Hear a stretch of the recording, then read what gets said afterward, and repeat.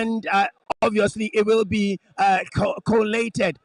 Another young man has joined me, Doreen. Let me quickly find out what his view is, and then I'll come to you.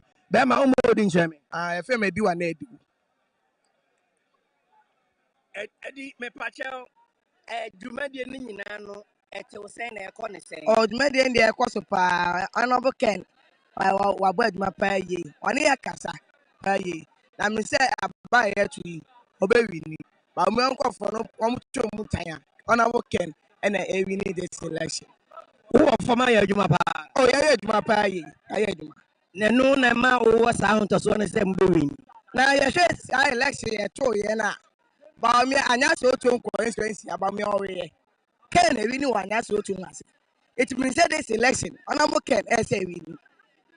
A day ni a Juma, why, yenti, no mouse, I won't toss one, no say, no be winning. I me being the youth organizer for Trouble Police Station C. Ya call house to house, any delegate for na Casapa ye. Aye, 80 say, young call fund a bandy, or more to other amai. I'm honorable Ken, in Japan. That's sweet papa, who winning. Say, ye can say na ye betu na ampa adwuma wa ye no wa hanti watumi awini na babia wadwuma nru ho no mo anwini a obegya tum. Oh, Sana papa can, you better can be a no more yim. Ah, mo de so mo pa. De get for ni so mo metime wiem. Nti e besa kan wiem. Aha ye kan say sa pepepe de amagatu. Se ne na ken kan na di kan ne toss wo no eno nse sahwe enti ade nti na onye ntum ne di kan no a. O da bi. O se bu o mo yi papers na. E bia na akofo mo ani so. Nti bu na ye kan de no mako yi da ma ba wo me. O ti ase. Nti no say sa kan wiem. Na ye hu se ampa sa pepepe. Yo bema enye me matrin kwan so me ma adwuma so se ebe wi ase no nia obewi ni bia bewi ni ama elephant no why me that say. And so that's another young man that clearly even though it's seemingly a divided house, it is one big elephant family. And so clearly it was obvious the woman who spoke earlier, Mamiama, spoke for one candidate, and this young man has also spoken for another candidate. To end it all, Doreen, I've been joined once again by another young man whose view I will pick and then hand back to you in the studio. Bema, good afternoon. Good afternoon, sir. Me Pacho, are you comfortable speaking English? Okay. Well, Alan, unfortunately, we have to come back to the studio and then take our viewers to Medina, where we have Gift J. She's also given us some live updates on what's happening in the Medina constituency or the area when it comes to the presidential primaries of the NPP. So, Gift, if you can hear me, please take over.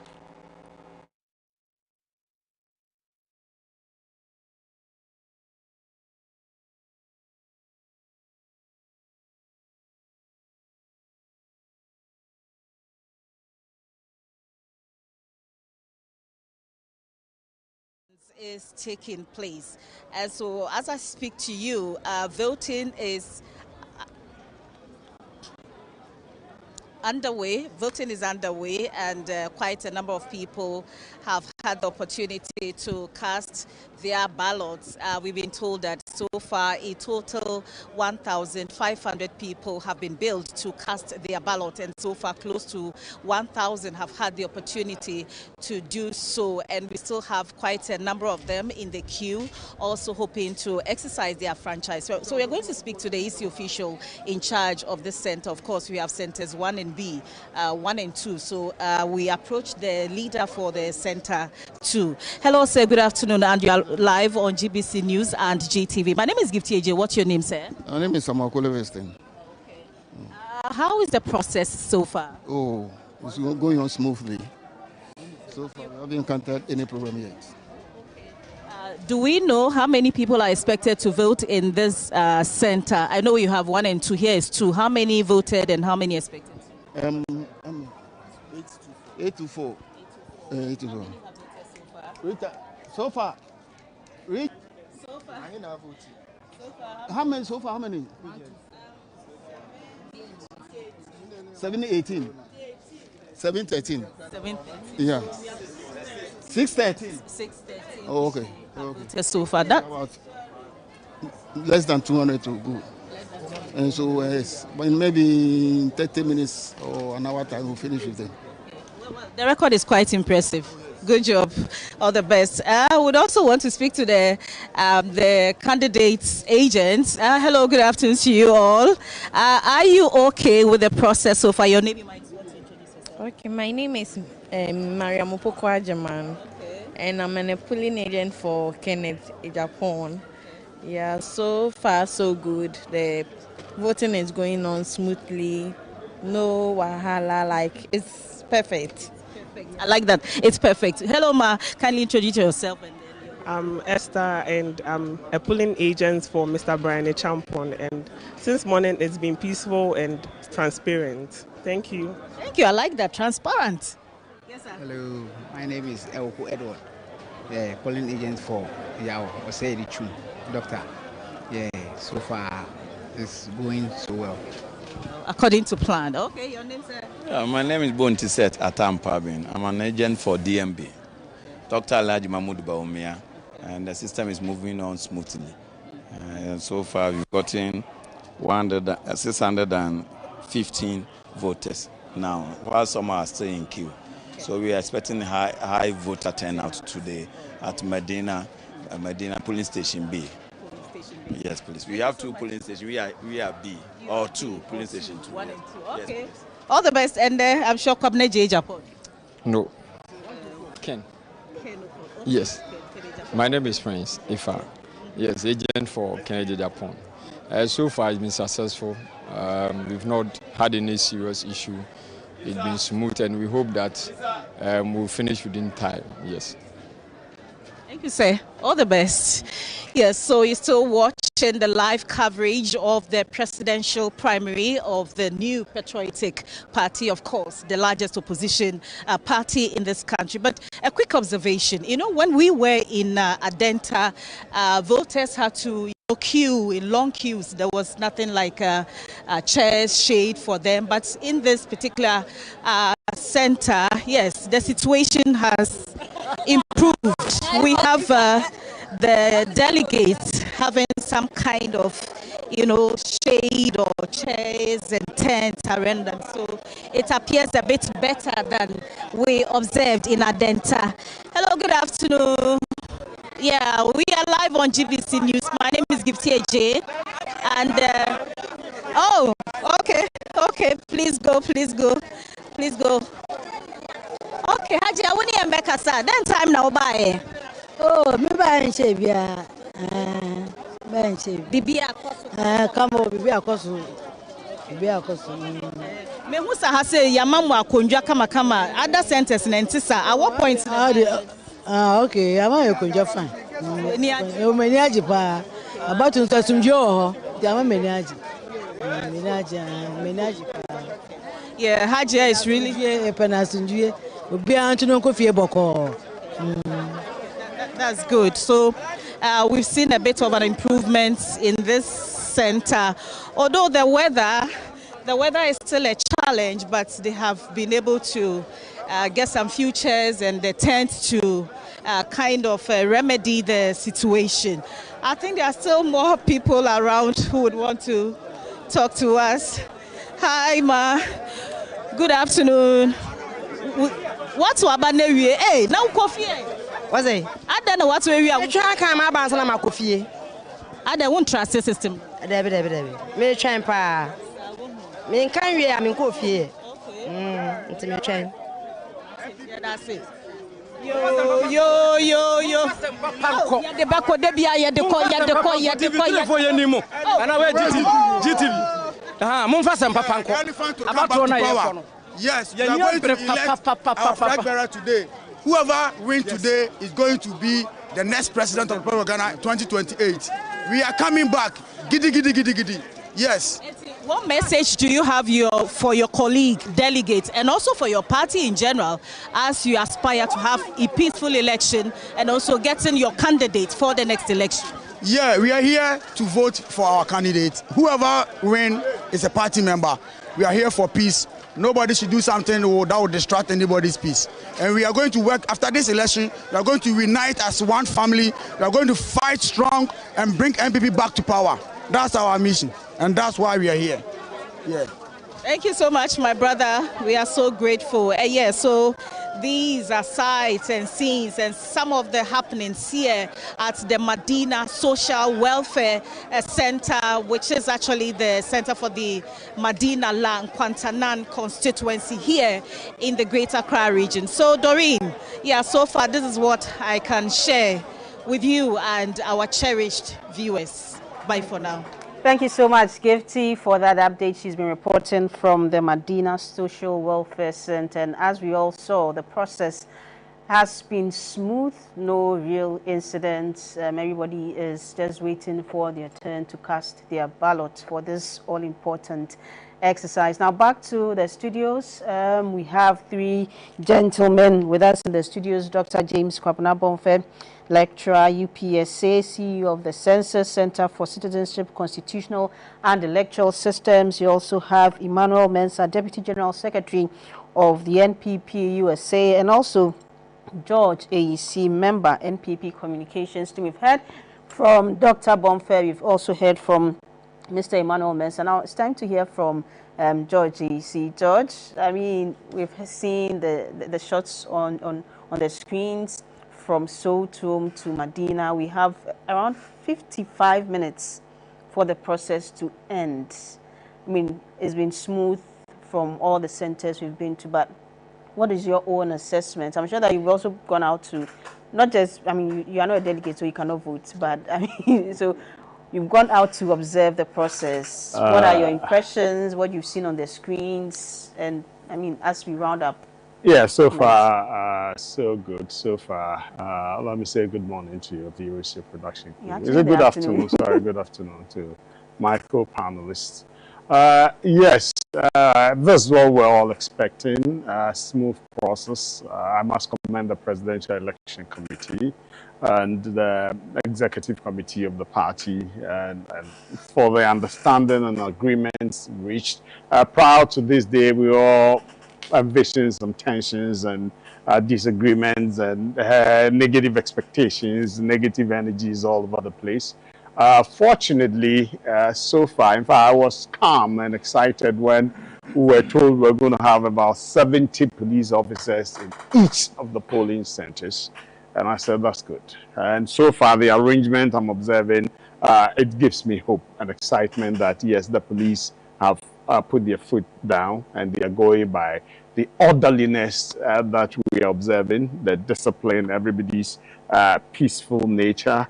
These are party delegates, okay? They are there representing people within areas, okay? So you cannot come and misconduct yourself.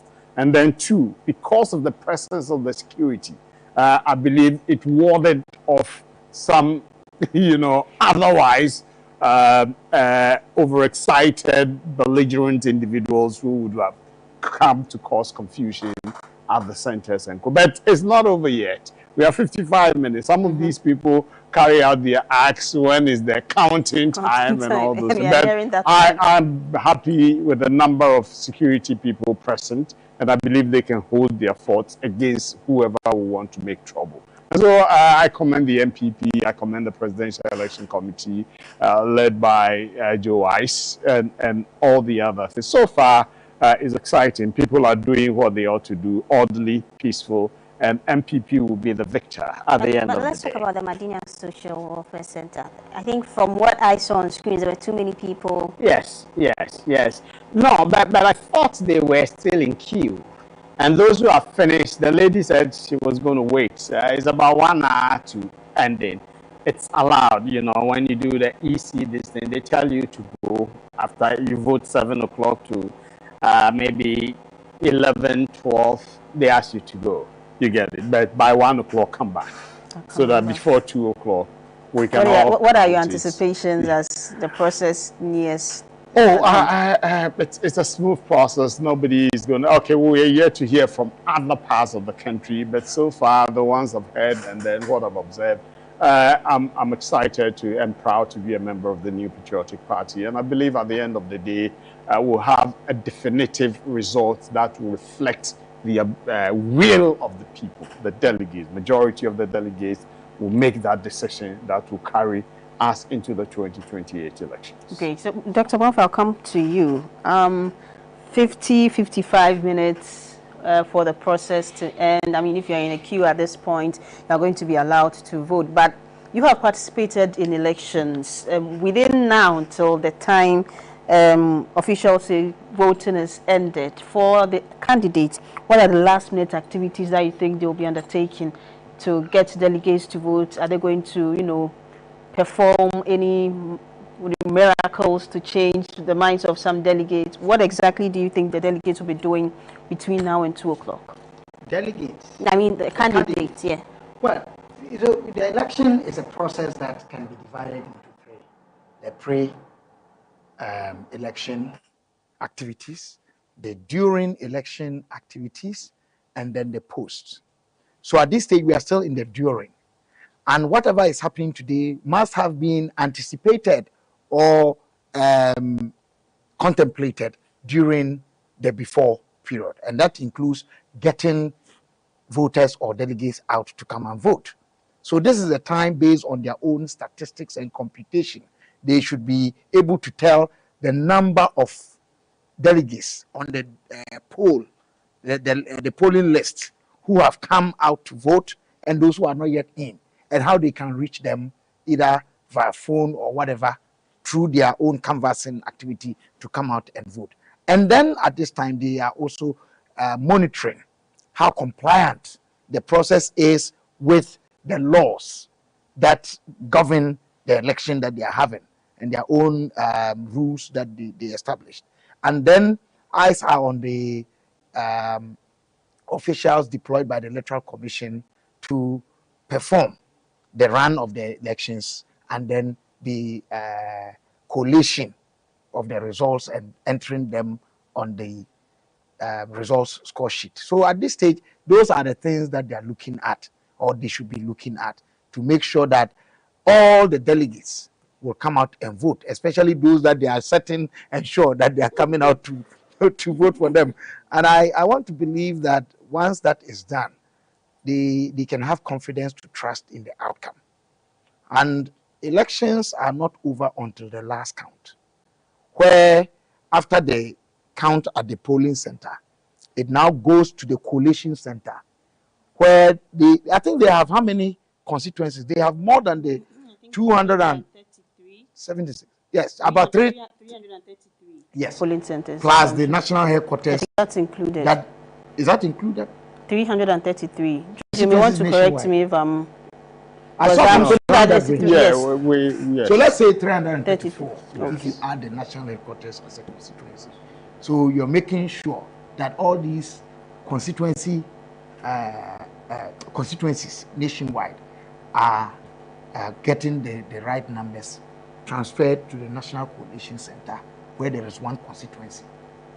So these are polling centers, if you like, and there's one constituency which I'm sure is headquartered in Accra here, that is collecting the figures from each one of the 33 voting centers.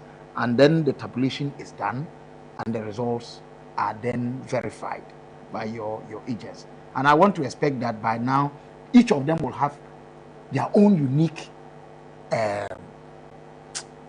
collation center, where they will go to the National Coalition Center with some figures in hand to verify or challenge what the parties do. You don't go there. You don't see anyone challenging. Empty-handed to go and cause trouble.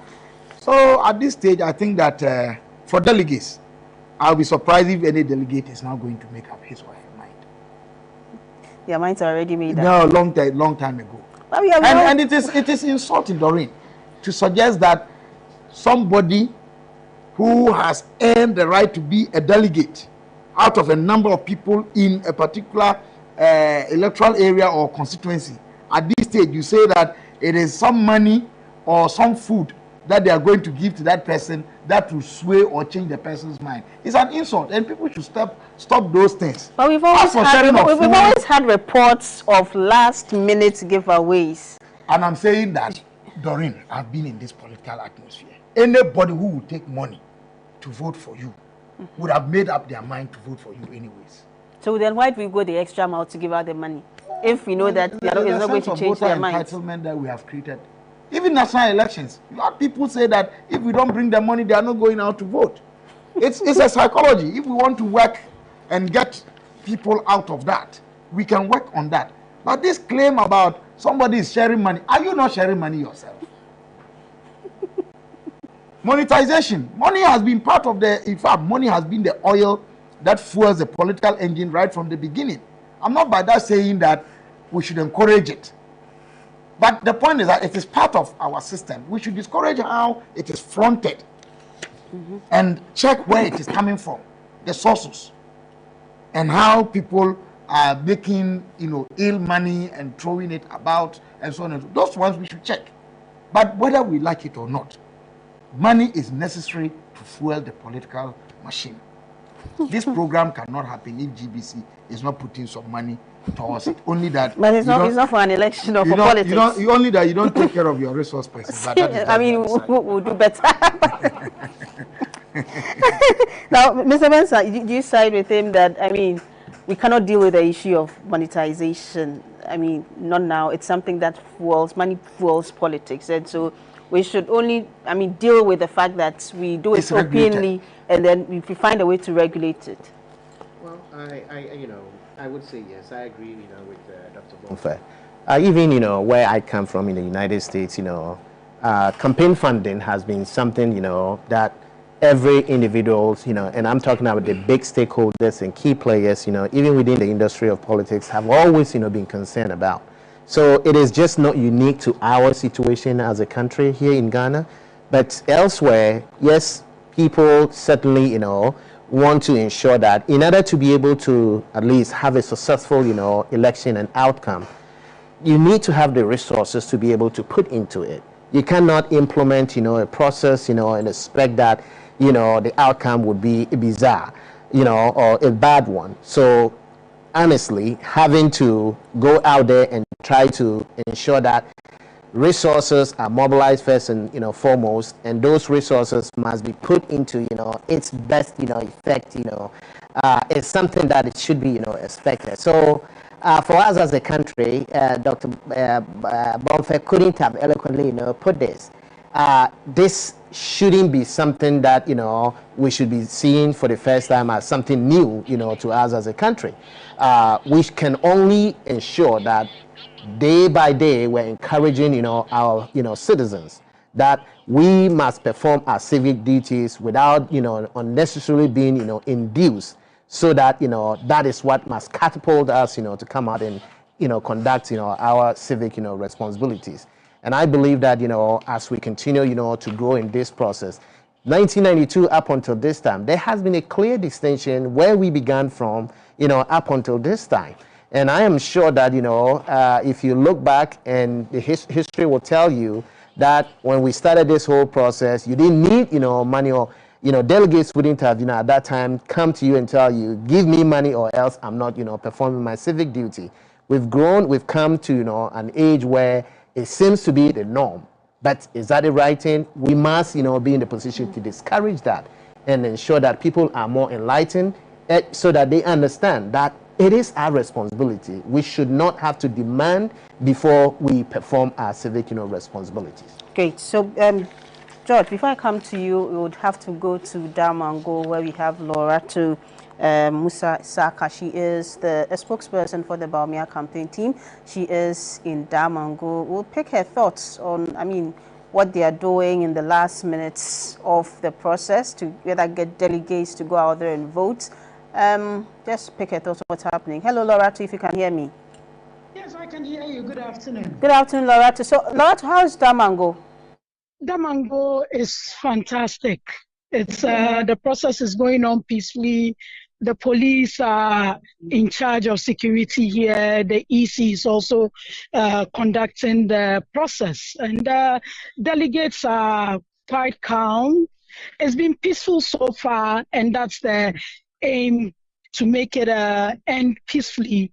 And at the end of the day, be victory for the New Patriotic Party. Now, Loretta, we are in the final leg, few minutes to 2 o'clock. Yes, few minutes to 2 o'clock. Any last minute touches you are putting in place to get more delegates to vote, to change their minds, anything? I can't speak for the other teams, but I can speak for Dr. Mahmoud Baumia's team. Dr. Mahmoud's Baumia's team, and we have been working round the clock.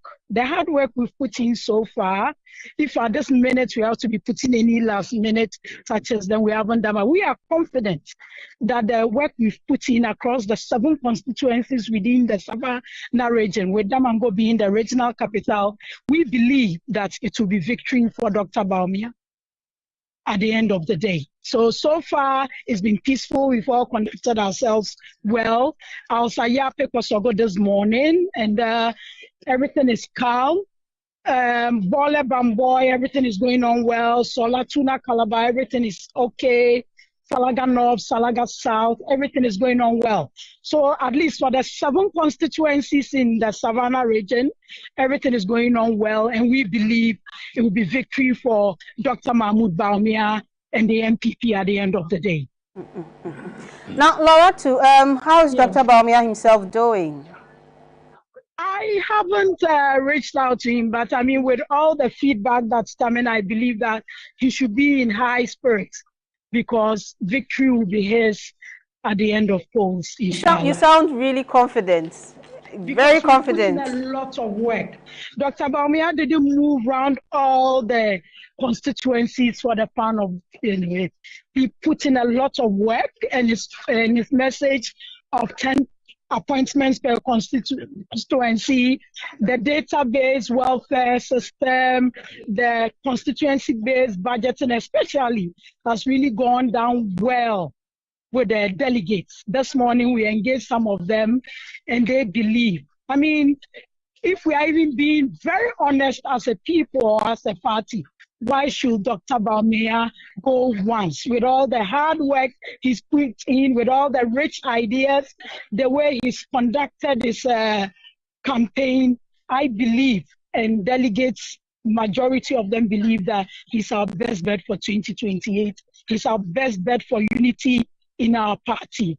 And he's the best man to lead us to solve the problems of the Republic of Ghana. So, Laura, from what you see at the center, do we have a lot more people in the queue ready to cast their ballots, or would you say that by 2 o'clock everyone would have cast their ballots and then we move on to counting and then collation? With what I see now, at least in Damango, we should be done by 2. By Yape Kosogo, because of the numbers, they have about 943 delegates. As at 11:45, 357 had voted, but the remaining about 500 were already on the grounds. And the EC officials and the party officials and the police were reorganizing them to facilitate the process.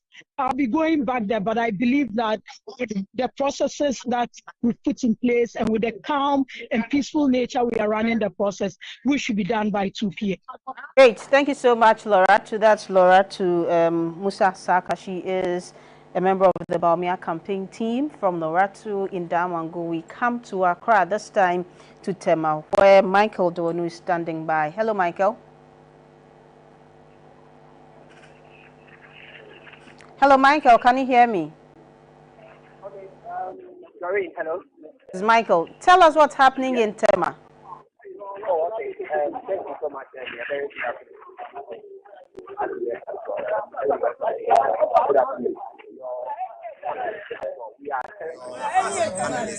We are currently at the Tridiase Park. This is where the Tema East constituency primary elections is happening. And this morning when we got here, the process has been very smooth, and the process has been also going on The election started exactly 7 a.m. and all the delegates that must vote have been voting.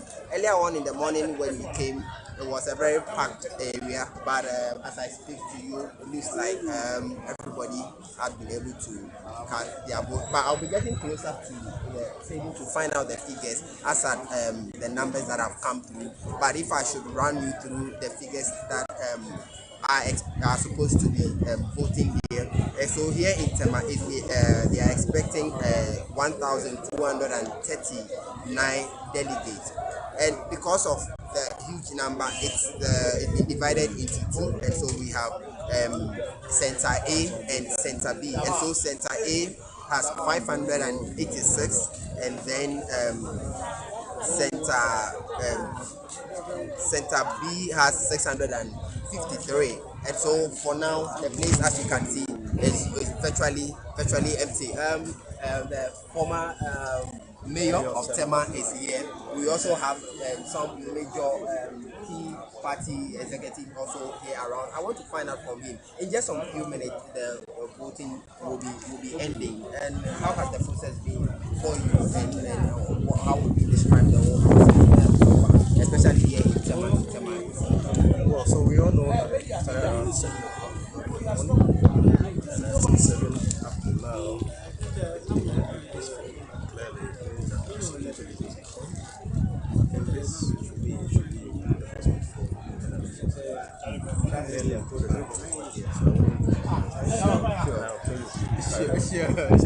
Sure. So the protocol the honorable is referring to is that they said no one should be speaking to us, but we just managed to get a few.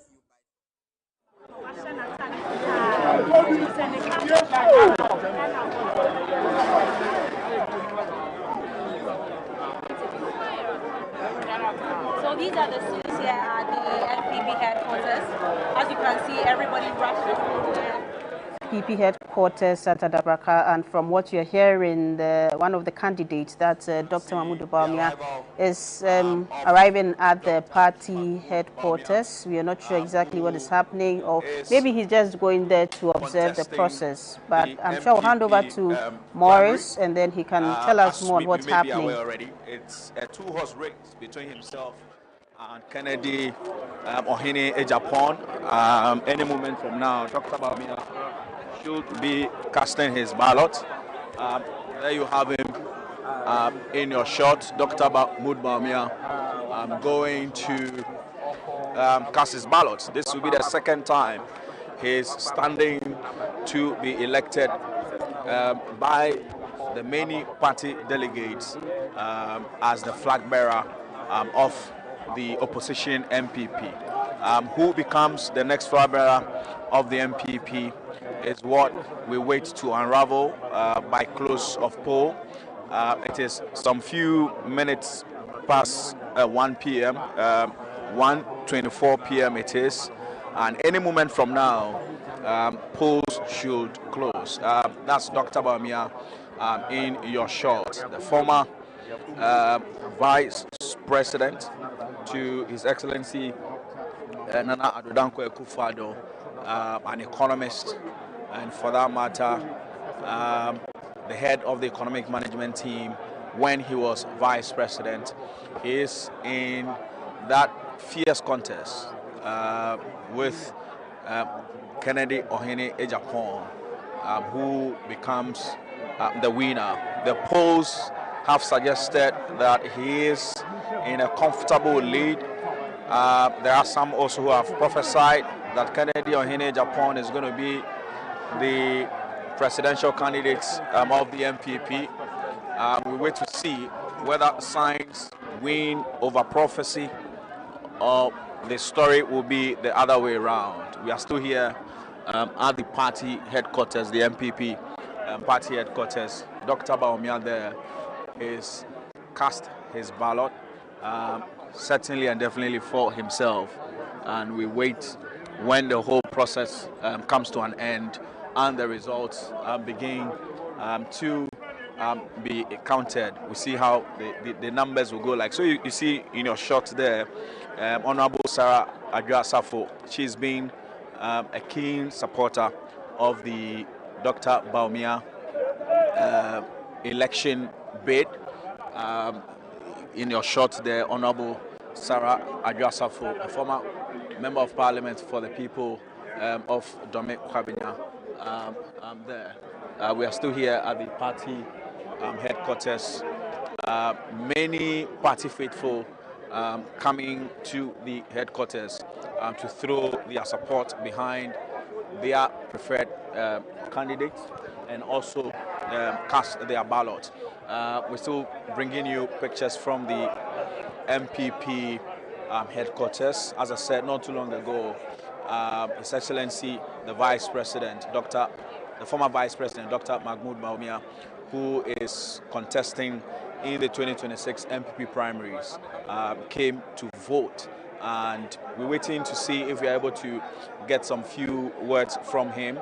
Here at the party headquarters, delegates from the diaspora, former deputy ministers, former ministers, national executives, former national executives, they have been here since morning trying to cast their ballot and making a decision as to who becomes the next flag bearer of the NPP moving into the 2028 general election.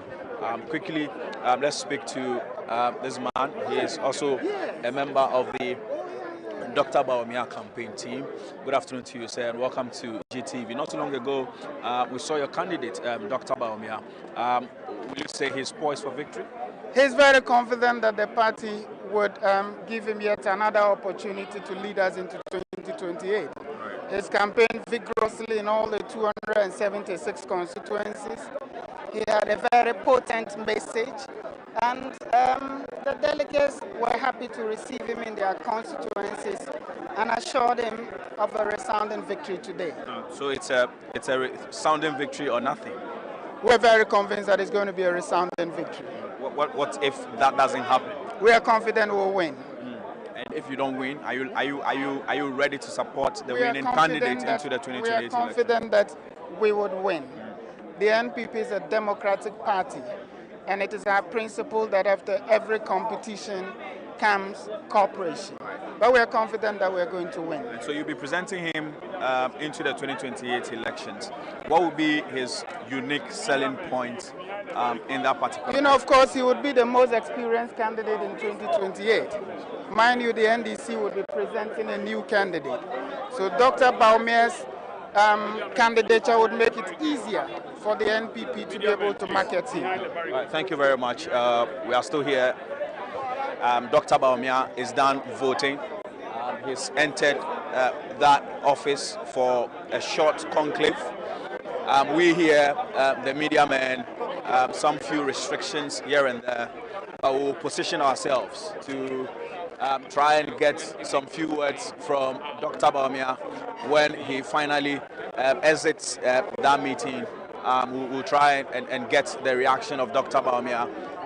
He voted not too long ago, and as I said, any moment from now, in some less than 30 minutes, the whole process should come to an end, and then the results will begin to be collated, and then later in the evening, the Electoral Commission declares the results, and then whoever wins this particular election comes back to the NPP headquarters to share some words moving forward into the 2028 election. It's been a very fierce contest between himself and Kennedy Ejapon, who is promising to deliver jobs to the youth, both within the NPP and also without the NPP, even after the 2028 election. Dr. Baumia has also been talking about the fact that he is the most marketed person in the race. He has the experience, he has the temperament, he is humble, and so he feels that he has what it takes to lead the party into the 2028 elections. On the other hand, Kennedy Japan and his team, they are also saying that the economy will be a key variable in the 2028 election. And given the fact that the previous government failed to deliver the economy with Dr. Bawumia as the head of the economic management team, he should be given the opportunity to come into the race with a story of job creation, with a story of pragmatism, with a story of doing things not necessarily the academic way, but the practical way to get results. So that message has been sold. Both of them promising the rank and file of the NPP delegates that their welfare will be well catered for, and what have you.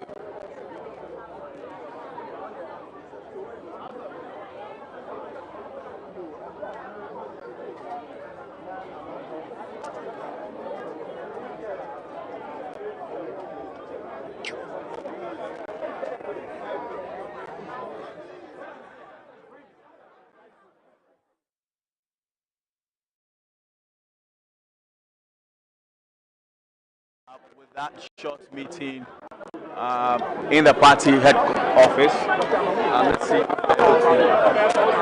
a few words.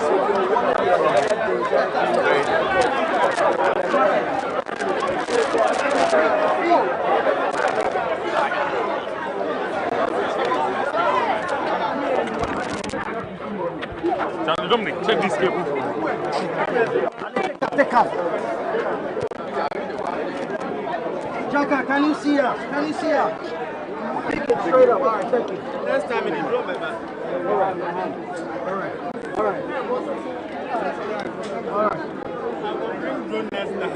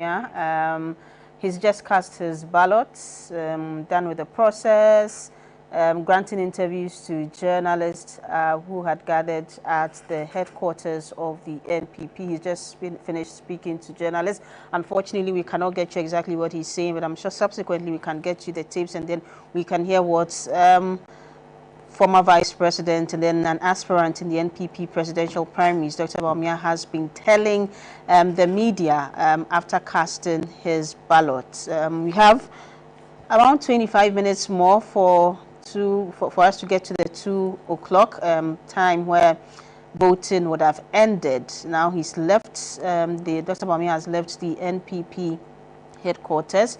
You're not sure if he would be returning to observe the process when all the collated figures are brought to the headquarters for final maybe announcement by the EC, and then the introduction of the candidate who is selected by the delegates this afternoon or today. Now we have Kobi Amwa, his age to Kennedy Ejepong. I'm told that he is on the line. Hello, Kennedy, can you hear me? Kobi, hello, Kobi, can you hear me? I'm Kobi Amwa. Yes, Kobi, I mentioned, I made a mistake earlier. Yes. Can you hear me now? Yes. Great. Yes, I can hear you now. So, I mean, your candidate, we saw he has cast his ballot in his constituency. How is he feeling like now with just a few minutes for the process to end? He's feeling very optimistic of the process. You know, we've gone through a very long journey. We've invested a lot of time and resources. And now what we can wait for is the results. I think so far so good. We are happy with the conduct of the process. The Presidential Election Committee has done a yeoman's job. The security agencies are also doing well. I know there may be a few isolated issues and instances here and there, but I mean, so far I think that kudos to the managers of the election. We just hope that how everything has started smoothly is going to continue to the end. I mean, now we are getting towards a very critical moment where polls are going to close.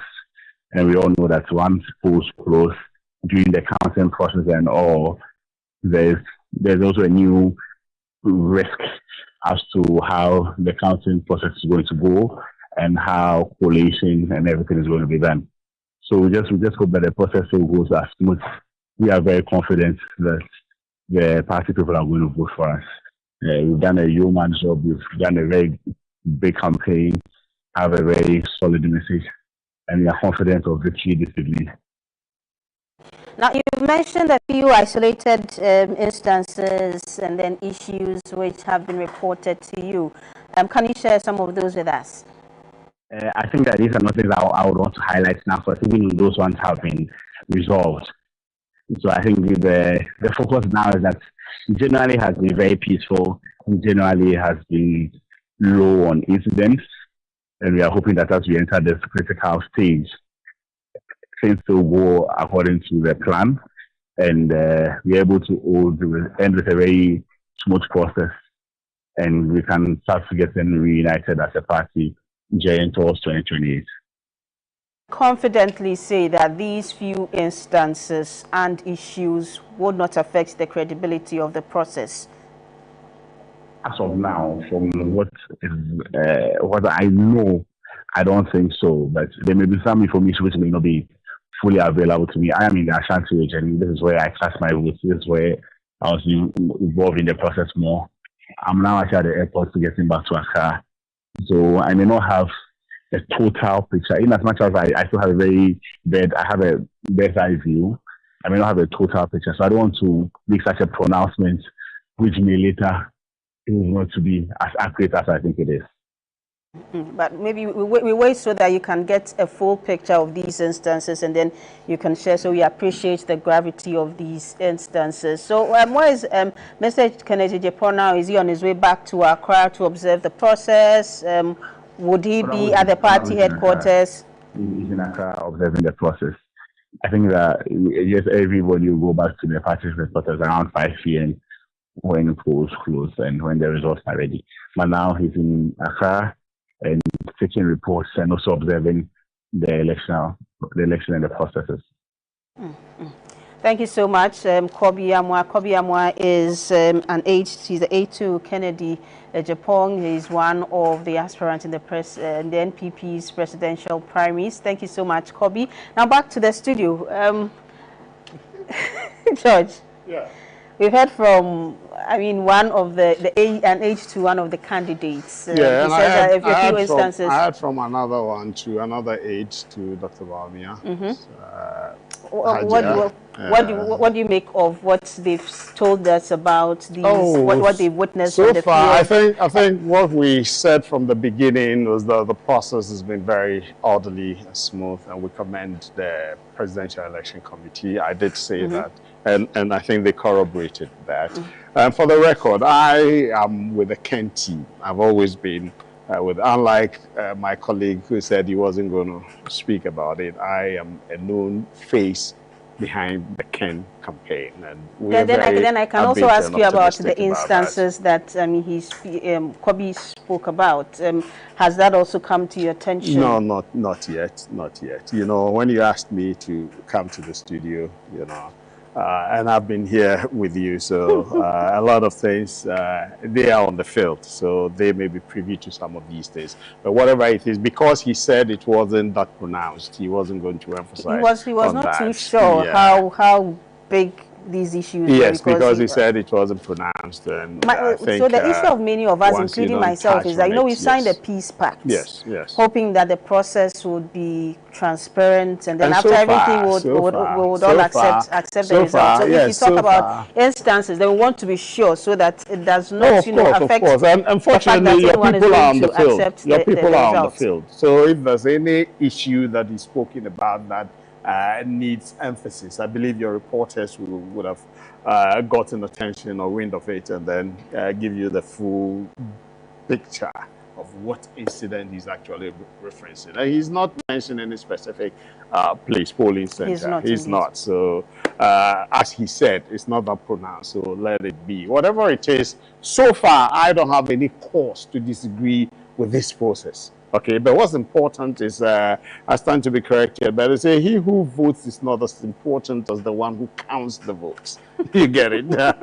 So the counting is the key. And we're about getting to that point. We're about getting to that point. And I'm very optimistic that because of the security presence, everything is going to be smooth and the counting will be done without any incidents, okay? And the right decision by the delegates will be made. I'm very optimistic about the process. We've gone around with Ken. We've engaged the grassroots people a lot. We've sold our message to them. And the message resonated with the people. And I'm very confident that today we are going to make a decision that will shock the whole world. You think a decision that will shock the whole world. What do you think makes your candidate so unique? Oh, his messaging has been phenomenal to me. He's gone around, he's identified certain key things that he thinks when the state involves itself in the process of industrialization. Unique products from places that he's going to commit himself to building industries and factories and go to create job opportunities for the people. It's one area that I was excited about. And then two, another point of excitement is the decision to move certain ministries from the capital. You get it? So that, for instance, the Ministry of Agriculture is going to be in the northern region, Tamale, and all those things, so that we begin to build the local economies in those areas, okay? Those are very important, so that my friend, when he comes from the States, okay, he wants to invest in agriculture. He's not going to go to ministries here, but he has to fly to Tamale and then engage the people there, okay? That policy issues will be put on the table, and then what he can take out of it. That will then help develop the local economy there. So these are things that I'm excited about, and I believe it's resonated with the people, the lower people. He told them, I am not talking about giving 10 people appointments or something. I am talking about creating opportunities for you, okay? I've done it as a private person, given the state resources, and I focus it. I'm telling you, we can do bigger than what as an individual. And Dr. let me come to you. I mean, he's told us about what his candidates can do, but many analysts say that Ken comes into the picture with a lot of baggage. What do you think? I refuse to do what you just allowed him to do. That would be unfair to the whole conversation we are having and the four other aspirants. We'll come to I wish, no, to be honest with you, I wish that you did not allow him. Because correspondent. We are just, I mean, No, delegates are going to vote. They've already made up their decision at this Doreen, point. here's the point. You spoke to spokespersons of 2 of the aspirants, 3 outstanding. But this was on update of how they feel the process is ongoing. What my brother AEC has just done in the studio is not giving you a report of how they feel about the process, but to campaign for his preferred candidate. I mean, it's almost time. As I said, you see, here is the point. And maybe if George would listen to me, it will help his party and their tradition and for the collective good of our country. None of the 5 aspirants is without a defect. None. And if we had time, and that was the purpose of my invitation here, I could discuss each one of them, their pluses and their minuses. We are looking at the conduct of the process and how it will end. What I can assure you is that the bigger problem of what they are going through is after the declaration of the results and one of them emerges as the leader, how that person together with the party can pull together their synergic advantages to put forth a united front that can engage Ghanaians, reconnect and rebuild trust, and then take on the government of the day, as well as other political actors within the space. But that said, I think at this stage, what we can all pray and wish is that the process ends well. And Doreen, here is the point. Anyone who is unsure or alleging anything based on speculation and is hedging to accept that the process has been good so far as we are getting reported, it gives me some discomfort. Why? Because so far you don't have anything that is indicative that something has gone wrong. And yet you are hedging to accept that the process has been good. That is a problem. You see, when you are monitoring elections, and that's why I started by saying, in wearing my media cap, having been invited to observe our team nationwide, we've gone around to see that so far the process has been thorough, is going on well. There have been speculations on the internet about some things here and there, but there are not enough grounds to question the credibility of the process. If anybody is then talking, so I cannot comment on that, that's speculative. And I'm saying it's a matter of concern. So at the end of the day, look, it's about how they conduct themselves as a political party. Post elections. And at the end of the day, you see, and this is politics, it is not so much how others think of you, but how you carry yourself and get them to rethink of you in a positive light. Dr. Wonfe, interesting comments. But before we take the views of Mr. Emmanuel Mensah, we'll take a report by Upper West Regional Correspondent Swala Abdul Wahab. Voting has taken off smoothly in the West Central constituency of the Upper West region. Upper West region has 11 constituencies, of which West Central is one. As early as 6:30, delegates started arriving here to cast their votes. And as at 10 minutes past 10, 250 delegates had cast their votes at polling station A and 210 at polling section B. The municipal electoral officer, Mr. Ben Alaglo, briefs GBC News about the progress so far.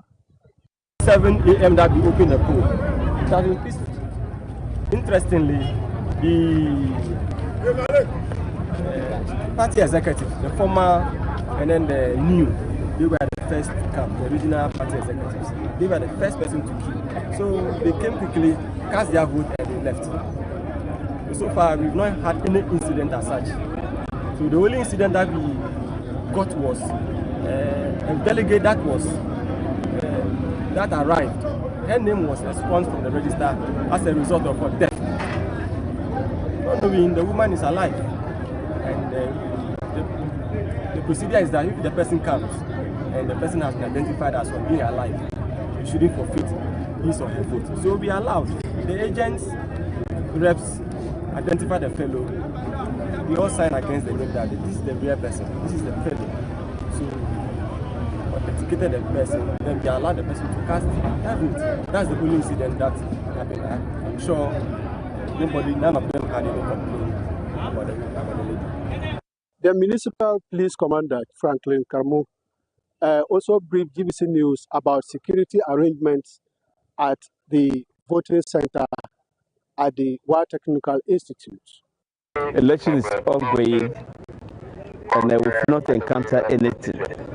We deployed the 70 for War Central, 70, and we have the EC's office, the regional office, and the municipal office. Some are also on patrols, and some are also on the Robocop, in case there should be any unfortunate incident.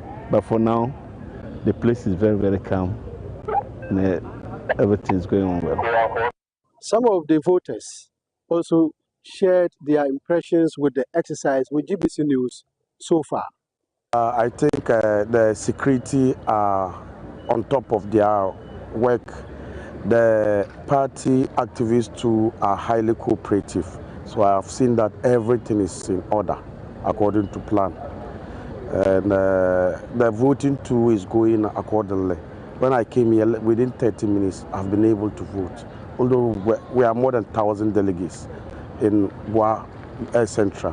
When I came from the main entrance, I was asked for my ID card, which I showed them. They allowed me inside. I went and checked my name on the voter register list, which was found. Then I went through the process of voting. A total of 1,148 delegates are expected to cast their votes at this center, and polls are expected to close by 2 o'clock. Swala Abdul Wahab, GBC News. Wow.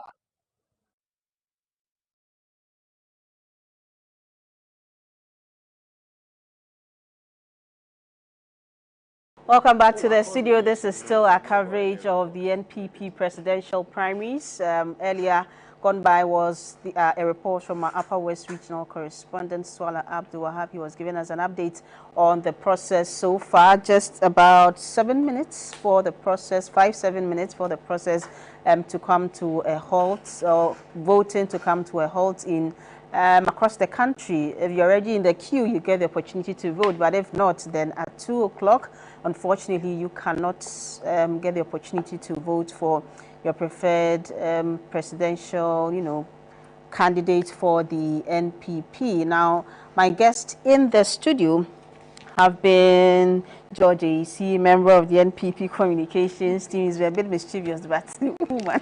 And then, yeah. I mean, that was backstage. Why are you bringing it front? But And then we have Dr. James Kwabena Bonfair. He is a lecturer, UPSA, CEO of Census Center for Citizenship, Constitutional and Electoral Systems, and also Mr. Emmanuel Mensah, Deputy General Secretary, NPP USA. Now, I've given Dr. Bonfair and George the opportunity to, tell us more, but Mr. Mensah, it's your turn to speak. We've heard from Dr. Bonfair, we've heard from George AEC. What are your thoughts? Doreen, let me once again, say this. I think, from the onset, I was very clear about what today means, to us as a party and as a nation, at large. I would, say we've held several, series of elections, in this country. In fact, let me be very honest with you. This is one of a kind, And I say this, because I have had the privilege to participate in almost all of these, elections.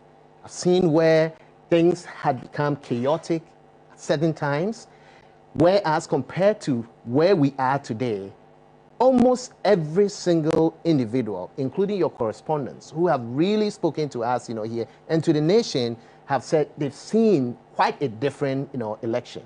And I'm proud as an MPP sitting here, this moment, to say every single thoughts that was put into this, process have yielded, the desired, result. Yes, we may not, have finished, with the process, yet, but I'm still, confident that no matter, what the outcome is, for what it has proven to us as of this, moment, yes, indeed, it shows that we have come a very long way from 1992 up until this moment that, we're really, conducting this, particular primaries.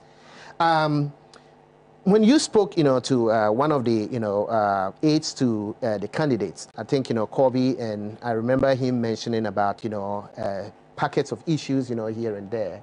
I don't intend to magnify issues that may seem to be non-existent. Honestly, I would love, a process where when you come, publicly to have to declare certain things, you must, be able to show, a proof, of that. Exactly. Unfortunately, we do not, at this point, want to preempt certain things that, we do not have the business, to do. Collectively, we're looking for the best for none but the NPP.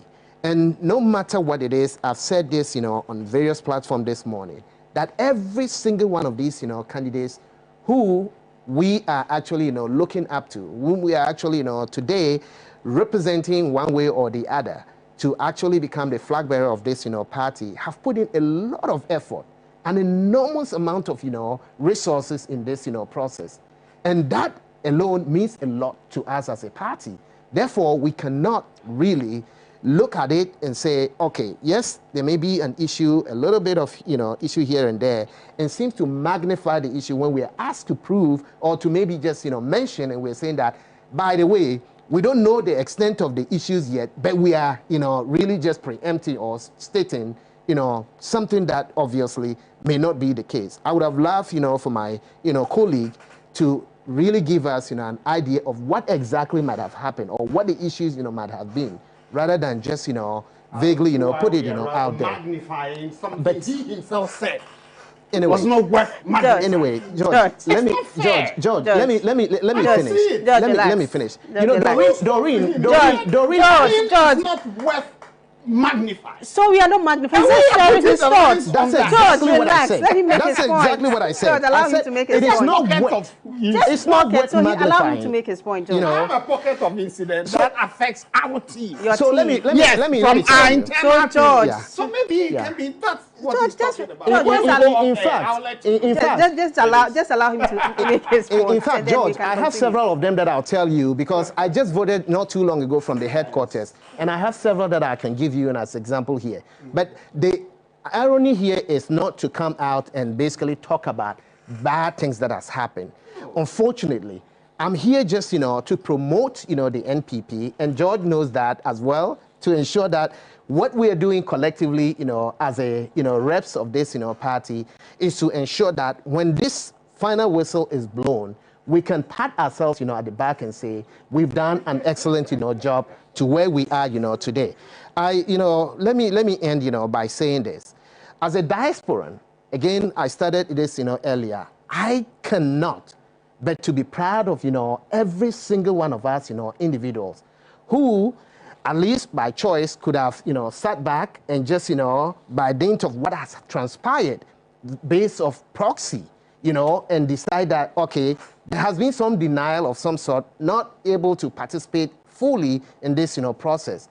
But yes, still, those who are even, who were denied for some reason as, voters or delegates in that, matter, have still made the effort, to be here because they want to see a very successful, outcome.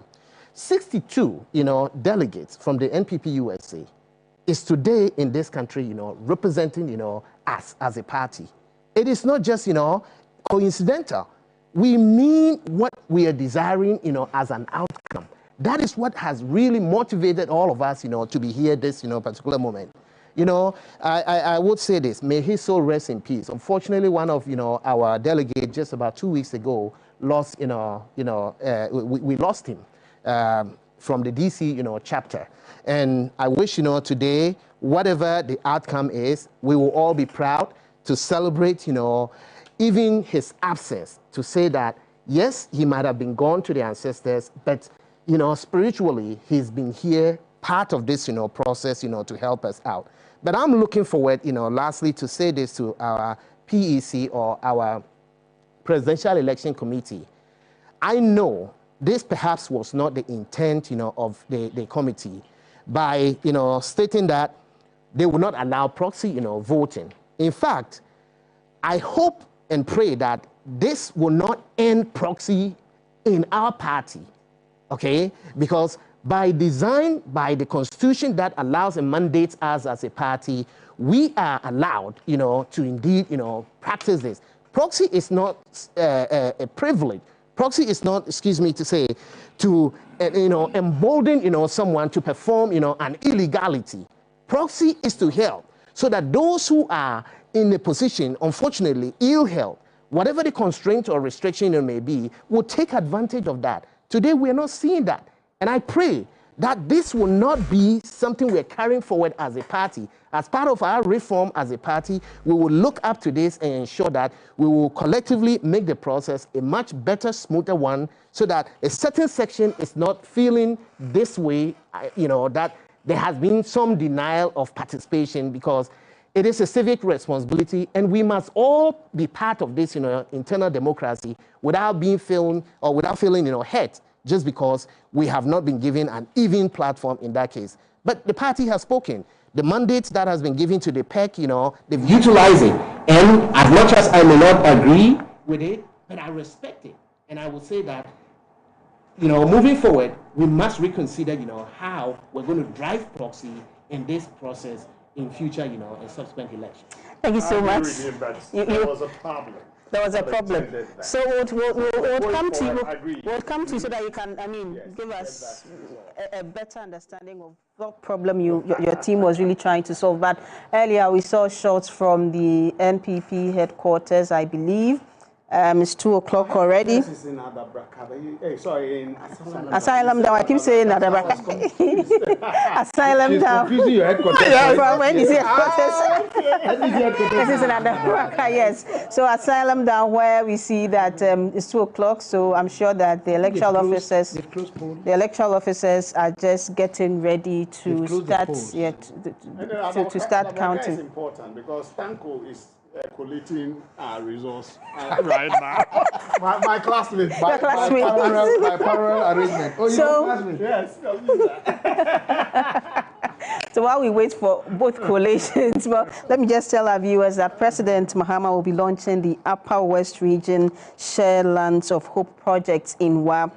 That's a project which aims to add value to products, people, and places. Now, viewers on GTV will join the audience at the Warner's Palace for the launch. Now, GBC News will continue with the coverage of the NPP primary. So if you're watching us on GTV, you will join the president at the Warner's Palace for the launch of the Share Lands of Hope project, while those on GBC News will join us to continue with the live coverage of the NPP presidential primaries. Now, we'll alert you when the feed is in, so you can join either programs.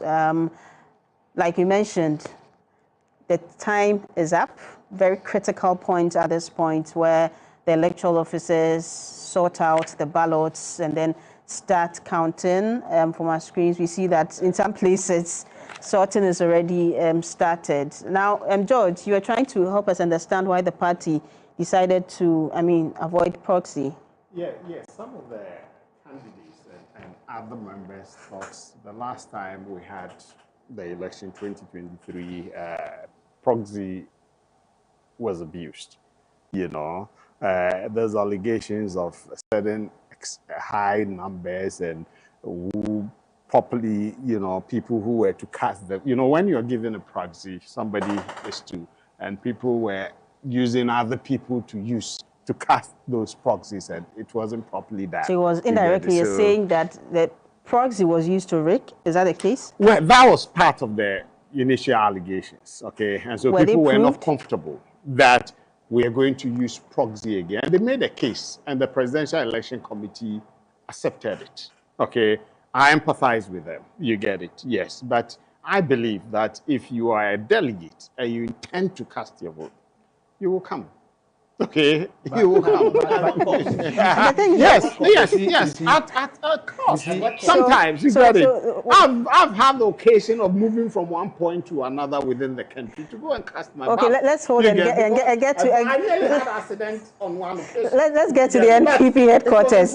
Let's get to Asylum now and then get to the NPP headquarters. Morris is ready. George, let's listen to Morris and then we come and then you can give us some more details. Hello, Morris, can you hear me?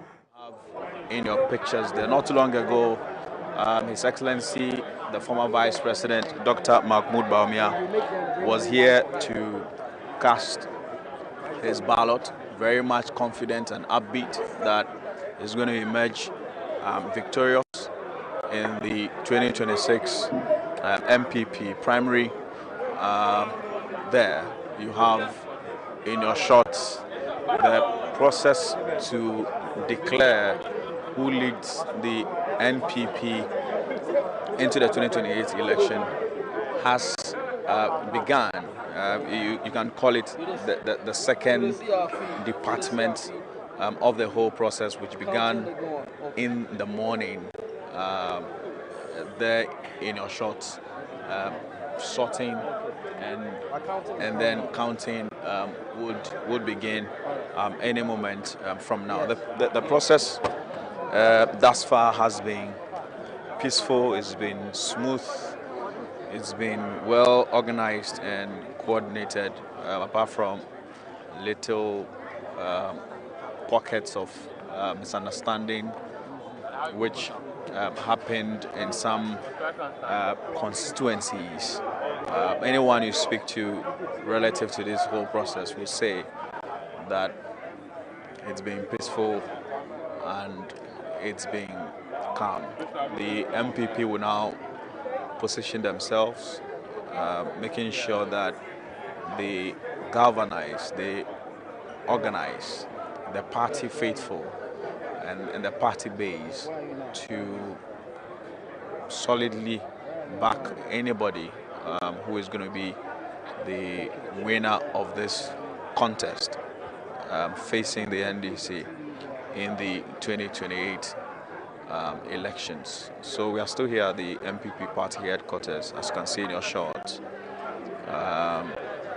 Sorting has begun and counting would continue after the sorting. It was delegates from the diaspora, Council of Elders members, former deputy ministers, former ministers. From the NPP headquarters in Asylum down, where counting or sorting has begun. From Morris, we'll take you to the Ashanti region. That's an important region for the NPP, a major stronghold, if not the stronghold of the NPP. But yes, we'll have Nicholas Osei-Wusu, his Ashanti regional correspondent. He'll be giving us some details of what is happening in the region, whether the process is done in most of the centers, whether sorting has begun, and then we'll take the latest from him and then come back to the studio. Hello, Nicholas, can you hear me? Yes, I can hear you, Doreen. Yes, Nicholas, so give us an update. What is happening? It's already 2 o'clock. In some centers, the voting has ended and sorting has begun. What is happening in the Ashanti region? Yes, in the Ashanti region, the exercise has been quite generally peaceful, very successful, without let or hindrance. I would say, a greater majority of those who turned out for the exercise to exercise their franchise went through successfully.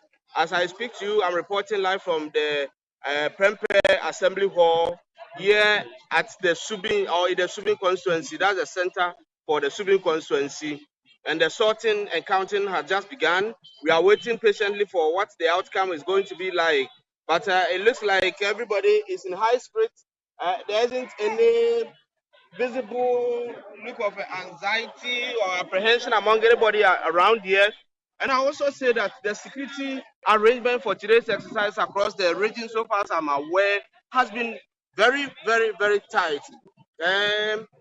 I've been to, this is the third center I've been to. The first one was the Bosomtre, the St. George's Senior High Technical School at Kuntase, the center for the Bosomtre constituency. And you know that is peculiar in the sense that that is where Dr. Yao Educhi, is the current MP and has his voting also there. He came to vote around 9:30, and the people were in high spirits, were very expectant, and they cherish in the or relish in the moment because this is the first time anybody from that particular constituency has risen to that high level in political activism to the point of participating and flag bearership contest in any of the major political parties in the country. And so they were in high spirit and they turned out in massively. Then also at the Edrisman Senior High School, the turnout was also very high as at 11 a.m. Out of the 1,112 delegates who were expected to take part in the exercise, more than 730 had already gone through the exercise, with quite a number of them already waiting for their respective turns in the queues. And so the turnout, if is what I've observed so far is anything to go by, I would say that the turnout is going to be very appreciable, and I'm sure they are going to get their money's worth in terms of whoever is going to emerge victorious from today's exercise. So if you ask me about how the exercise has gone on today, I would say yes, it has been smooth. It has been without let or hindrance. Security arrangement. I have seen some supposedly muzzled or macho men held at bay by the security arrangement. They were unable to come anywhere close to the perimeter within which the exercise has been taking place. I've seen one or two of them hovering around, trying to have their way into, but they have been held at bay. So if you ask me about what is happening during the situation here.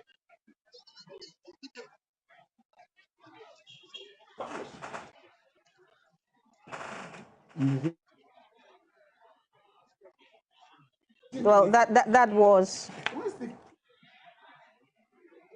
our Ashanti regional correspondent, Nicholas Osei-Wusu, updating us on the process in the region. We'll be heading to other regions subsequently so that we know whether or not the process has also ended, and then counting or sorting began, and then we know, round up the entire process, head to the party headquarters so that we can get the final declaration and an introduction of the candidate who won the primaries. People say that today is a true or die affair because we know who is winning and who is not winning. Now, Dr. Bonfe, can we say that after the process, like voting has ended, no major incidents, nothing major has happened, security on point, everything seems to have gone smoothly? Can we now conclude that the NPP is coming out of this election unscathed? We're not there yet. I think it's early days. We're at 2 o'clock. The polls have closed, as we are seeing from your reports nationwide. Sorting has begun. I'm just getting some updates, sitting here from some of our assigns to some of the key places that, and it is simultaneous that the sorting is being carried out. I'm only hoping that agents for the various candidates will conduct themselves very well. At the end of the day, there is the tendency to overrate on substantiated speculations. We've seen that in the past, where allegations were made that led to people taking certain decisions and saying certain things. In the end, it turned out not to be true. So it is at this stage that all of them, the various camps, will have to show electoral competition-based emotional intelligence, where they will be careful how to sift through the information they receive and prepare for the West, so that when the best comes, why the West? Why not the best? Oh, no. You see, the height of your expectation or your hopes can lead to the unimaginable depths of your disappointment or despair. So prepare for the worst so that if the best happens, you are good to go. When you prepare for the best and the worst happens, you might end up committing suicide. So, the best thing is to take the advice that never expect anything and you'll never be disappointed. But that is not to say that when you have prepared well enough and you are hopeful, you should not be hopeful.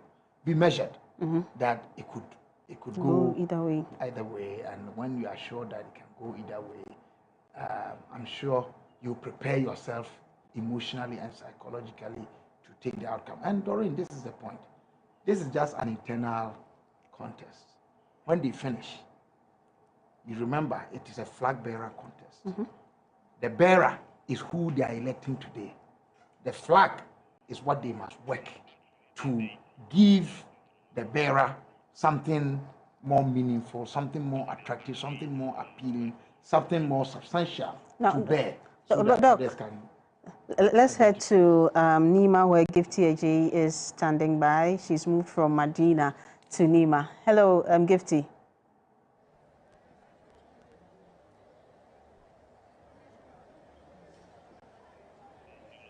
Hello, Gifty. Can you hear me?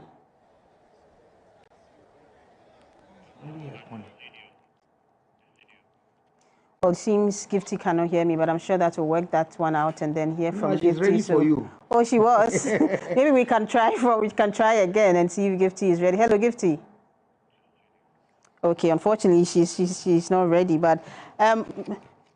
Mensah, Mr. Bonfe has spoken about the fact that, I mean, just voting is just one part of the process, which we have successfully gone through quite smoothly. Okay, I'm told that Gifty is back on the line, but I'll come back to you so you tell us what we should be expecting as we begin sorting and then counting. Gifty, if you're on, tell me what's happening in Nima. Thanks so much, Doreen. So welcome to the Ayawaso East constituency. And we are currently at the Nima cluster of schools. And this is where the constituency election is taking place. And as you can see behind me, vote counting is currently underway. We were told that, voting ended at exactly 2 o'clock.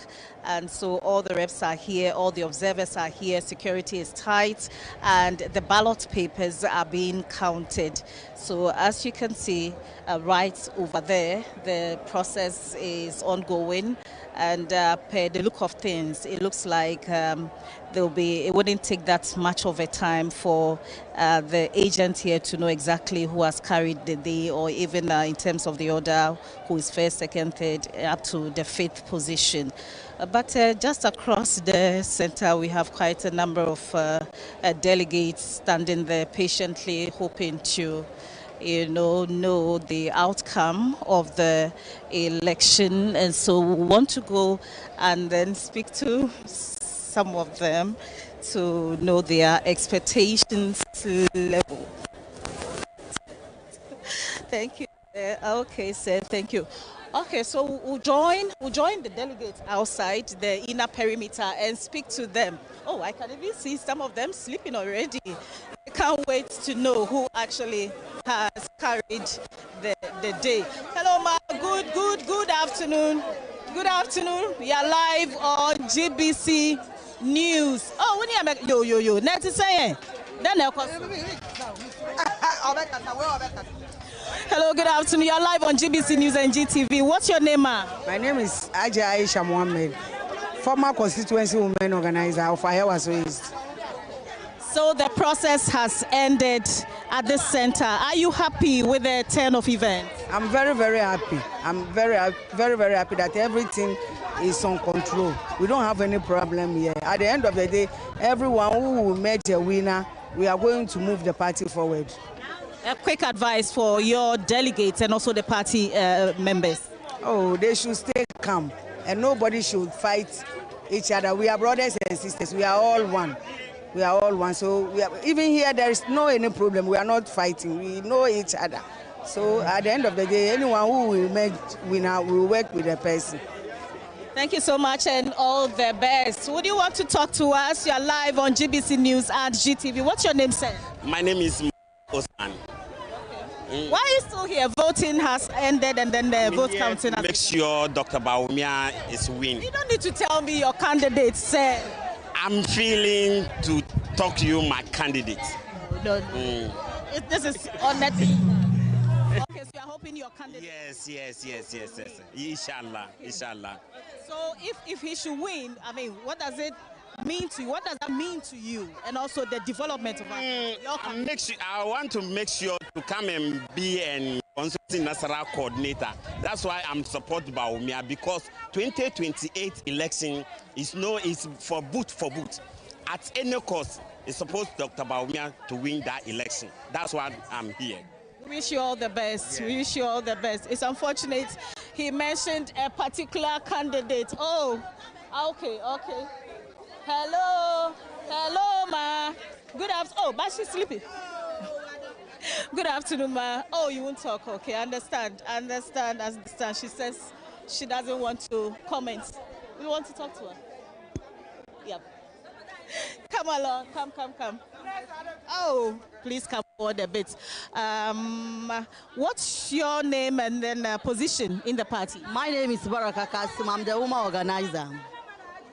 I was What are your expectations for this election and today? Oh, today Dr. Mahmoud Bawumia. No, you don't need to mention names. I beg you. Let me mention the name.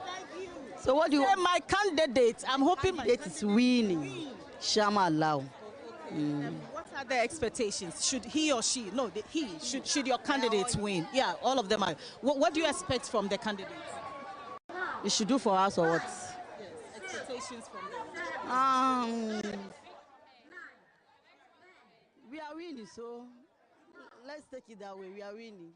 So from Gifty, we head to the NPP headquarters at Asylum Down. We're told that counting has already begun. And as you can see on your screens, the electoral officer is already, she's showing the ballots to the people around, and then they are counting the ballots for the candidates. So we'll head over there, get some updates from Morris, and then we'll come back to the studio.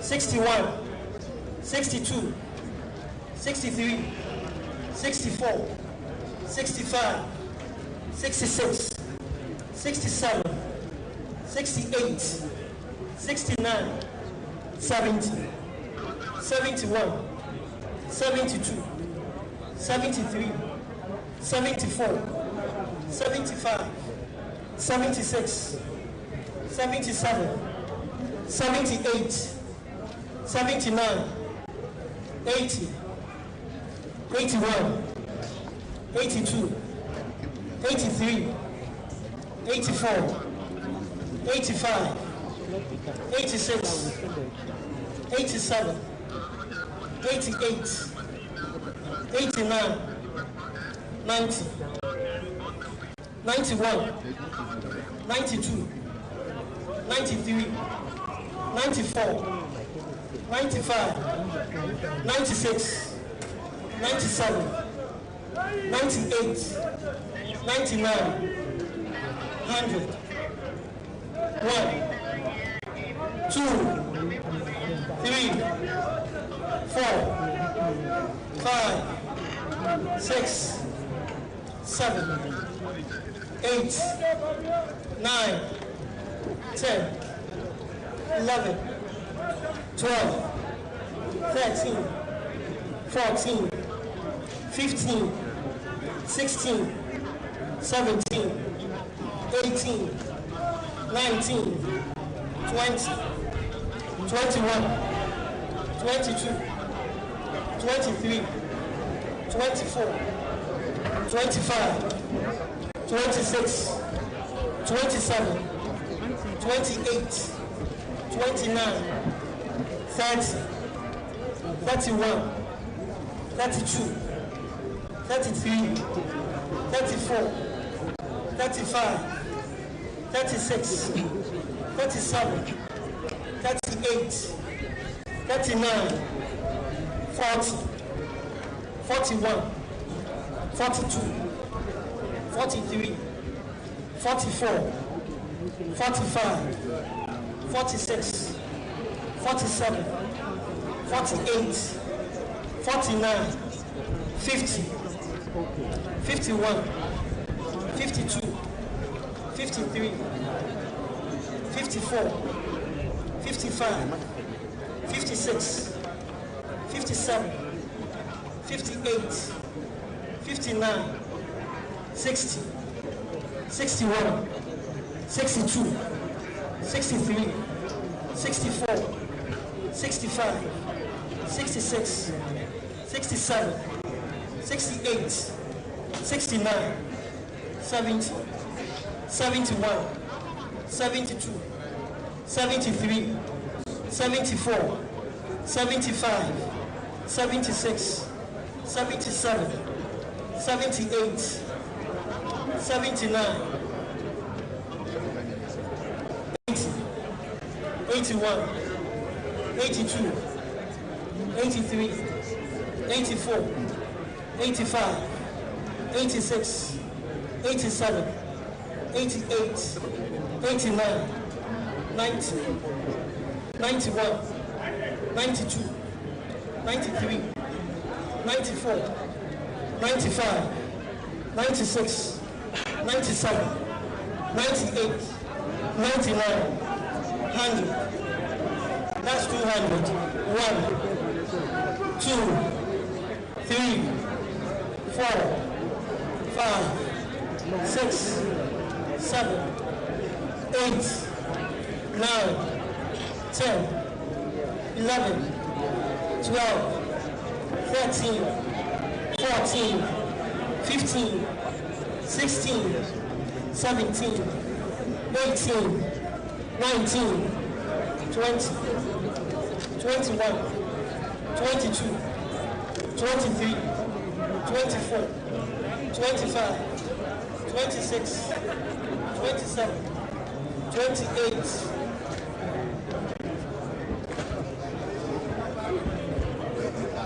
29, 30, 31, 32, 33, 34, 35, 36, 37, 38, 39, 40, 41, 42, 43, 44, 45, 46, 47, 48, 49, 50, 51, 52, 53, 54, 55, 56, 57, 58, 59, 60, 61, 62, 63, 64, 65, 66, 67, 68, 69, 70, 71, 72, 73, 74, 75, 76, 77, 78, 79, 80, 81, 82, 83, 84, 85, 86, 87, 88, 89, 90, 91, 92, 93, 94, 95, 96, 97, 98, 99, 100. That's 300. 1, 2, 3, 4, 5, 6, 7, 8. 308. 1, 2, 3.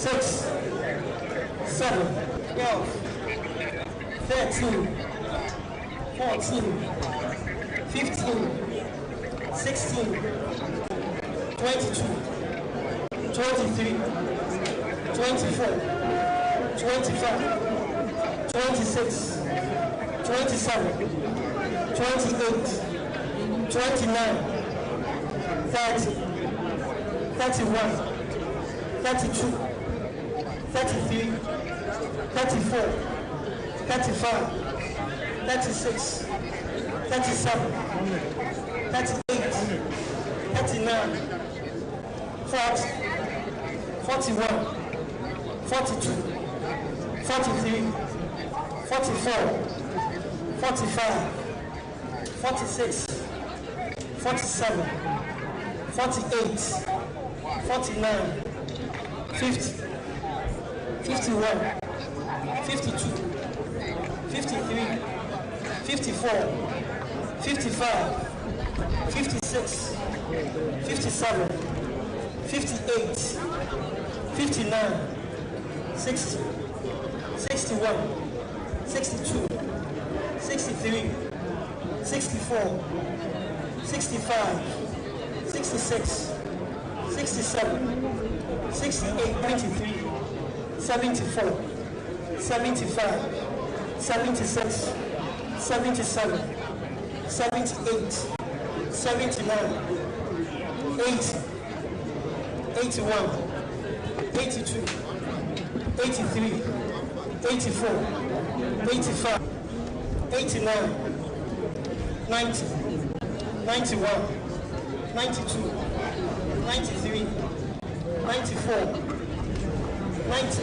95, 96, 97, 98, 92, 3, 4, 5, 6, 7, 8, 9, 10, 11, 12, 13, 14, 15, 16, 17, 18, 19, 20, 21, 22, 23, 24, 25, 26, 27, 28, 29, 30, 31, 30,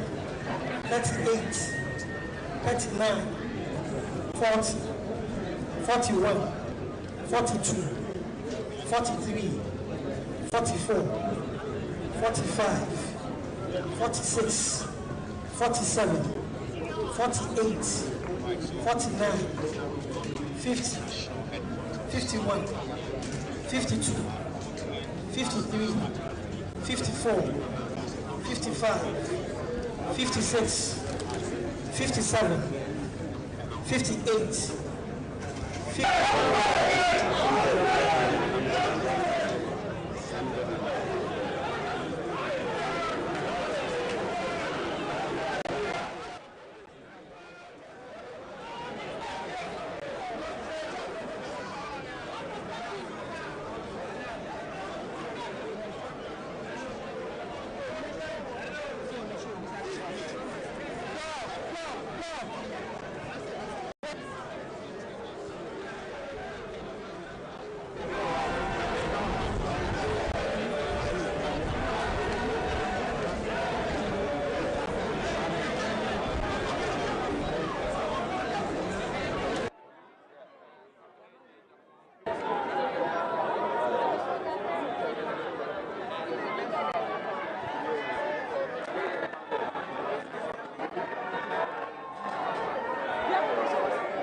All right, so polling has come to a close here at the party headquarters. A vote, and Brian Echampon also had 3 of the votes here at the NPP headquarters. 3 of the votes here at the NPP headquarters. I'll quickly go over the results again. Dr. Baumia 308 of the votes as counted. Kennedy Ohene Ejapon, 160 of the votes. We have Kobna Eje Ejapon, he had 7 of the votes, and Yao Osei Educhum had 3 of the votes. Dr. Brian Echampon had 3 of the votes after counting was done. Both camps of the main contenders in this election kind of celebrating after the declaration. Let's listen to the EC. He had 160. Brian Echampon at 3. Mohammed Ibaumi at 308. Yao Hussein Edison at 3. Makula Eje Ejapon at 7. I go around again. Ken Ohene Ejapon 160. Brian Echampon 3. Mohammed Ibaumi 308. Yao Hussein Edison 3. Makula Eje Ejapon 7. So the total valid vote is 481. 481 is the total valid vote. There was 145. 145. Total valid vote cast 481. So on the basis of this,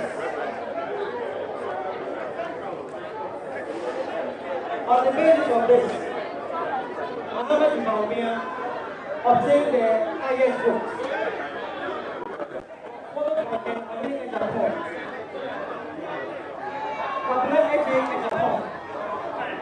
Follow suit. Then Brian Echampon and Yao Hussein also follow suit. For this center, for this particular center, I declare Mohammed Ibaumia the candidate elect for this center, not everywhere. So,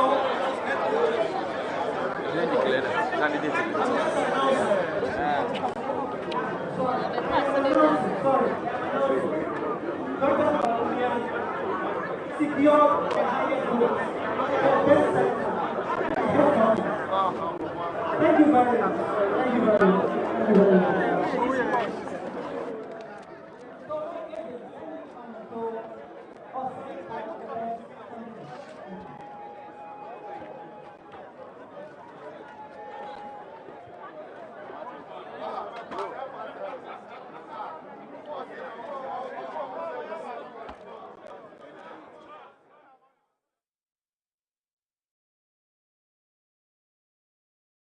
Just gone by the results from the NPP headquarters at Asylum Down, and what we have so far is that Dr. Baumia got 308 votes. Ken Ejapon followed with 140. Brian Echampon got 3. Kwabena Ejapon 7, and then Dr. Yawose Edichum also had 3 votes. Now we'll head to Alan, who will be reporting and giving us an update on where he is currently. Hello, Alan. If you can hear me, please tell us what's happening. Hi, thank you very much, Doreen. We're coming to you from where we started the day. Our day began from here at the Atomic Park A and B polling stations, which is in the Greater Dom Kwabena constituency.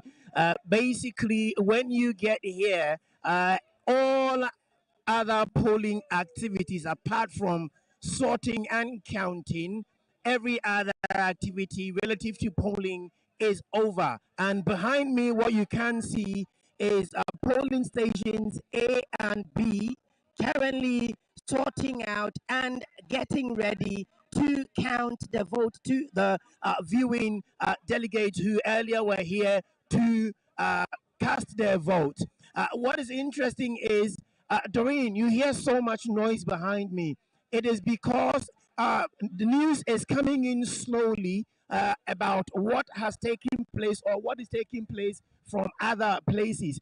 And as it comes in, people loudly respond with either shouting the name of a candidate or a person they support. And that is what it has been so far.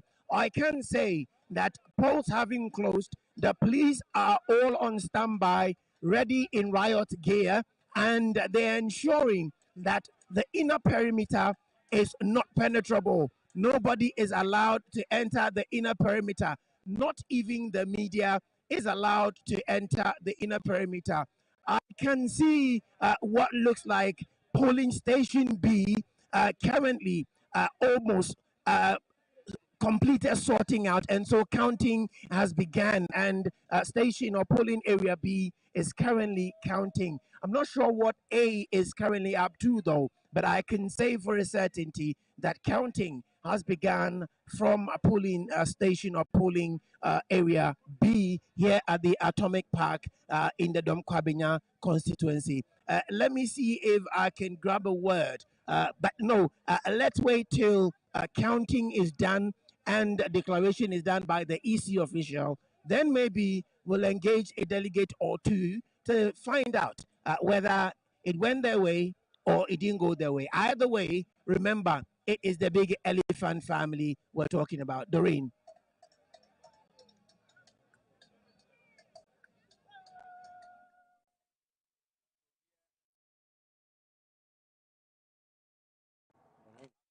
Well, that's Alan reporting from where he is. We'll come back to the studio and maybe subsequently take you to the other polling centers so we can get some updates. But we have some results already coming in. And earlier I mentioned the results from the NPP headquarters at Asylum Down. Dr. Baumia getting 308 votes. And a little correction, Ken Ohene-Jepong had 160 votes instead. Brian Edichum had 3 votes, Dr. Brian Edichum actually. Kwabena J. 7 votes, and also Dr. Yawase Edichum getting 3 votes. Now back to the studio. Doc, from the results we are seeing at the NPP headquarters, Dr. Baumia got 64% of the votes. Is it a trend we should be seeing from the other polling centers? Or what is that really telling us? Well, Baumia is the man to beat, and from what we had gathered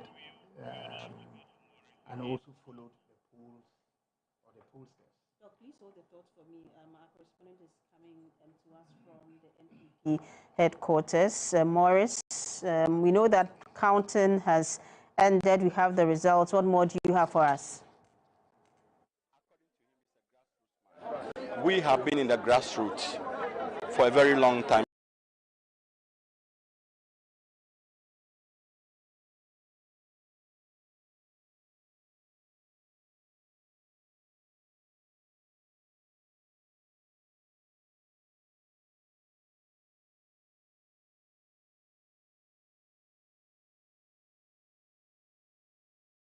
For the party, I have not Dr. Baumia. Recorded here at the party headquarters. His candidates, looking at the results, recorded here at the party headquarters. His candidates, Dr. Baumia, is going to carry the day. Quickly, we'll try and speak to some more of the party faithful who are here. Good afternoon to you, sir. My name is Morris. We are live on Ghana television. We'll try and speak to some of the delegates and some of the party faithful who are hanging around the party headquarters, trying to, monitor the process and get the results for themselves as declared at first hand. You can see at the main entrance of the party headquarters, the delegates, the party people are beginning to wrap up whatever it is, and the Ghana Police Service beginning to remove some of the barricades, giving an indication really that the whole process, the major part of today's event has finally come to an end, and maybe we'll wait for an after party for the party faithful who are here. So this is how the outside of the NPP headquarters is looking like. Let's quickly speak to these party faithful. Some of them, voted in the process. also not delegates and so could not vote. Good afternoon to you, sir. My name is Morris. I live on GTV. The results have been declared. Did it go in your favor? Yeah, I would say it went to my favor. No, I am supporting Ken, and here I would say it's. I don't want to say, but I mean I have to say because of clarity's sake. Here is still the establishment. So if Ken should win half of DMB's votes, then it's good. It's a good result for him because Ken, his strength is at the grassroots. That is where he's gaining the results for him to win. And if he's having half of this from DMB, then it's good. Compared to 2023, yeah, he didn't perform here, but now I can see he has improved over here. It is a massive one, and we are going to get the other ones to win the election for Ken. Are you monitoring the figures? Do you have any figures? How is it going so far? For now, I was here. I haven't checked from the other network what they are saying and the result. They are yet to mention all of them. It's only the head office that I've heard.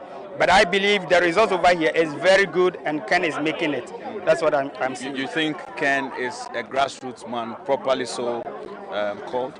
That is it. You see, the party, you are a media person, and you've heard them always crying that we let me say in P, that we our party. Yeah, so they are looking for someone that can help them, remember them as people who are working for the party. So I am sure that this is what they are crying for, and this is what they are going to vote for. I've heard news from, let's say, Dominic Abenya and Sotium. They are voting massively for Ken. So I believe grassroots is Ken, and Ken is grassroots.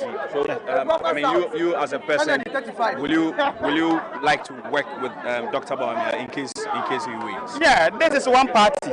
It is NPP, but you know, when there is a contest, we cannot all go together like we supporting one side. This is one thing we do. We are a democratic party. We are people who understand the game. So when we are done, victory belongs to NPP, either Dr. Bawumia or Kennedy. It's NPP, and we are all going to work together. What we need is, in the end, we need to secure the victory come 2028. That is it. Your name? My name is Emmanuel Pomboachiyado. I'm former German youth organizer.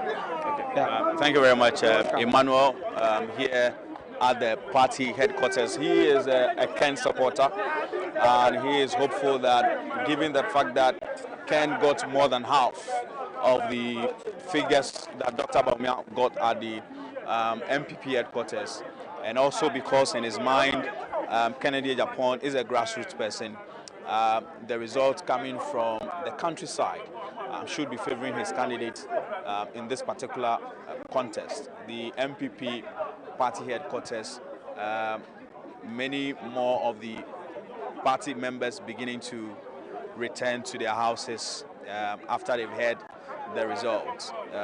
Very much so, as I said, later in the evening, maybe they will be returning to maybe see the winner, who becomes the flag bearer of the New Patriotic Party moving into the 2028 general elections.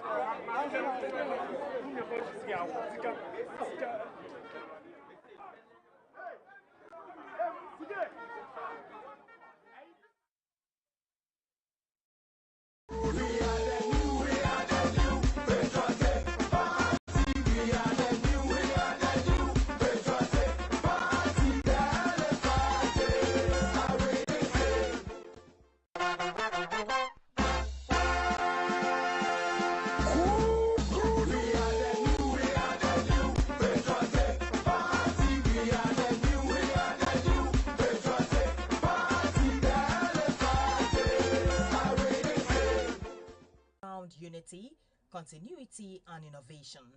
He is focused on unity, mending rifts within the party and fostering inclusiveness, jobs and livelihoods, create employment, support entrepreneurs, and ensure fair wages, food and agriculture, modernize farming, empower farmers, and ensure fair food prices for both farmers and consumers, reliable energy, increase solar power generation, reduce outages and lower costs, transport and clean energy, modernize transport, bring in electric vehicles and cheaper fares, private sector growth, cut waste, empower businesses and create jobs, fair taxes, simple, predictable tax system, business recovery, tax amnesty to help businesses recover and grow, access to credit, national credit scoring system for easier access to funds. These promises reflect the needs of everyday Ghanaians, prioritizing jobs, fairness, and stability.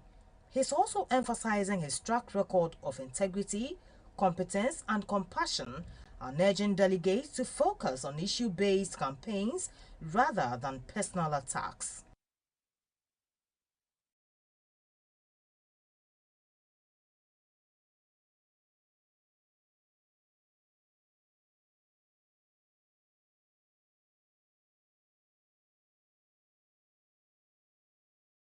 Dr. Brian Echampon. Dr. Brian Echampon's key campaign message is focused on unity, discipline, and grassroots empowerment. He's looking at rebuilding the new patriotic party from the ground up, prioritizing job creation, infrastructure development, and youth engagement. Some of his core promises include unity, resolving conflict within the party and fostering inclusiveness, discipline, strengthening internal structures and enforcing accountability, grassroots empowerment, supporting local communities and prioritizing their needs, job creation, leveraging private sector experience to drive employment opportunities, infrastructure development, improving roads, healthcare, and education nationwide. Brian Echampon's campaign is intended to reconnect party with its grassroots who feel disconnected after 2024 election defeat.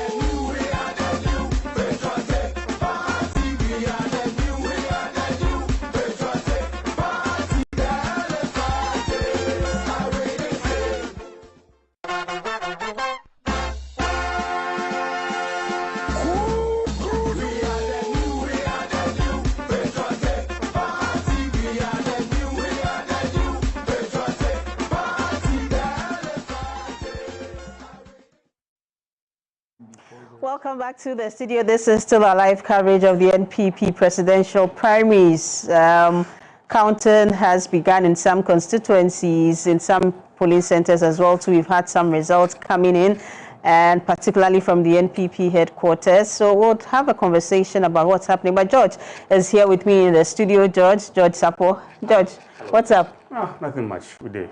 Okay, have you been, getting some of the results from some of the constituencies it looks some already? way. So far, somehow, some way. I'm just waiting to see how it's going to be at the end of the day. Particularly from the NPP headquarters, it seems that apart from the fact that we have just half of the delegates on the register who came to cast their ballots, Dr. Bawumia seems to have taken the lead from that center, 308 votes. Yeah, it looks like, because the figures coming in so far, it looks like going in his favor.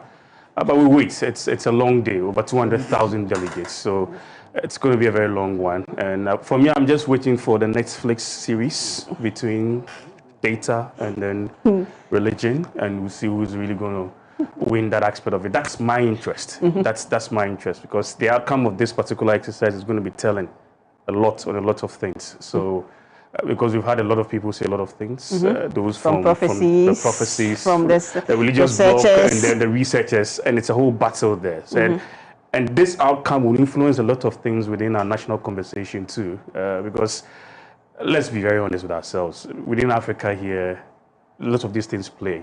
Data prophecy. So we are getting to a stage where it depends on who's going to win from this outcome, and we'll know whether certain conversations too will be had, whether it's going to be data or prophecy. So as we look at who is going to win, George ACA was so confident earlier. George, are you so confident? Yeah, very confident. But the figures do not really show that your candidate is winning. You know, it's not pointing to my expectation. I'm very cautiously optimistic. Now you're cautiously optimistic. Yeah. Earlier you were seriously optimistic. I mean, no one could stop you. What is coming? Now you are being cautious. Evidence. George is a gentleman. He will do the early concession when it points to that. You know, I think you're taking a comfortable lead. As I maintain, the outcome of today's election is not so much the issue as how they carry themselves into the future, especially tapping into the strategic positive sides of each of the five aspirants, because they all come with a lot of things on the table. Whoever emerges has the task of rallying them together to lead them into helping reorganize their party. But how easy or difficult would that task be, knowing how dirty the campaign was? Well, it will be easy if the person is able to show magnanimity, and the others are humble enough to concede. You see, in politics, George, I keep telling you that there's no shame in concession if the intentions are innocent and altruistic. Because we all can make mistakes. What is important is to accept that, well, this was an internal contest. We were all fighting for it, so we may have offended here, there, but let's make peace and rally round the bigger flag. Okay. All right. It's going to be very interesting. But I've also noticed one thing, two things here. Whether one is popular in the party or popular out of the party. Now, which one stands strong? A candidate who is popular outside the party that you think can represent the party, or a candidate who's popular in the party that you also think can represent the party? It's a very dicey one that the NPP is playing with now, because you have two candidates. One looks very popular in the NPP. The other also looks probably popular outside the NPP, and that's how it's going to play. We wait to see. But George, you see the danger. The danger in this so-called outside and inside comparison is that the outside is normally based on the nuances or the loud ones. If you were to do a thorough scientific study of the outside with scientific, which is what the polls sometimes capture. It may not necessarily differ from what is happening in the internal. But sometimes the issue is that the one who is the loudest outside, appearing as if they are already bearing the flag, may come as being more popular than the one who may be popular. I've seen that trick thing, but it's a very important point you are bringing out. Some study may have to be conducted into that. Doc, if I could just add a bit to what you just said here, I think it's important for us not to forget of this. Here we're talking about popularity, right? So popularity, whether it is inside or outside, and I want to focus, outside in this particular, context, which I believe that while we may have an internal contest, we are competing as NPP against the NDC. There's a lot of influence. We're talking about the popularity outside. Most of the noise that is outside is from the opposition. The ruling government actually that is fueling. So that one particular candidate can be popular vis-a-vis what you have right now as an outside popularity. So you feel that is the opposition that is pushing that particular candidate?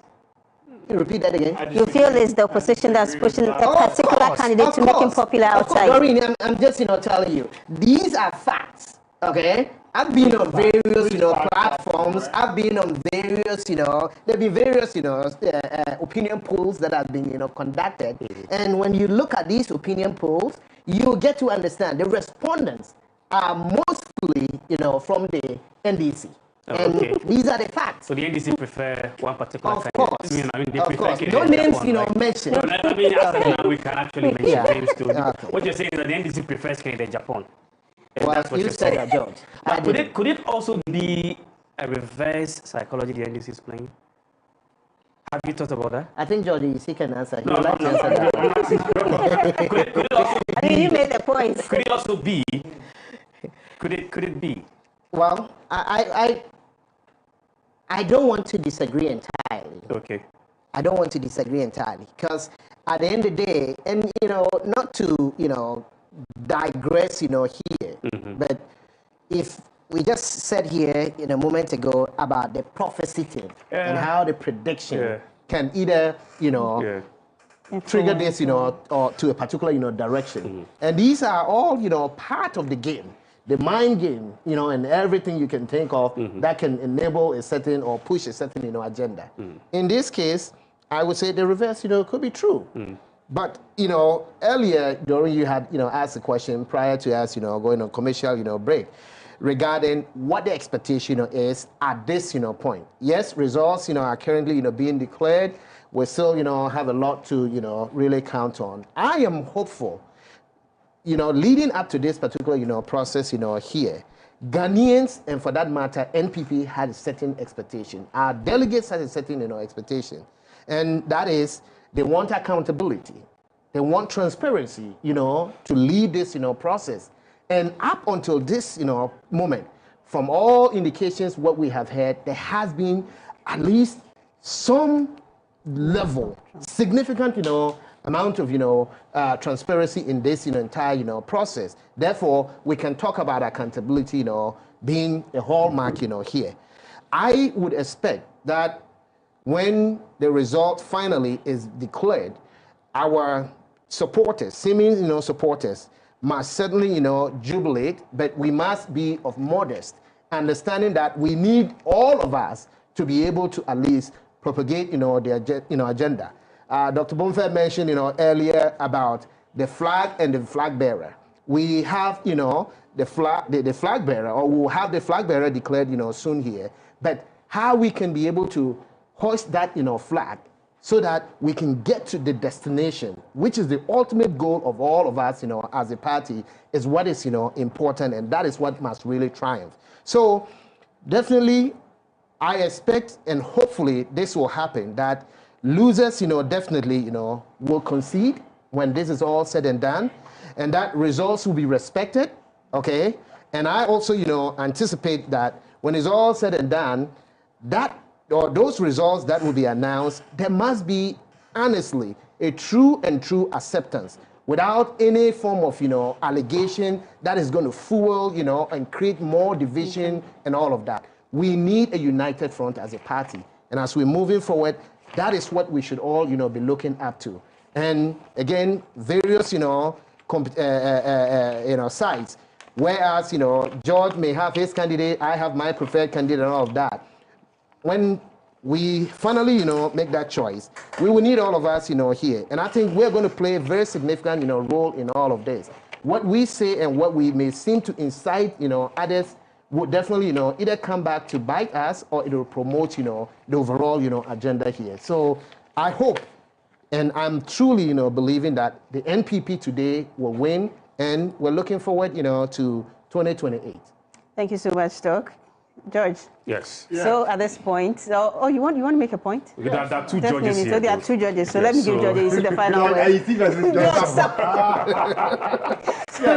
your final word. So I think it's normal. The disagreements and the antagonisms and co. It's normal characterization of primaries.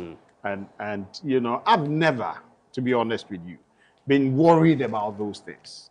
I agree. The researchers like Dr. Bonfair and co would have said some have gone too far and damaged some processes. It's true, but I have thought that once there's vacancy and we need to occupy, people will be aggressive. Some will be foul. Some will go, in a way that is, Doc, in fact, to be honest with you, some look at me and say, why are you supporting this candidate? I said, that's my choice. Yeah, you get it? And it doesn't make me less of an NPP person. Absolutely. You get it? And people accept it, to be honest with you. And some, as Ima said, the way some of us conduct ourselves in the process too is very important, okay? And having said the antagonism and co, after that, whoever wins today, I'm still very optimistic that my candidate is going to carry the day. Whoever wins today... You're not being cautious anymore.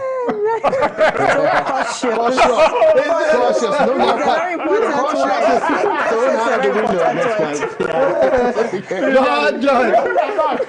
He's always been cautious.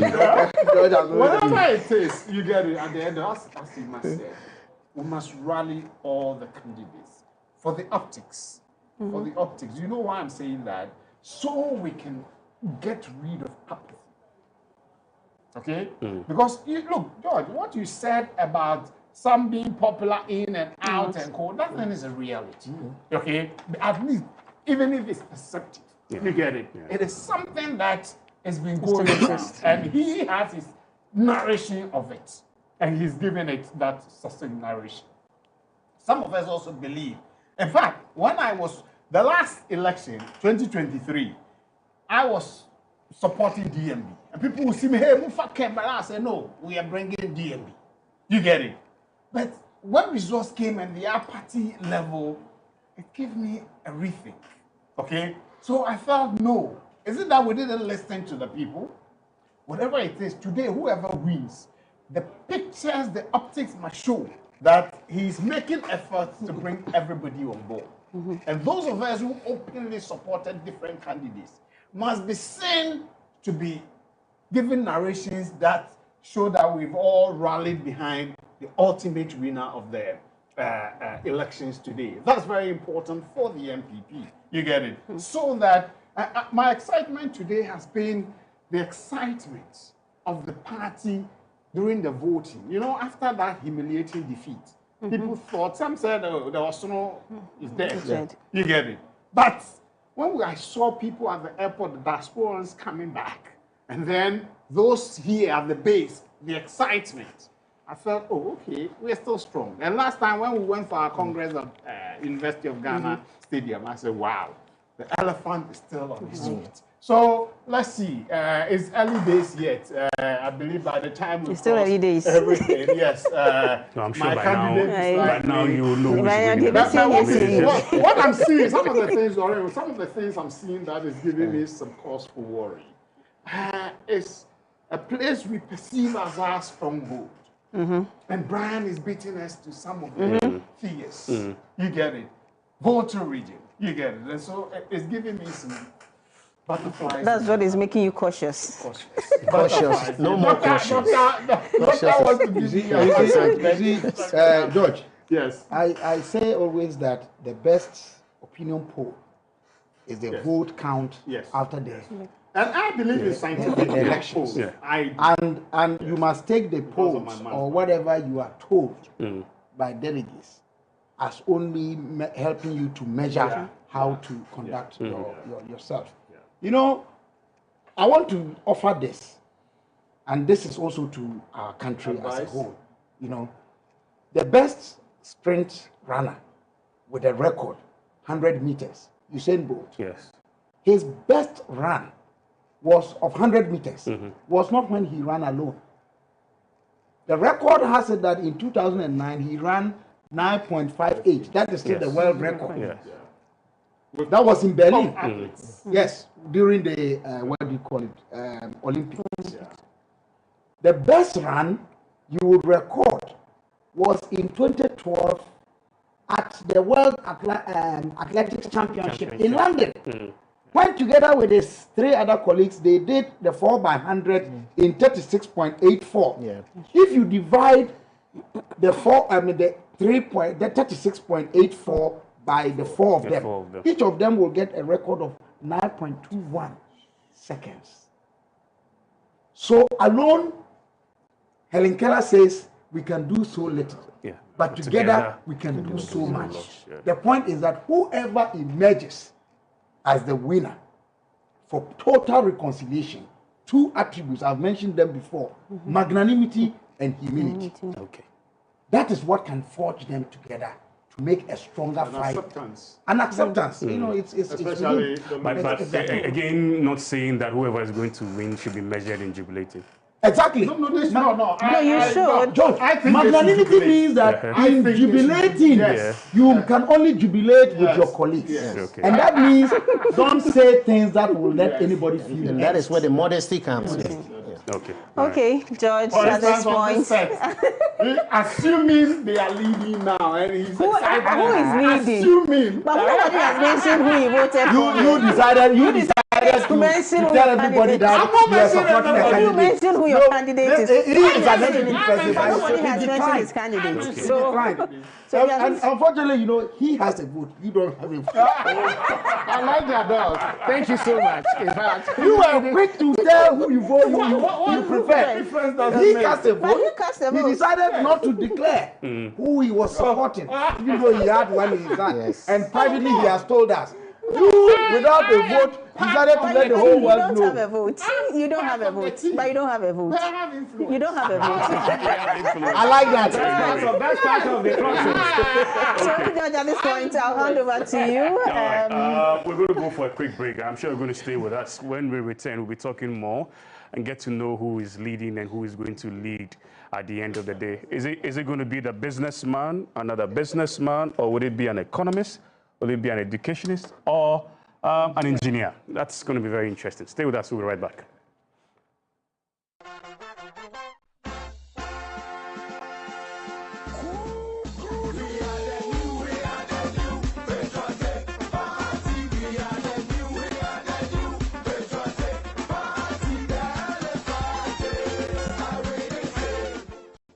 Dr. Brian Champon.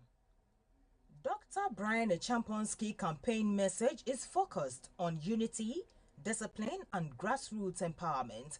He's looking at rebuilding the new patriotic party from the ground up, prioritizing job creation, infrastructure development, and youth engagement.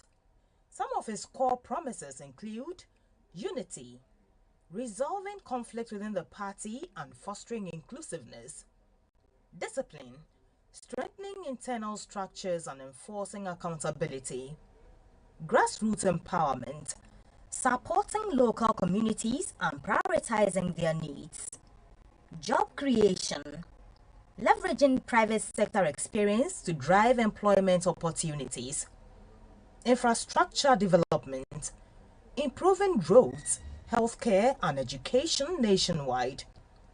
Brian Champon's campaign is intended to reconnect party with its grassroots who feel disconnected after 2024 election defeat.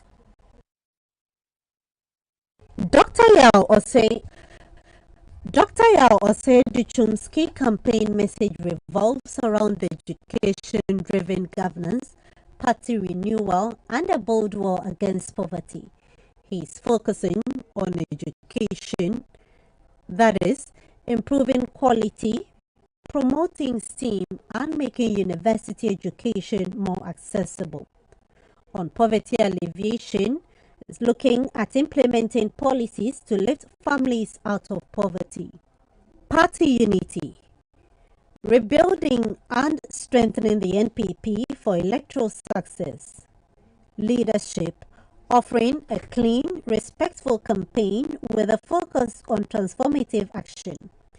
He is also pledged to introduce free university education, starting with public universities and prioritizing STEAM programs.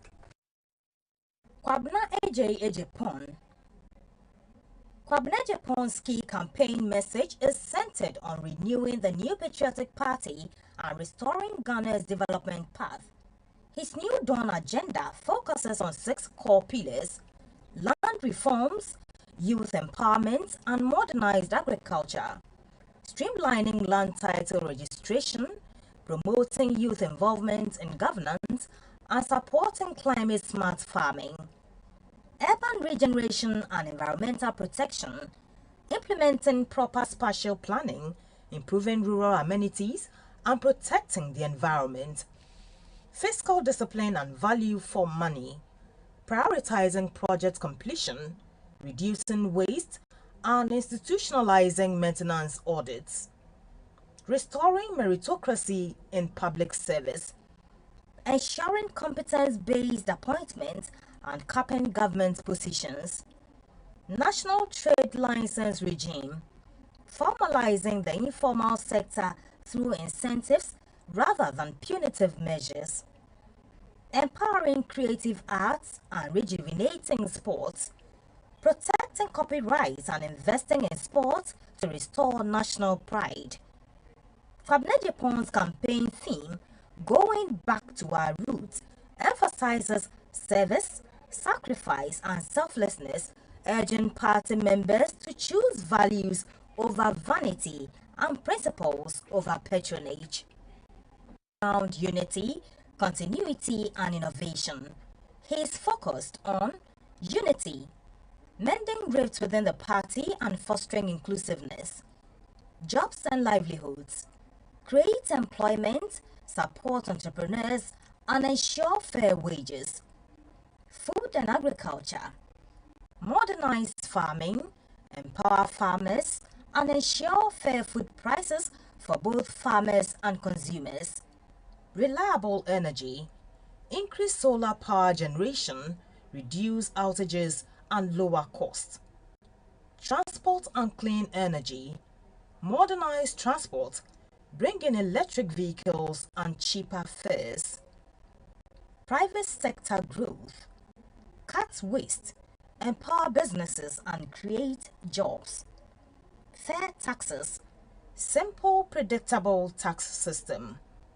business recovery, tax amnesty to help businesses recover and grow, access to credit, national credit scoring system for easier access to funds. These promises reflect the needs of everyday Ghanaians, prioritizing jobs, fairness, and stability. He's also emphasizing his track record of integrity, competence, and compassion, and urging delegates to focus on issue-based campaigns rather than personal attacks.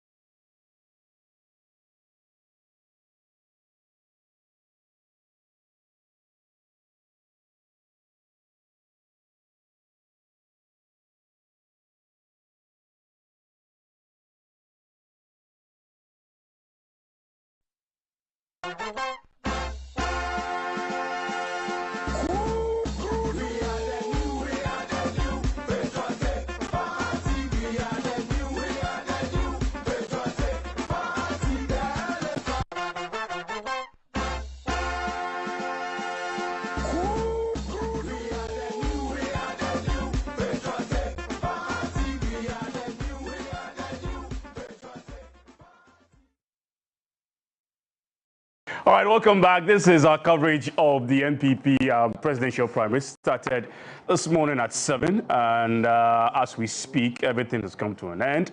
And then counting is ongoing across all voting centers. Over 200,000 delegates have cast their ballots. We have 211,849 delegates that have done so this morning and then into the afternoon. Everything ended at 2, and some voting centers have already counted the ballots. I'm sure you're aware of that. We'll let you into some of these numbers too. Others are also counting. So we hope that by the end of the day and then by close of the day, we'll know exactly who is leading the NPP into the 2028 general election. Now, but if you look at the NPP's history when it comes to primaries like this, from somewhere 1992, Eduboyin went against Dr. Jani Salvi.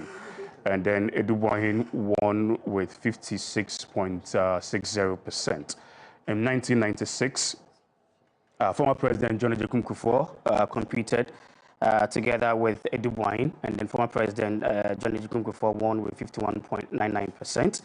And then in 1998, the former President John Ejekun Kufuor competed together with Kufuor. And at the end of the day, the former President John Ejekun Kufuor won. That was in 1998. So former President Kufuor did his 2 terms, and then subsequently in 2007, and then Alan Shemantin. Now, at the end of the day, this was a very fiercely contested one at Legon. At the end of the day, Kufuor had 47.97%. Alan Shemantin had 32.30%. Now, I give particular exercise second round. But Alan Tremantin voluntarily withdrew from this particular exercise and said that he would allow Akufo-Addo to go. In 2010, Akufo-Addo went against Alan Tremantin, and then former President Nana Dankwa Akufo-Addo won with 78.89%. And then in 2014, again, Akufo-Addo with Alan Tremantin, Akufo-Addo picking 94.35%. So he did his 2 terms there. That means that the next one is not going to be part of the primaries. That was in 2023, where Dr. Mahmoud Bawumia, together with Kennedy Japan. Then in 2023, Dr. Mahmoud Bawumia was the vice president, and he was also the presidential candidate for the NPP that was in power then. And Dr. Mahmoud Bawumia won that particular exercise with 61.4%. Today is another one that is going to lead them into the 2028. Again, between Dr. Mahmoud Bawumia and then Kennedy Japan. Now, if you had followed the history in there, you get to know the trend. And if the trend should continue, it might give you an idea of who might win. Because if you really know about the NPP and how they do their exercises, very hard, very conservative in how they do things too. So if you look at the trend from Dubois to former President Kufuor, to former President Akufo-Addo, and then to Dr. Mahmoud Bawumia, you have an idea of what might happen at the end of the day. But surprises might also come up, so we wait to see exactly what will be happening latest by 6 this evening. Our guests are still here with us. Next to me is Dr. James Kobna-Bonfe. He's a lecturer at the University of Professional Studies. Next to him is Emmanuel Mensah.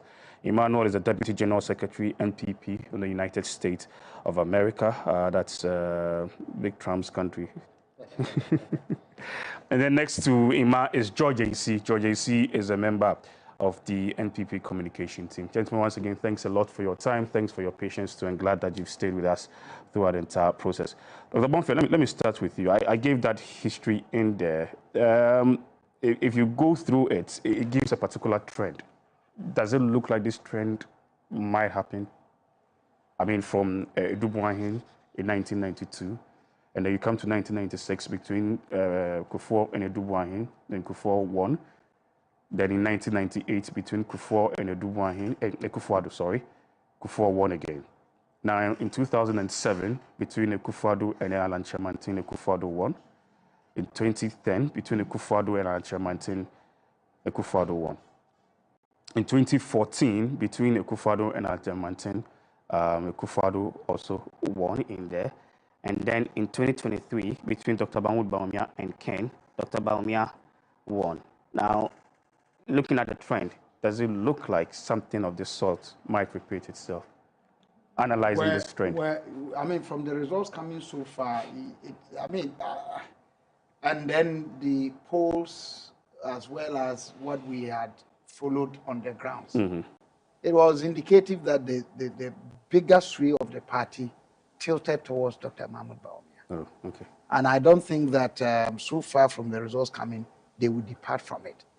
What so far I'm seeing is that it is possible that the neck and neck situation will be between Kennedy Japan and Brian Achampong. Oh. A lot of people were mistaking that it was just between Ken and Brian and Bawumia. I had always known that Brian was also on the ground. And so far, the results we are getting from some of the places that Kennedy Japan claimed were his safe areas, Brian is winning, particularly in the Volta region, and Greater Accra, a few places that have come. So let's see what the overall picture would be. I think they have 33 constituencies. If you add the headquarters, there are, polling centers. There's one constituency. So they have 33 centers, voting centers, 333 or 334. If they all come together, I'm sure by 6 o'clock, 7, we should be somewhere to understand who might have taken. Okay, before I come to other guests, what we have so far at the NPP headquarters, Kennedy Japan, 160. Dr. Brian Achampong, 3. Dr. Mahmoud Bawumia, 308. Dr. Yawedi Chum, 2. And then Kobna Japan, 7. And then Asin Central, Kennedy Japan, that's his constituency, 495. Dr. Brian Echampon, 4. Dr. Mahmoud Bawumia, 28. I'm sure it's not surprising there. Dr. Yao Edichum, 1. Kobine Japan, also 1. Adansi Asokwa, Kennedy Japan, 114. Dr. Brian Echampon, 70. Dr. Mahmoud Bawumia, 306. Dr. Yao Edichum, 2. And then Kobine Japan, 2. Yagaba Kubori, Canada, Japan had, they all went for Dr. Mahmoud Bawumia with 379 in there. You also have Efidiasi Asokori, Canada, Japan, 26. Dr. Brian Echampon, 114.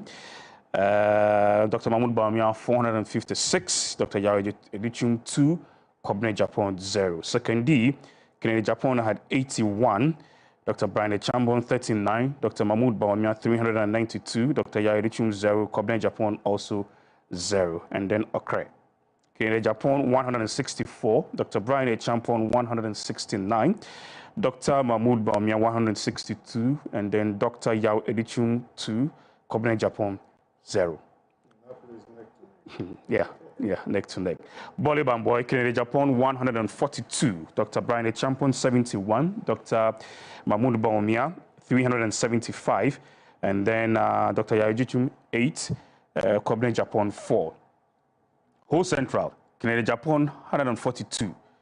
Dr. Brian Echampon, 233. This is what Dr. Bonfe talked about. And then Dr. Mahmoud Bawumia, 227.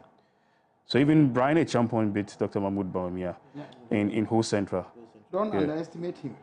Dr. Yao Edichum, 8. Canada, Japan had, interestingly, 0. Achim Swedro, Canada, Japan. 0. Yeah, Whole Central. Kobine Japan. It was Kobine Japan, 0, not Kennedy. Kobine Japan. Achim Swedro, Canada, Japan, 45. Dr. Brian Echampon, 66. Dr. Mahmoud Bawumia, 177. Dr. Yao Edichum had 2. Kobine Japan, 0. Kotekole, Canada, Japan, 125. Dr. Brian Echampon, 60.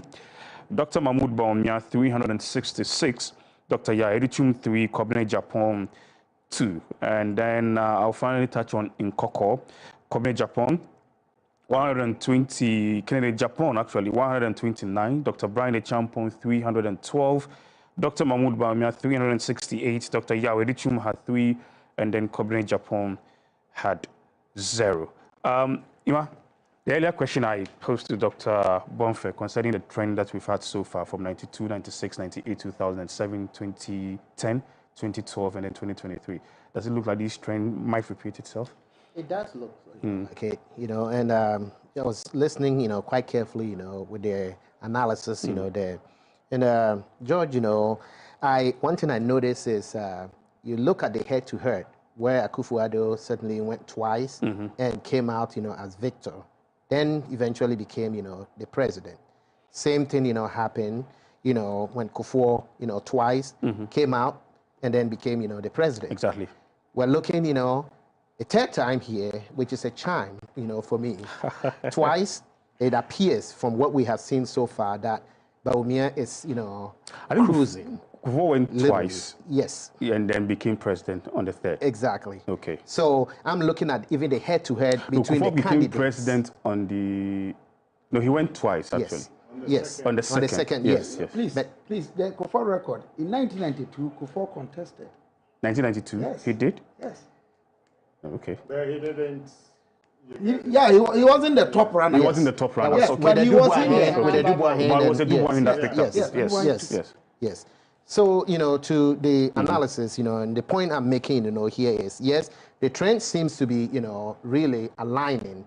And I am certainly, of the opinion, here, literally witnessing, the results that we have seen so far is certainly projecting, to that, point that as well as, Dr. Mahmoud Bawumia, does in this particular,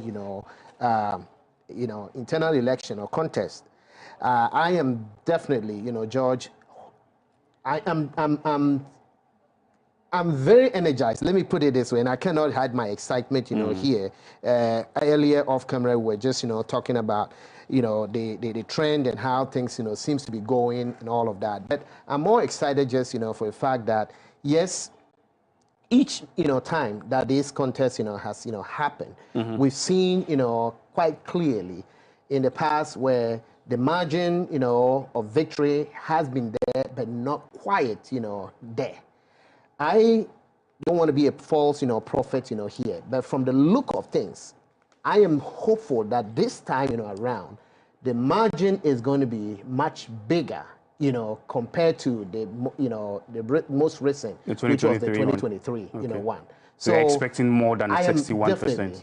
Definitely. Okay. Because again, I but don't want to be. Will the margin actually matter? Oh yeah, it does. It does matter. It says, it sends a clear, signal that we are certainly, working. Okay, we're preparing ourselves, and we're ensuring that, again, trying to unite, the base, here, which is of significant importance to our victory in 2028. This is just, how you can whip up, the enthusiasm of, the base. And that should be able to help drive a certain, narrative that, yes, we're looking towards, cohesion here, and this is the cohesion that, we're anticipating. So, George, again, I can't hide my excitement, but I've said it before time and time again that this is going to be a victory for the NPP, regardless. And George and I, have said this many times. It behooves on us on how we can be able to really bring all, parties, together to literally propagate, one agenda, which is how do we carry, the mantle from this point, forward after, the declaration, which is what is going to matter, for all of us. So I'll leave that, to the gods, to decide. But I would say that we are certainly, at a position that we must do exceedingly well. There's an addition here, the gods. Yes. All right. So now data, prophecy, and now the gods. Yes. So JC. Yes. I mean the trends we've talked about so far. Yeah. I don't want to do trend analysis, but if we were to be doing trend analysis, it doesn't portray a good picture with what we are seeing so far. Yeah. You get it? What we are seeing so far means the high possibility of DMB emerging victorious. Which will follow that trend. Exactly. If it follows, that's what I'm saying. If it's going to follow the trend, it's not good for us. For your camp? No, for the MPP. Your party. For the party. You know why? So let's do the trend analysis. Okay. Professor Dubois went once and wasn't brought back. President Kufuor came on the second score, he was elected. Yes. Nana Addo Dankwa Akufo-Addo came on the third score, he was elected. Yes. Trend analysis. Doesn't look good for us. I pray it doesn't go that way. Well, I hope, Doctor, you are getting what I'm driving at. The NPP, the NPP is very conservative. Yes, so, yes, I mean, yes. No, but yes. No, for the voters, it's an important point he's making, but the context is very important. The context in the sense that in that trend analysis, this is the first time you have had a vice president become your candidate and being repeated. Okay.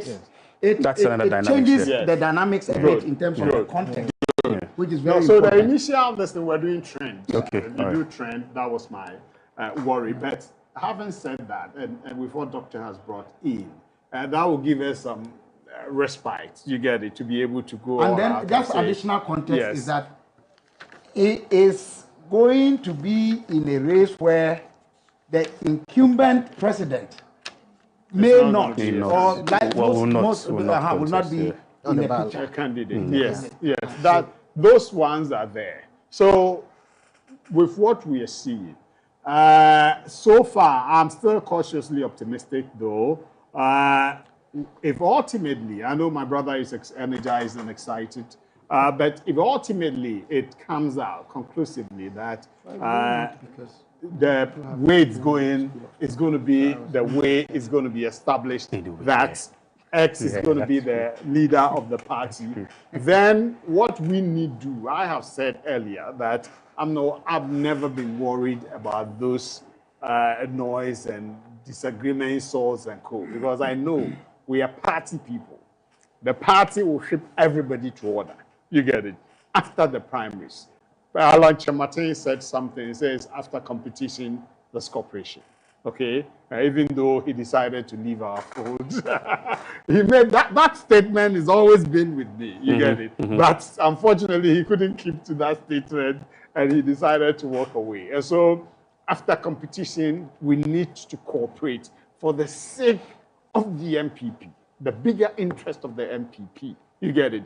People's individual ambitions, people's whatever must give way for the collective party objective. And that is what I will be harping on and trumpeting going forward. But we are not done yet. But to be honest, if we see what is coming up, I agree with Iman when he said, and Doc, when they said the resource, the margins are very important. Because when you go into a contest, I remember Nanado had, I think, is it 95 point something? And President Mahama had gotten, is it President Mahama? Yes, 98% endorsement. 98%, yeah. Yes, you get it. And before that, too, there was a is it Mills? So this was ahead of 2016. Yes. So in 2014, Akufo-Addo had 94.35. Yes, yeah. So our opponents felt, no, he didn't get the absolute, you get those things. So the margin is important. And then they will look at the nature of the contest. This was a very heated contest, you get it. So if the winner makes anything in the 60s, I think it's good. It will send a good signal, and then it will send the signal that it is an absolute victory. And all of us must rally behind who the majority of the delegates have decided to be the leader of the party going into 2028. That's very important. All of us as a people, we don't need to be, fighting ourselves or overly disheartened with this. Yes, we are human beings. We'll be disappointed and that our candidates haven't gotten what we anticipated or expected. That's why Dr. Kobnabonfe said at the beginning, we should have the worst, and then when the best comes, it's good for us. So that I can keep your heart in stable condition. You get it? But whatever it is NPP that is going to be victorious at the end of today. We know maximum by 5 o'clock, we should know the final outcome. And what I have been in contest, I have lost and then gone back to do my work as a communicator for the party. And people have felt, now you get it. Yeah. But it's the love of the party, it's the party first. That should be our preoccupation and our thinking. You get it? I pray my candidate wins, okay? But whatever it is, we know that we all come together to rally behind whoever is victorious. And that the optics must be sent out. And as my co-panelist said, the magnanimity should be there. The acceptance of defeat should also be there. You get it? You went in, you did your best. Let the delegates say, this is the person we want. Accept it without any pay. You get it? It's not going to be easy because monies were pumped and all the energy in. But the decision has been made. Once the decision is made, let's come together in cooperative mood and support whoever the delegates have chosen, and then go out there to market the person. And last one, George, and within the party itself, we shouldn't now begin to say, oh, you were here, you were not, you get it. That will well, that's expected. Yeah, it's not from the initial, people can laugh. You get it. For instance, if I meet Jennifer Quinn and she laughs at me, I will understand her. You get it? But because we are brother and sister. It's like a sister. You get it? She will laugh at me a little. But going beyond to the extreme, for me to pick a stone and try to throw it, we don't want to get to that point. Because as he said, we need to come together. Okay, from here. You don't know, it's the NPP that is the bigger one. As the doctor said, the flag, you are the flag bearer. You're going to bear a flag. How are you going to bear that flag that will rally everybody behind the flag? So we go into victory in 2028.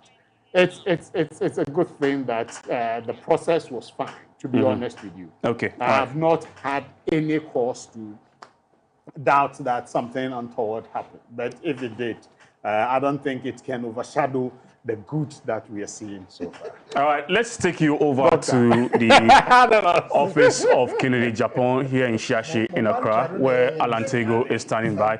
Alan, good afternoon to you, and then over to you. Hi, good afternoon, George. Thank you very much for coming to us.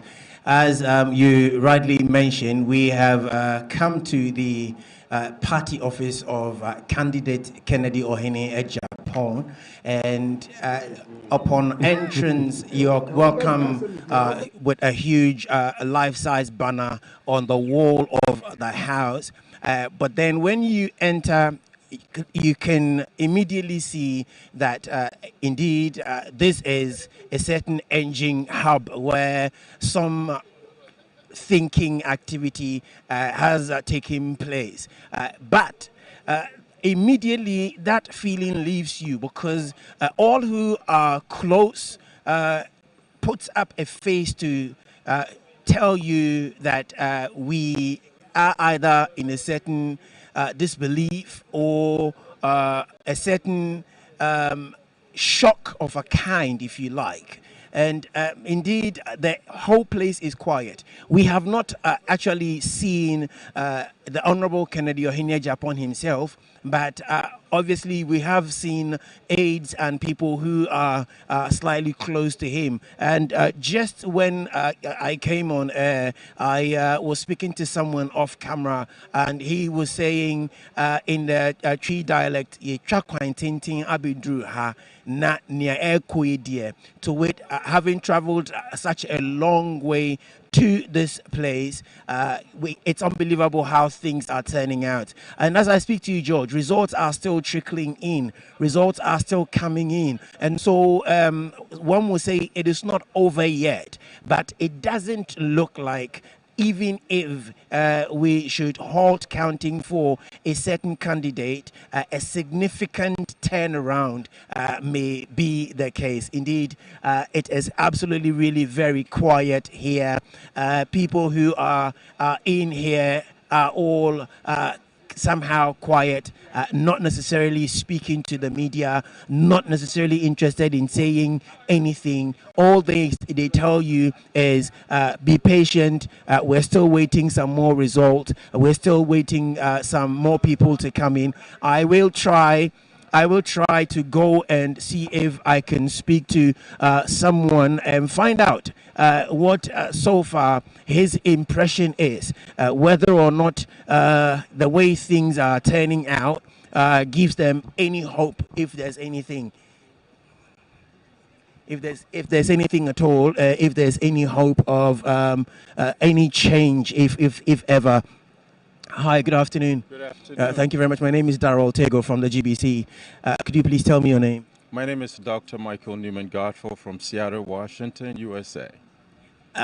You're here to support Honorable Japan. Yes, I came purposely to support Dr. Honorable Ken. You know, I've been here for the past 2 weeks, been here every day supporting Ken. You've been here 2 weeks. Gauging the mood from when you arrived and what currently is unfolding, how does that make you feel? A bit surprised, but I am still, standing. I am for Ken forever. I've heard some of the numbers; they are not too impressive. But again, election is it's a long process. A process has been initiated. We are just going to make sure that it runs its course. Until every constituency is reported, until every vote is counted, we are still in the process, and we believe that what God has said is going to happen. So I'm still connected. Sure. We're still having some numbers come through. It appears they're not really going your way, but you sound hopeful. Where's that hope from? I am hopeful. I am really hopeful, even though the numbers are not great. That's what I said. It's a process. For example, the winner has to have what, 50 plus 1? Yeah. Now, I'm looking at the other candidate, Brian, for example. If I look at Brian's numbers combined with Ken's numbers, are the combination going to be able to pull Baumia below 50? That is another thing we got to investigate. So that gives me something to hold on to. Your constitution would not necessarily allow for a certain rerun. Either way, there'll have to be a winner. And so if he wins with less than 50%, but a margin that means he's ahead of your candidate, will you consider that as a win? Right now, we had what, about 300 constituencies, right? And so I am still holding on to the fact that we haven't, not all the 300 constituencies have come in yet. So until every vote is counted, we're just going to wait. One constituency that surprised me greatly happened to be the constituency for the Honorable Stephen Amwa, aka Steka Ishaya. So, were you surprised when you heard DMB won in Shayaso? I was really surprised. But then again, it's elections. It can go either way. I'm sure Honorable Steka did the best he could. But at the end of the day, the delegates will talk. And this is what they're saying. And so we're still going to hold on to every vote is counted. Yeah, I was deeply surprised. But then I haven't given up. We are still in contention. Will it surprise you then if DMB goes on to win Ashanti region?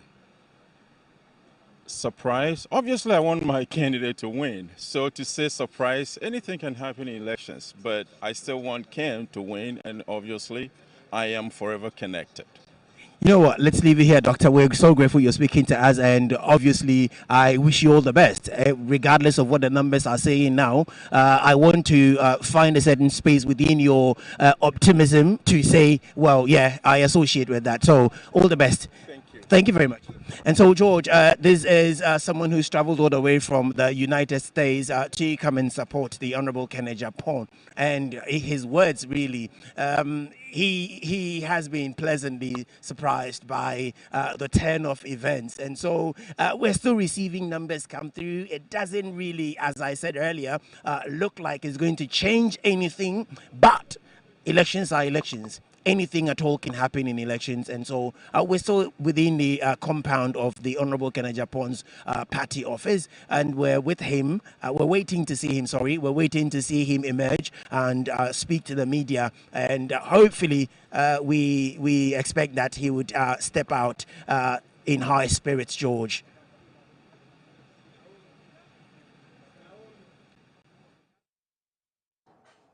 All right, Alan, welcome back. That was Alan Tego there at the office of Kennedy Japan in Shiashi. Well, I'm sure that it gives you an idea of what's really happening there, and it also tells you which or how the results is actually favoring who. But just to quickly have your attention, the President, His Excellency John Dramani Mahama, who will be launching the Upper West Regional Shared Lands of Hope project in Wa. So what's going to happen is that we're going to pick that feed of the president on GTV, and then we'll continue with our discussion here on GBC News. So we'll continue our discussion here on GBC News, and then when the president's feed is ready from UWA, which is going to be the launch of the Upper West Region Sharelands of Hope project, that live program will be on GTV. So in case you're watching us on GTV and would like to continue watching us here, when the feed gets on GTV, can just switch to GBC News and get us here too. George, His Excellency, the President has not been fair to us. Why? To the NPP. Why? Day of all this. Oh, by his contact. So by he's engaging in his national exercise. So yeah, trying to take the shine out of that. I disagree. He has to continue with his national body. So are you suggesting that when President Akufo-Addo did something on the day NDC was holding their national congress, it was to take the shine out of? I mean, the president's office calendar does not run with that of the NPP. So party. yeah, We can have all. You see, for me. So the good thing about GBC is that we are giving you boosts. Yeah, we're giving you boosts. So this and this. So that's why. But this is the nation's, which is even consistent with the decision of the Supreme Court in NPP versus GBC. Yes. Was it 94 and 96? 96. Yes. 96. Yes. 96. Then it was Kwesi who was the finance minister. Right? I think it was Akufo-Addo who represented the NPP. Yeah. Yes, in courts on that particular case. That matter was led by JH Mens now. As in the lawyer? No, James is on your lawyer. The lawyer. The lawyer. matter. Okay. No, it was the party MPP. It was the party MPP. Yes. At the time, Alajete was the party chairman. Yes. So it was. I think for our viewers, it was a budget reading that Kwesi Butchie read, and then the NPP also wanted to have their take to read the true state of the nation in terms of the budget too, and they came to GBC. And it was the minority leader.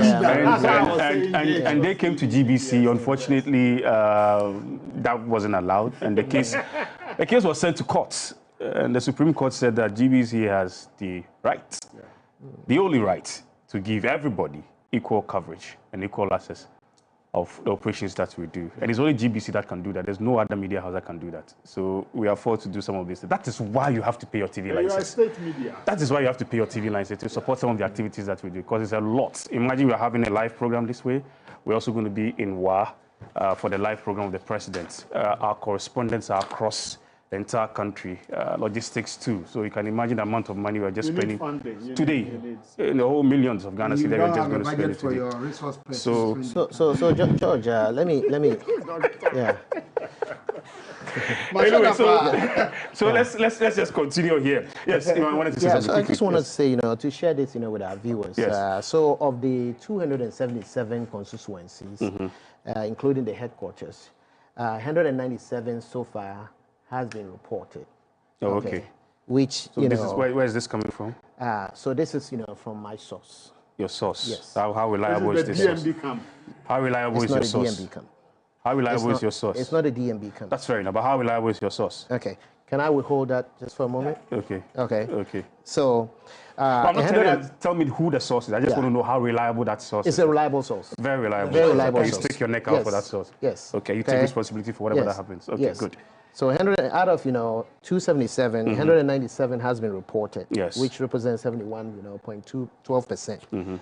Out of those numbers, the DMB camp has 67,399, which representing 57.19%. The Kents camp is 26,059, representing 22.11%.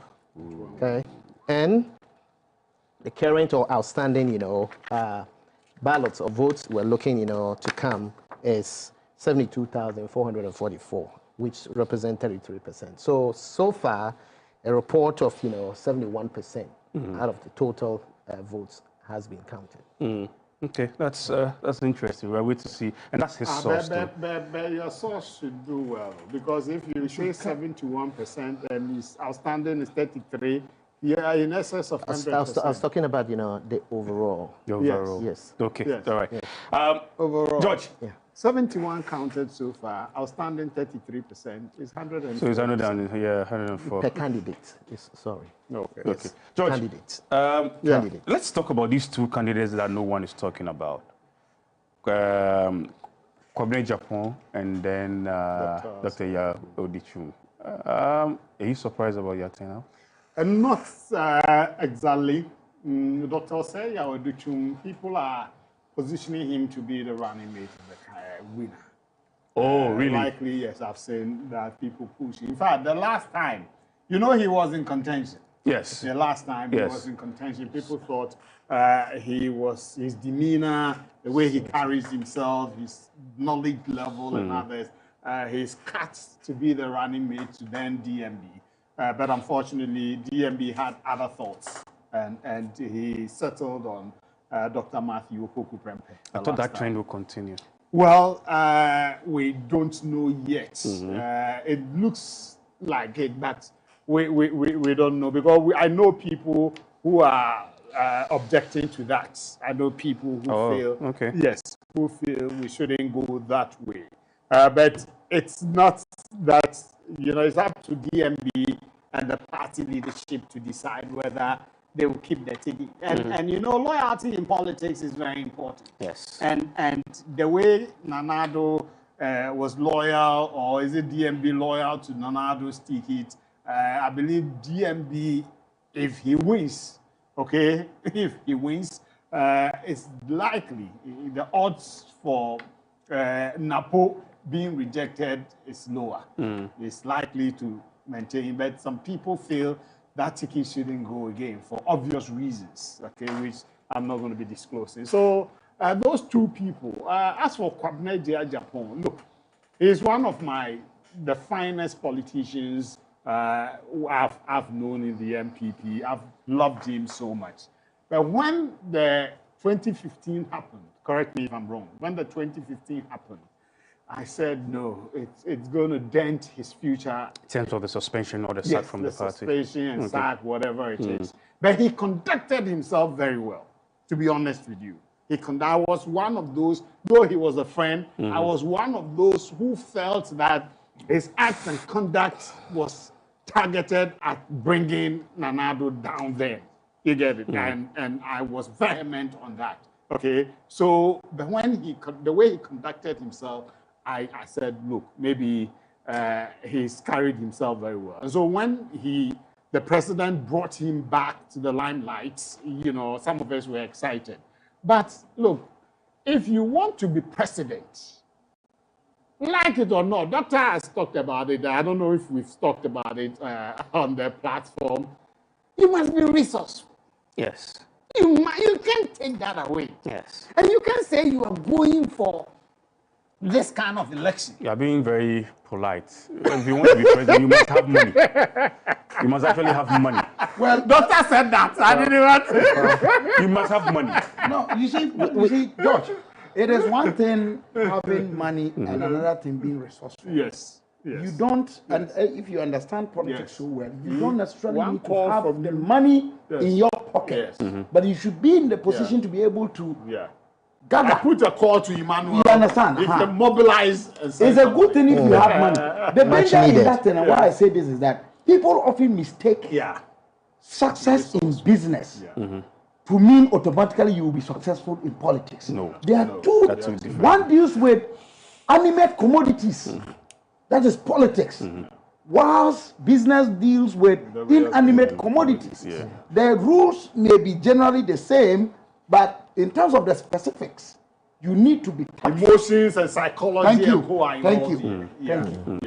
Yeah, so he should be, you know, and he's the type that appeals to a lot of the party people. So I don't know why, I'm not saying that, but I think those TNT things going around, okay, in some places I heard he gave some small TNT, and two, I don't think he was able to travel across all the 276 constituencies. You get it? That doesn't send a signal to the people that you are serious to win the day. You get it? Dr. Dutumu, I saw he focused more on the Ashanti. Okay, I think he was hitting his stronghold. You get it? Brian also tried to go around. He said he went to every part of the country. Well, I don't know how true that is, but he went around. You get it? And he had another style. He invited opinion leaders and sub-delegates to his base. Okay? And then, you know, gave them a good treat. And that was good. Okay? And got opinion leaders in areas who were doing his bidding for him. And I think that's part of the reason he's scoring good marks in some of the places. Okay. But we did our best, but so far the results is not final. But from what Ima is putting here, it's like we trailing. And the figure Musa Dankwa is put out is where he is now, 57. Yeah, I mean, the last one, I disagreed with Musa Dankwa that 57 would be the figure. You know why?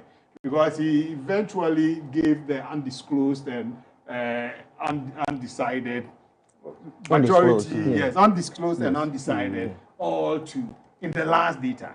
The last two, I wasn't happy because my background is mathematics. So I thought, so even if that day, the election day, if Dr. Domfe were to carry out a survey, there will be one or two people who will say still they were not decided. Even though they've made their decision, they will tell you, because it's an opinion poll, they will say they were not decided. Then you've given all. Okay, but it turns out that it's looking that way. Okay, so let's see how it goes. Ultimately, whoever these two people didn't carry themselves the way they should have to show competitiveness. They didn't do that, and the delegates watched it and saw that. Sorry, they were not serious for that crown. What if the delegates were decided already? All right. Yeah, so just a brief, a very brief one. Yeah. So earlier I did mention about what has been reported and what may still be outstanding. So I think it's important to make that correction that it's about 21% outstanding and not 33, as you mentioned earlier. 21%. Yes, and yes, you got this. You got me on that one. You owe me ice cream anyway. So, but well, it's okay. We can all be happy, but at the end of the day, because of the ultimate. Of course, and that's the ultimate, goal we're looking at here. But I also wanted to, mention, and I think it's important, here.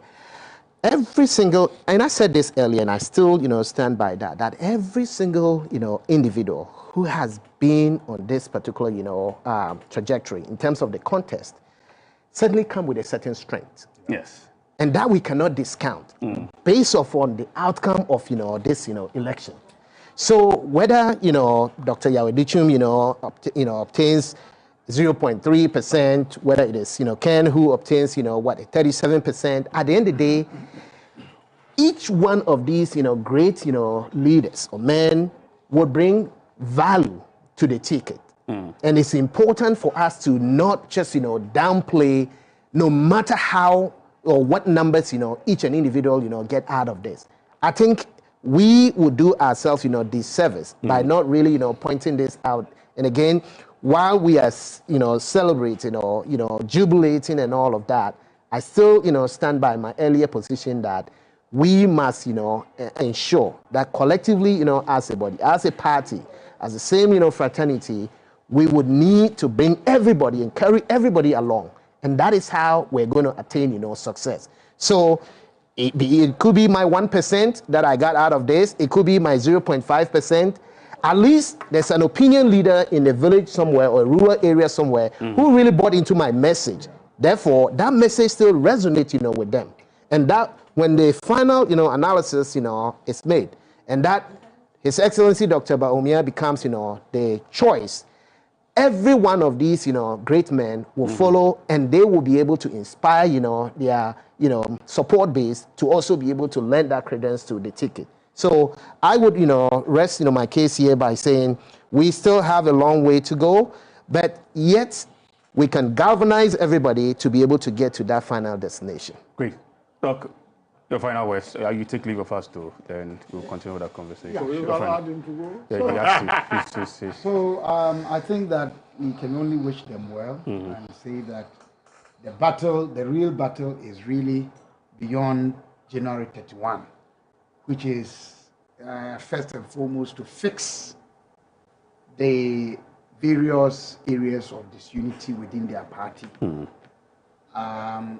reshape their messaging, their core values and ethos that identifies and distinguishes the NPP from other political parties, and present a united front that would, if you like, reconnect trust with Ghanaians so that we can see them as a viable political party that is concerned not just with winning elections to govern, but also how you can support the government of the day by checkmating and also providing the resources that are necessary by way of ideas and community support in some of the rural areas. Come Thursday, February 5, Prempeh College is having the Pearson Osai Appreciation Lectures centering on what makes us different. And I'm sure Professor Ajimabadu Akusa will be pointing out the critical attributes for leadership going forward into the next stage of our country, Ghana, as we work towards Ghana at 100 in the year 2057. All right. Let's all be part of it. At 100? No, this will be Prempeh at 77. Okay. But I'm talking about Ghana at 100 in 2057. I'm putting things together. So I wish the NPP well, and my brothers from the NPP score work together and show that you can be together even in your diversity. We appreciate you, Dr. All right, stay with us. We're going for a quick break. When we return, we'll let you in more figures and also be talking more. We'll be right back. Stay with us.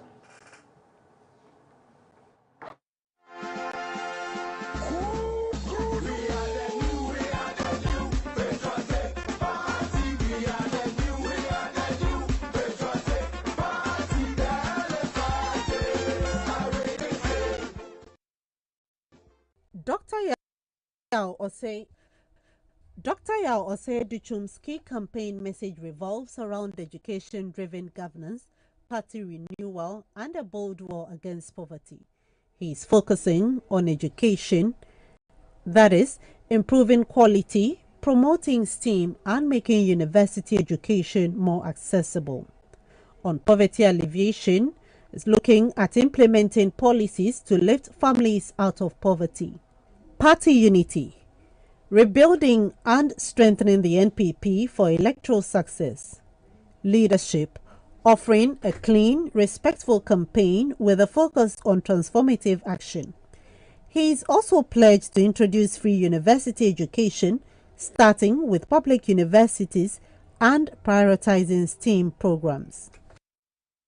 Dr. Brian Achampong is a Christian and a native of Nkwetia in the Kowu East District of Ghana. Brian Achampong was born on November 27, 1972 in Suhum. He attended Achimota Primary School before continuing his secondary education at the Presbyterian Boys Senior High School, Presec, Legon. His time at Presec instilled in him a lifelong appreciation for discipline and service, with countless role in leadership and organization of students' projects on campus. He served as a volunteer at the Tomney Orphanage in Kowu, Boming, after completing his national service, underscoring his commitment to service. Brian pursued higher education after his secondary school education abroad, earning a bachelor's degree and an MBA in business administration from Johnson & Wales University in the USA. Returning to Ghana, he acquired a PhD in information systems from the University of Ghana and a graduate diploma in law, with additional postgraduate studies in security and intelligence from Georgetown University, USA, and a Master of Arts MA in security and intelligence from the University of Leicester, UK, later complementing his expertise with certifications from Massachusetts Institute of Technology and HP University in India. Dr. Brian Achampong started his political journey as a grassroots activist who once served as the Chief of Staff at the NPP headquarters under the late Chairman Jacob Echebi Lamte, where his organizational prowess and strategic vision earned him respect as a unifying force. Brian then entered Parliament in 2016 after succeeding the late Peter Riafe-Pepra, a Member of Parliament for the Abetifi constituency. Now a strong member of the NPP, Brian served as the Member of Parliament for Abetifi, serving in the 6th, 7th and 8th Parliaments. He had the opportunity to serve on several committees in Parliament, including the Food, Agriculture and Cocoa Affairs Committee, the Defence and Interior, Appointment Committees, Privileges and Immunities Committees, serving as a ranking member for the Security and Intelligence Committee and Chairman of the Parliamentary Committee for Foreign Affairs. Dr. Brian Achampong was the Minister for Food and Agriculture, Minister of State at the Ministry of the Interior, Minister of State at the Ministry of National Security, CEO, Emery Invest Ghana Limited, and CEO into IT. Dr. Brian Achampong's exceptional contributions to public service, agriculture, education, and philanthropy have earned him several prestigious recognitions. That's the Order of the Volta, Member Category 2024, which was in recognition of his significant contributions to Ghana's development. Commendation from Casapreco Company Limited in April 2020 for his instrumental support in Ghana's fight against the COVID-19 pandemic, and honored by Ghana National Association of Teachers in August 2021 for providing scholarships to members in the Kowu East District, reflecting his dedication to empowering educators and enhancing education. In 2025, Brian Achampong announced his intention to contest the 2028 presidential primaries of the New Patriotic Party (NPP). He made this declaration during a courtesy call to the leadership of the Presbyterian Church of Ghana where he also sought their spiritual support in advancement of the party's internal contest. He joins the flag bearership race of the New Patriotic Party NPP, which has 4 other aspirants on the bill, with a campaign philosophy about the people, unity and building a Ghana that works for all, with faith in God and the power of the people behind. Many believe as a first-timer and a grassroots person, he is a force to reckon with in the presidential race of the NPP.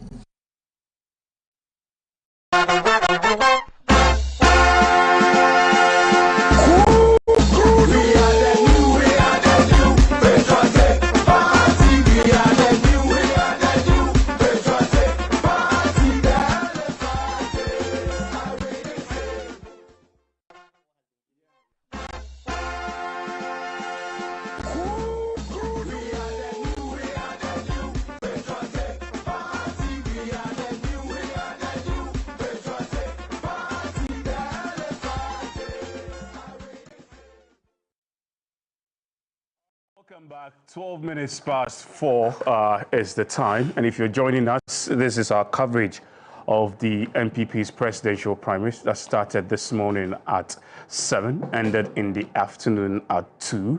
And as we speak, results have been coming in. I have one coming from Mio constituency, Kennedy Ohine Japan 36, Brian Champon 76, Dr. Mahmoud Bawumia 369, Yao Osei Edichum had 3, Kobne Japan had 0. And then we have one also coming from Itiwa West constituency, Kennedy Japan 34, Brian 69, Bawumia 274, Edichum had 1, and then Kobne Japan had 0. Soon, Kane 37, Brian 119, and then Dr. Bawumia had 438, and then Kobne Japan had 1.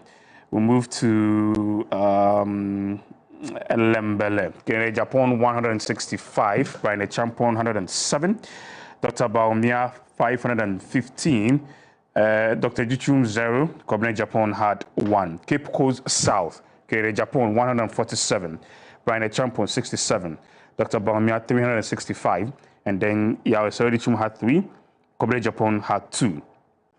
Boku Central, Kennedy Japan 142, Brian Champon 87, Dr. Bawumia 443, and then Edichum had 0, Kobne Japan had 0. New Jabin South, Kennedy Japan 268, Brian Champon 104. Dr. Bawumia 597, and then Dr. Yao Edichum had 3, Kobne Japan had 0. Nabdam, Kennedy Japan 15, Brian Champon 53, Dr. Bawumia 231, Edichum 0, Kobne Japan 0. Bongo, Kennedy Japan 71, Brian Champon 193, Dr. Bawumia 364, Edichum 5, and then Kobne Japan had 1. Tema West constituency, Kennedy Japan 221, Brian Champon 29, Dr. Bawumia 883, Dr. Edichum 1, Kobne Japan 1. Techiman South, Kennedy Japan 146, Brian Champon 89, Dr. Bawumia had 335, and then Dr. Yao Edichum 1, Kobne Japan 0. Atebubu, Kennedy Japan 82, Brian 155, Bawumia 633, Edichum 2, Kobne Japan had 1.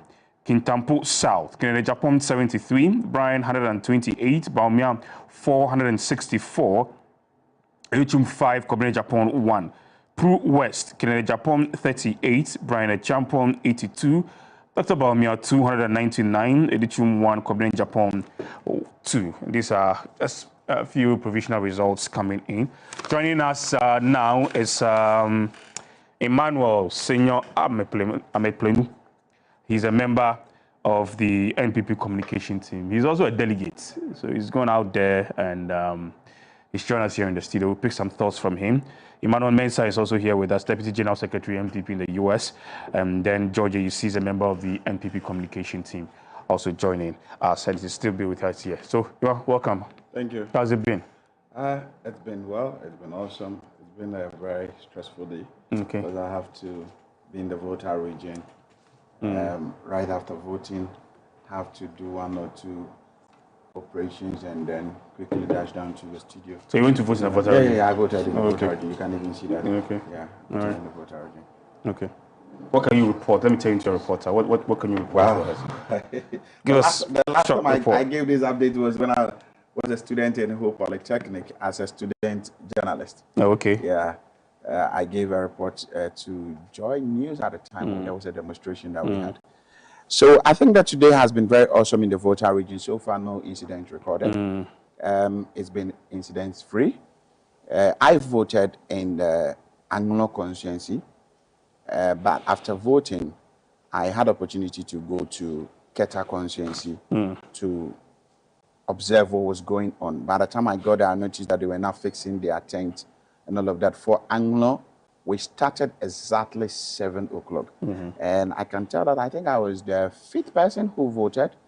And when I got to, after voting, you could see that the numbers within the Anglo perimeter, the numbers were not that much. The delegates were not coming, they were not coming in. So, like I said, I used the opportunity to quickly dash down to Keta constituency. They had their election or their polling center in Voja. That is around the primary school, the Voja basic primary school. So at the time I got there, the staffs were not ready. They were not doing setting up. I could see that still there were operations that were going on and all of that. So I just went around to do my thing as usual. If you understand the game, you need to just do what you have to do. And then quickly, when I was done, I left that place and I had opportunity to quickly dash to the Keta port to take some pictures and do some reporting. I have the videos on my phone, but I'll be posting that one after the flag bearer is officially, declared. So from there, I moved back to my constituency to complete the assignment that I have been given by the Lord. I went to do the Lord's work. So you went to preach? Yes, I went to preach to the delegates to vote for the most competent, the most loyal, the most humble, somebody they believe that person believes in the idea, the ideals of the party. And I want to believe that indeed that is what the good people of my constituency voted for. However, I just got a vote that it turned out that Brian actually took Usain Bolt lead in my constituency. Oh. Yes. But however be the case, I believe that we are still monitoring the entire country to see. I think there's a chorus being sung so far on the social media, but until the last ballot is counted. Chorus? Come again? What's the chorus? Oh, I don't need to tell you. The chorus is that the elephant is a winning symbol. Yes. So that's the chorus we are hearing. So for now, we are just waiting to see whether indeed the elephant is the winning symbol that we know. So basically, that is what transpired throughout my visit to the constituency to cast my vote. Okay, Yeah. all right. Ima, Brian Champon, is a surprise one in here? I would say so. But personally, to me, I am not surprised. I'm not surprised because I've been in touch, with the Brian campaign, for a very long time, and I knew the work they were doing, in the Volta region, to be precise. And I think it has gone to prove that indeed they were not joking. They really, meant well, and with all that, they had. In fact, positioning certain individuals who led the campaign, out there, it tells me that there's some, leverage that once the flag bearer, is officially, announced, can tap onto, that wisdom, what he did so well there, to be able to bring, so many, numbers to his side. I think we can certainly, work together as a team, and in fact, have him just, at least tell us some of the things that, really he had put out there, what the strategies, were, and all of that. That really catapulted him to this, position.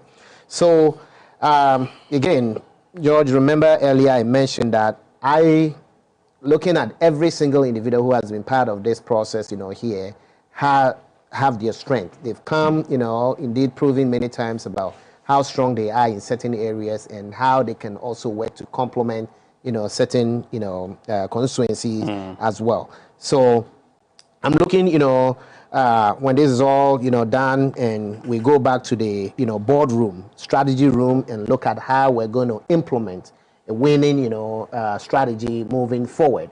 We can bring those that really help orchestrate, some of these, wins. That seems to be amazing, to certain individuals. But again, I was in touch with them and I knew exactly how well they were doing in some of these, constituencies in the Volta region, again, precisely.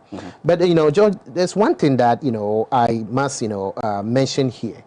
At the beginning of this, once you took, your seat, you mentioned you did some, analysis, here. And if you will, remember or recollect, there has been this conversation leading to this day about why, His Excellency Dr. Bawumia did not do well in the northern regions. Okay, I know this is an internal context. I'm trying to juxtapose, what has happened today vis-a-vis what we should be looking forward to or anticipate as we go into 2028. I think the naysayers, those that might have doubted, His Excellency, questioning where are the northern votes, compare, 2023 to today, and looking at the numbers, literally matching, them line by line, you can tell there's certain narrative, here. And we must, begin to look.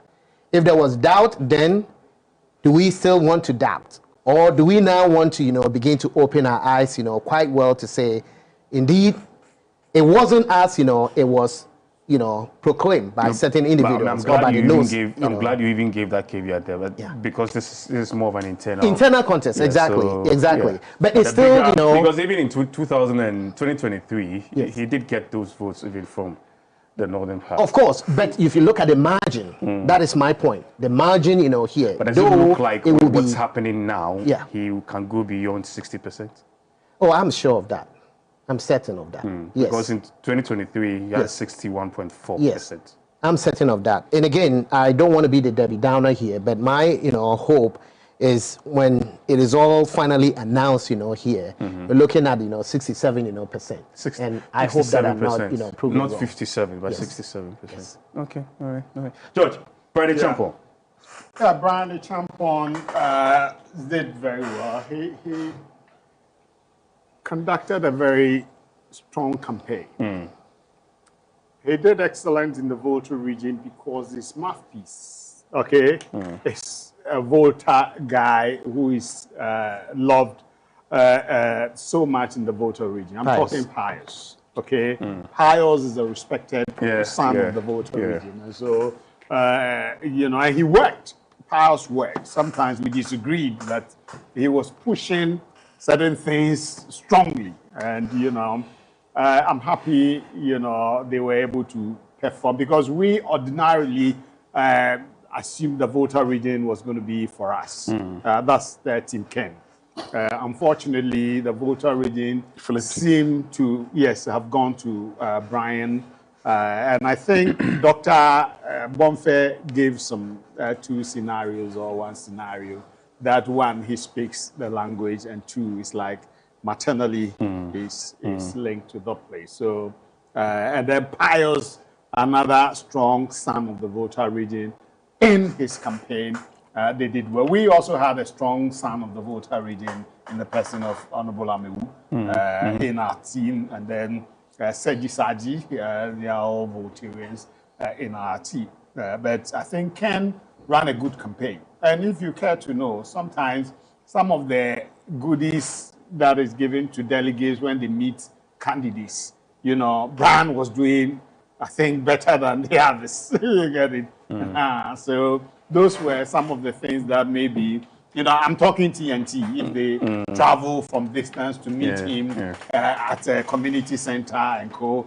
When you're going back, it's good. You get it, compared to the other 4 candidates. And so that may account for some of the resources he's getting. And I said it earlier, that the strategy he used was one, George, he invited people from their constituencies to his place.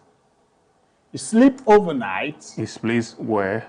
Oh, The Rock City. Yeah, Rock City. Oh, really? He did? Oh, yes. Yes. Oh, that's interesting. Oh, and that was, you see, if you underrated that one, you didn't understand politics. Okay, I'm a polling station officer. He invited them to his hotel? Yes. All the delegates? No, not all. Some. Okay. He took from some constituencies, opinion leader, and some places, all the 5 polling station executives. You move to the place, you sleep overnight, you're given a good treat, the next day you go back.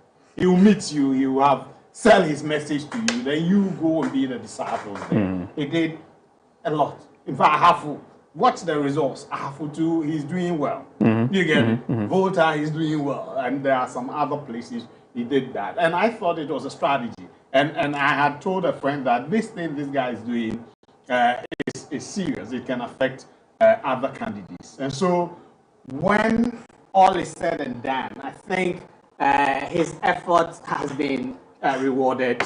You see, if you don't put in a lot of work, you will not get good results. He put in a lot of work, and I think it's gotten the results for him, especially in the Volta region and the other places. And in fact, some parts of the northern region, he's doing better than us. Yeah. In some parts, but generally, we may beat him or we'll beat him, but this is a good effort. Okay, I know for a fact that Brian, he himself said he disagreed with us, but most of us knew he didn't step into this contest to win it. He disagreed. He said openly that no, people were saying that, but we knew that was it. And you know, we discussed off camera some of the issues at play. You get it? But he's come in, he's tested the waters, he's proven that given the opportunity, he can take it. You get it? And that's what you must say. That's, you know, what he's done. The places that he's been strong, okay, the ultimate winner must look at it. What it means is that if you are going on campaign, especially in those areas, you go with him. You get it? And other candidates who did well in other places, if you're going on campaign in such areas, you must have them along so that it sends the signal that we have come together as one party to prosecute a common objective or agenda to win election 2028. You get it? That is something that we all need to look at.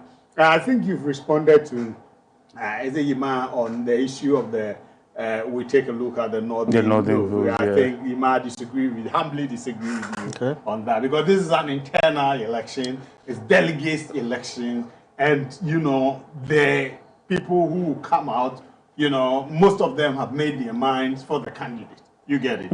Beyond those delegates, that's what we want. You get it? And that is what will make us win the elections. Okay? The number of people that these delegates are able to convince to move out to the polls. That is what determines our success story at the polls ultimately. Okay? Because these people, like it or not, they will vote. Except they are angry that they will not go and vote. Something happens and they are angry. But they are party people. Okay, but how many non-party people can they convince to come and vote? You get it on the D-Day. Yeah. That is it. So, all in all, I think so far I'm excited that it was incident-free, and then nothing. I was happy when we were told that security they were deploying 70 police officers per polling station. I said that is good. It was settled. No amount of macho people can go and overpower 70 police officers at the police. And look at the way they are arranging barricades and all that. Before you get to the point where they're doing the voting and counting, you go through some difficulty. You get it. And I commend the IGP and his team for that. I commend the Presidential Election Committee for that. And our party is the victorious one for this. But the IGP went ahead to deploy 75 instead of 70. You get it. That's reassuring. Okay. The security is important. Great. Especially when we see macho people misbehaving at certain points. All right, I'll come to Senor, but let's go back to Ken's, Ken Japon's office again in Shashi. We'll get reports from Alan. Alan, over to you. Okay, thank you very much for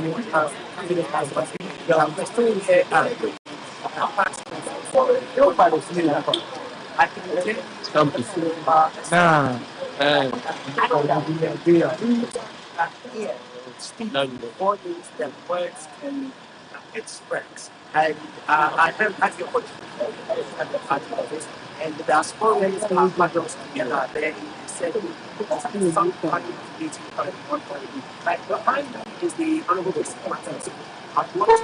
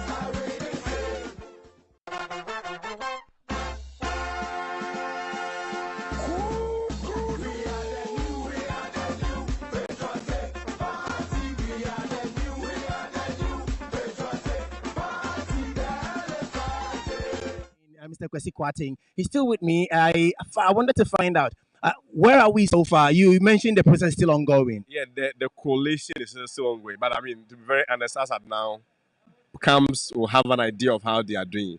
But I can say that let's wait for the process to terminate.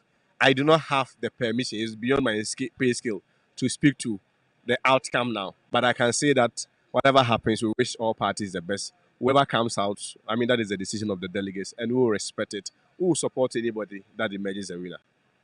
Before I let you go, I'm quite okay with what you've just told me. But one of the constituencies that got everybody looking at their backs really will be the Inshaeso constituency. Do you think there was, yes. Do you think there was something you could have done about Inshaeso? I don't have the results now. Can you tell me? No. DMB won Inshaeso. DMB won Inshaeso. There are two outcomes in the election. Is it that you win some or you lose some? He won some, we lost some. I don't know. There is a coalition that will decide. If the coalition says DMB has won, why not? We will move to the party headquarters and congratulate him. If it is that Ken has won, why not? Bingo. There are some from the Ken camp who aren't too pleased and expressing some sentiment which some will say will affect the parties are pulling together to rally behind whoever emerge final winner. Will you say something to supporters in that regard? I speak for the campaign. I don't speak for some people in the camp. I will not be able to know their basis of those sentiments. I need to speak to them before I'll be able to make an assessment. Maybe when I engage them and understand the context of their sentiments and their grievances, I'll be able to speak to it. But for now, I don't know those people you are referring to. All right, okay. Thank you very much, Mr. Kwarteng. That's Kwesi Kwarteng for you. He always speaks like the politician he is. Anyway, so this is from the party office of the Honorable Ken Ejapong, and his spokesperson, Kwesi Kwarteng, has expressed such sentiments as he doesn't speak for the support base, he speaks for the campaign. And so this so far is what is currently happening here at the party office of the Honorable Ken Ejapong. As I mentioned earlier, the place is eerily quiet as they collate the results as they trickle in. And as he said, they're still coming in. And by now, camps will know how they're performing. To which I guess he knows how he's performing. George, over to you in the studio. This so far is the situation at the office of the Honorable Ken Ejapong. All right, thank you very much, Alan. Not over the period during the campaign and then his communication process too. He had a side that most people didn't know of. And we wait to know exactly what the outcome would be, but I'm sure by now indications are actually out there. We'll wait for the official announcement. So, let me pick your talk. We're talking about Brian before we went for that report. Your take about Brian's performance so far. Dr. Brian Echampo. Well, Dr. Brian Echampo, I think that personally, I'm not surprised about his, surprise in terms of the votes he's getting. In the sense that I have watched I've followed all the candidates very closely. I've followed all of them. I've monitored their campaign very well. And with him, one of the things that I think that is the magic for him has to do with the fact that there are a lot of the delegates that he picked from their respective constituencies to Rock City. Okay, that's what George said. For campaign. Okay. By way of explaining his policies to them. And there is the catch I got from there is that, for example, if I'm from the Volta region, I've not had an experience of such a facility before. Going there to sleep there, taking pictures, and you know how our system is structured. For some of us who are coming from a very, deprived communities who have the opportunity to go there, and when I'm going there, I don't pay a dime. He backs me to the place, he backs me back, he feeds me, he gives me accommodation, and also gives you some look of you in addition. Okay. And I've had very good, parcels that people receive. So for me, I think that there were people who were not even supporting him. They went there. So that was one of the catch. Again, I noticed that he, as a candidate, he was very involved in the process. Yeah. No. Let nobody deceive. Yeah. Brian was deeply involved from archaeology to zoology. I noticed that he was involved even in the monetary aspect in terms of disbursement. Okay. I am aware from few friends who are very close. They are like, Jack, the man, they give chance. You got some of the money? No, I didn't get. Nobody gave you money? No. I didn't get money, but when I went to, to vote, I didn't get the privilege to get the money because. But you're a delegate. I'm a delegate. So all the processes, the campaign and all those, nobody gave you anything, correct? Oh, no, nobody gave me anything. I don't need to. And for me, I don't think I need to receive something from someone before. Okay. Yeah. So for me, I think that Brian has done very well in terms of pushing the narrative. And for me, his where he has got into in terms of what he's getting now is a supersonic one. Because a lot would have thought that, he's a novice or he just came into this. Why would he? Because personally, I was thinking that Ken would have pulled a big surprise. But from the data that I'm seeing, it tells me that the two of them is neck to neck. Yeah. It's neck to neck. Yeah. So what it tells us is that Brian has really done a lot of work in terms of research, in terms of data, because Brian was not relying on prophecies or whatever. He keeps telling us that data, he has the data. Yeah, he has the I data. recall He him was going working to with data one of the sister stations and he has to open his phone and show him the data that this guy, what's the name? Obi. And tell Obi that, watch, this is the data. So I think he was doing something very good. So for me, his numbers that he's given is not a surprise to me. I think he's invested hugely. And another thing that played the magic, let's not downplay the money politics. Okay. In terms of TNT, when I weigh the TNT given to the delegates, I think that what I heard in terms of his is the bigger one. Oh, really? His is the biggest. Like how much? Well, I only know that's the biggest. Double what the others were. I don't think. I don't think. How much were others giving? It's not double. How much? No, it's not double. It's not double. Just hold on. How much? Others, how much you already giving? It's not double. It's not double. It's not Was it more than 500? No. I mean others, a little below. They are all below 500. Yes. Oh, okay. But it's been about. It's been about. It's been about. Let's say 400. The truth of the matter is Okay, that I think he was able to play that. But for me, I think that the delegates reading some political mass on the space, I realized that the money politics counts. But again, the delegates at some point in time have already made up their mind. You can pay any amount of money. What they want to do is what they will do. One of the places that shocked me while I was coming to your place is Techima South. Okay. I don't know if you've seen that result. DMB is getting over 1,000 plus. And the other candidates, you know what they got? I think they are below even 100. And I'm like, how did it happen? How did they do it? That's AJ Mensah. Yeah, that's AJ Mensah. He is the minister. He is the DMB. No, I know. So for me, beyond any other thing that he did, which has worked to some extent, and I think that he came in the race. If you're a student of politics, you should understand that Brian's presence in this race was not. Yes, of course, every politician will tell you that I want to win, but For obvious reasons, some of us we know that it was not to win. It was not to win. It was to make a statement. For and indeed, 2 other people. Wow. It was to make which 2 other people? I don't know. It was to make a statement. And indeed, he has made a statement. Oh yeah, I think he's made a statement. No, he's made a very loud statement. He's made and I think that my dad, Ken, I was actually surprised about the turnout of his. But I'm still waiting to see what will happen. But there was something that I want to commend one of the candidates for that I saw, the DMB team. Mm. In fact, this is not to say that I don't think I've said that in this studio, in your other studio. I've told everybody who knows me know that I am not for any candidate. I don't speak for them because nobody has employed me to speak for them. Mm. But one thing that stood out for me when I got to my polling station was that the DMB team had a body cam.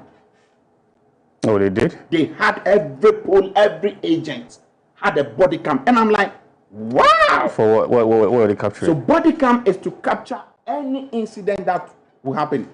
And immediately they press on it. It records and send the information to. They said they have a backup. A command center. Yes, it goes to that place. And I'm like, what? That is improvement in our body politics. Mm. So for me, I think that in one breath, I would want to say that they were really prepared for this game. Especially when there was this issue of the NDC trying to poke their nose into the affairs of the party, where we knew very well that probably they want to do some machinations and the rest. Who, the NDC? Oh, of course. How? So hold on. So how? Not the what you are thinking of. So yesterday, okay, what I sensed yesterday from Rashid Tanko's war, if you monitor Rashid Tanko's war yesterday, yes, he made a post. Yes. Now that post that he made, I feel that which one? There are lots of. He made a post in terms of some printed ballot papers that seems to be in favor of. Sorry, it was also out there on social media too. No, it wasn't on social media. media. When you watch carefully, none of the other 4 aspirants posted that. I don't know if Mike saw that. None of them. It was only coming from the NDC headquarters. And if I say headquarters, that is coming from the deputy director of IT and election. You can't draw that conclusion. No. That's what I can't. Because you saw it on his wall. Doesn't mean that it's coming from him. Oh. That doesn't mean it's coming from him. Let's just be fair, yes. Because you said that it's coming from him. Well, that's up to him to dispute. That's up to him to dispute. But I can have certain things on my office. No. He posted and even tagged the president. Do you believe in that? There are 2 things. Yeah. There are 2 things. I believe in that, and I'm the originator of that. These are 2 different things. But I am saying that, and if you want to disagree with me, so fine. I believe in that, but I am not the one behind that message. George, let's have Tanko dispute that. I am waiting for him to come and make some these allegations you're making. That's I was making a suggestion. I made a statement. He wanted me to expatiate on it. Okay. And it was on that remit that I have to rope in that conversation. Because what he's saying, I also saw it on social media. I've seen so are you also aware when they said that they were setting up a collation center? Did you heard of that? Yeah, I've heard that one. Joy News even did a postcard on that. Yeah, I've heard so that one, do you believe that he said it? Yes. Oh, I heard him say that. You heard him say that. So I'm saying that politically, and setting up. They are also collating results. The NDC is also collating. Hold on. You see, if you don't understand the architecture of this game very well, let us not downplay the collation center they are doing. 1, it is good positively. 2, there is another impression if you don't look at it with a political lens. That impression is that in his statement on his Facebook wall, he said that he, as the deputy director of IT and election, he's going to lead a team to do monitoring. Now, what it means is that they will be coming to the various election polling stations to monitor what is going on. Now, in that sense, anything can happen. Anything in the sense that they can bring macho men. They can do anything because these are people we know the sort of stock they are coming from. Okay. So for me, hold on. For me, I think that it is not about the security. Let's put the security aside. I am saying that I think that a lot has been done. Okay. But beyond that, the DMB team, in terms of the body cam they brought to the scene, I think it's an eye-opener that they've introduced into our body politics to all political parties. And I'm sure... there were body cams at the last election. Yeah, election. From various aspirants. No, I mean... The general election. General election is from the Ghana police. I'm talking about the aspirants. I'm talking about the aspirants. Because if you're an aspirant, we know very well that the Ghana police is having a body cam. What is the essence of? It means that you have a different opinion about what the Ghana police will be recording. You also want to... The NDC had it. They had a body cam? Yes, 2024.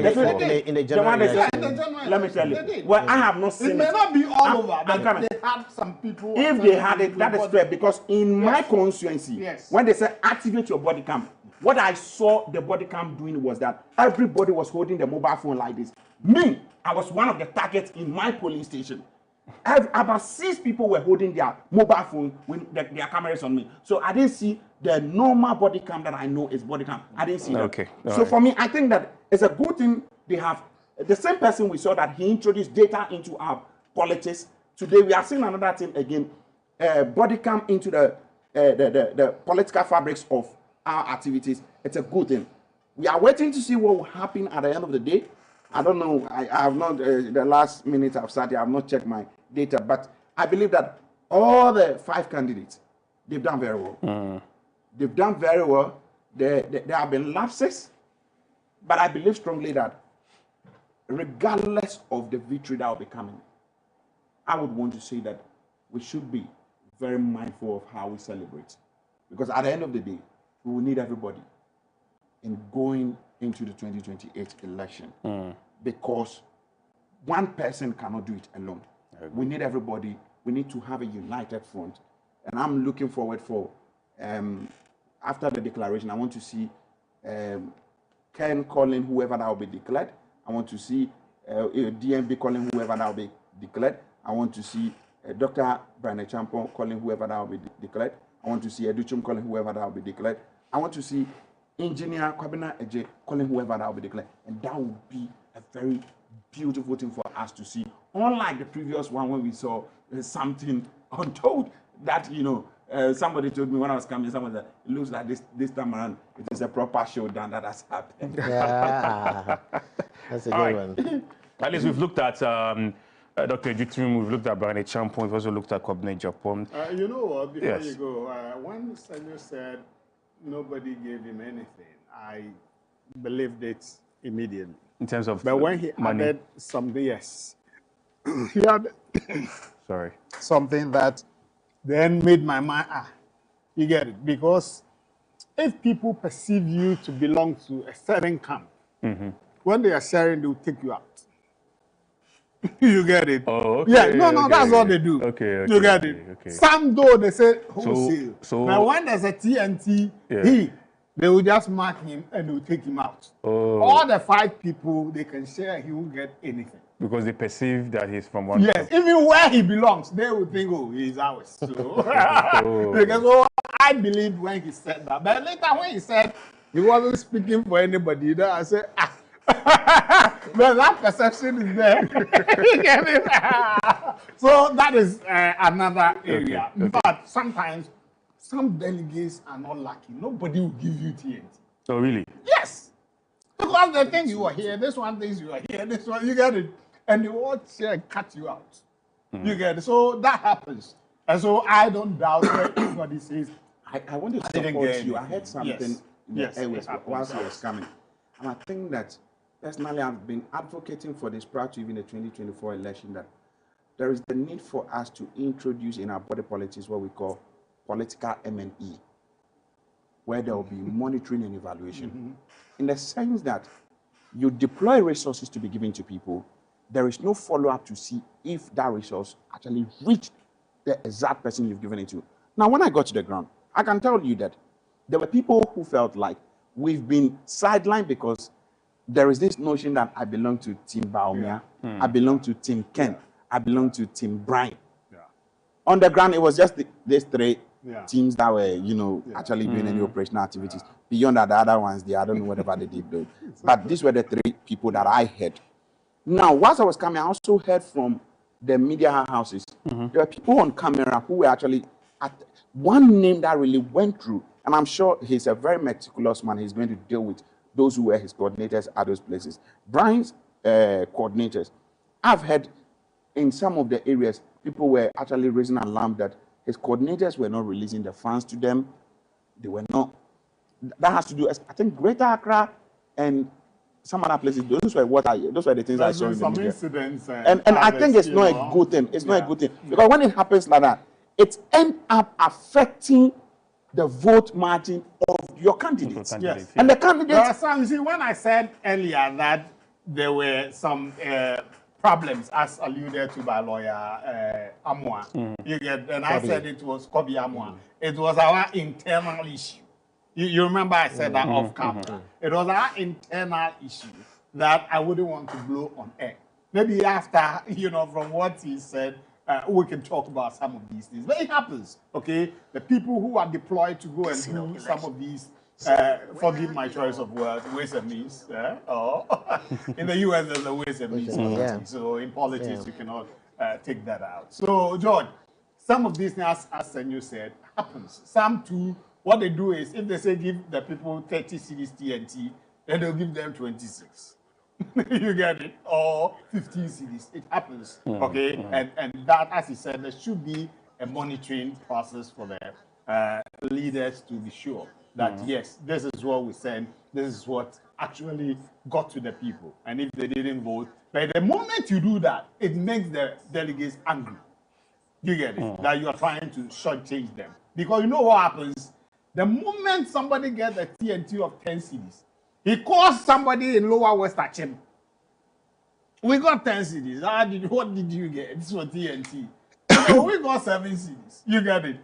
Then that's Wahala. You get it? So these are, and they get angry. So they will then punish you or the candidate you represent.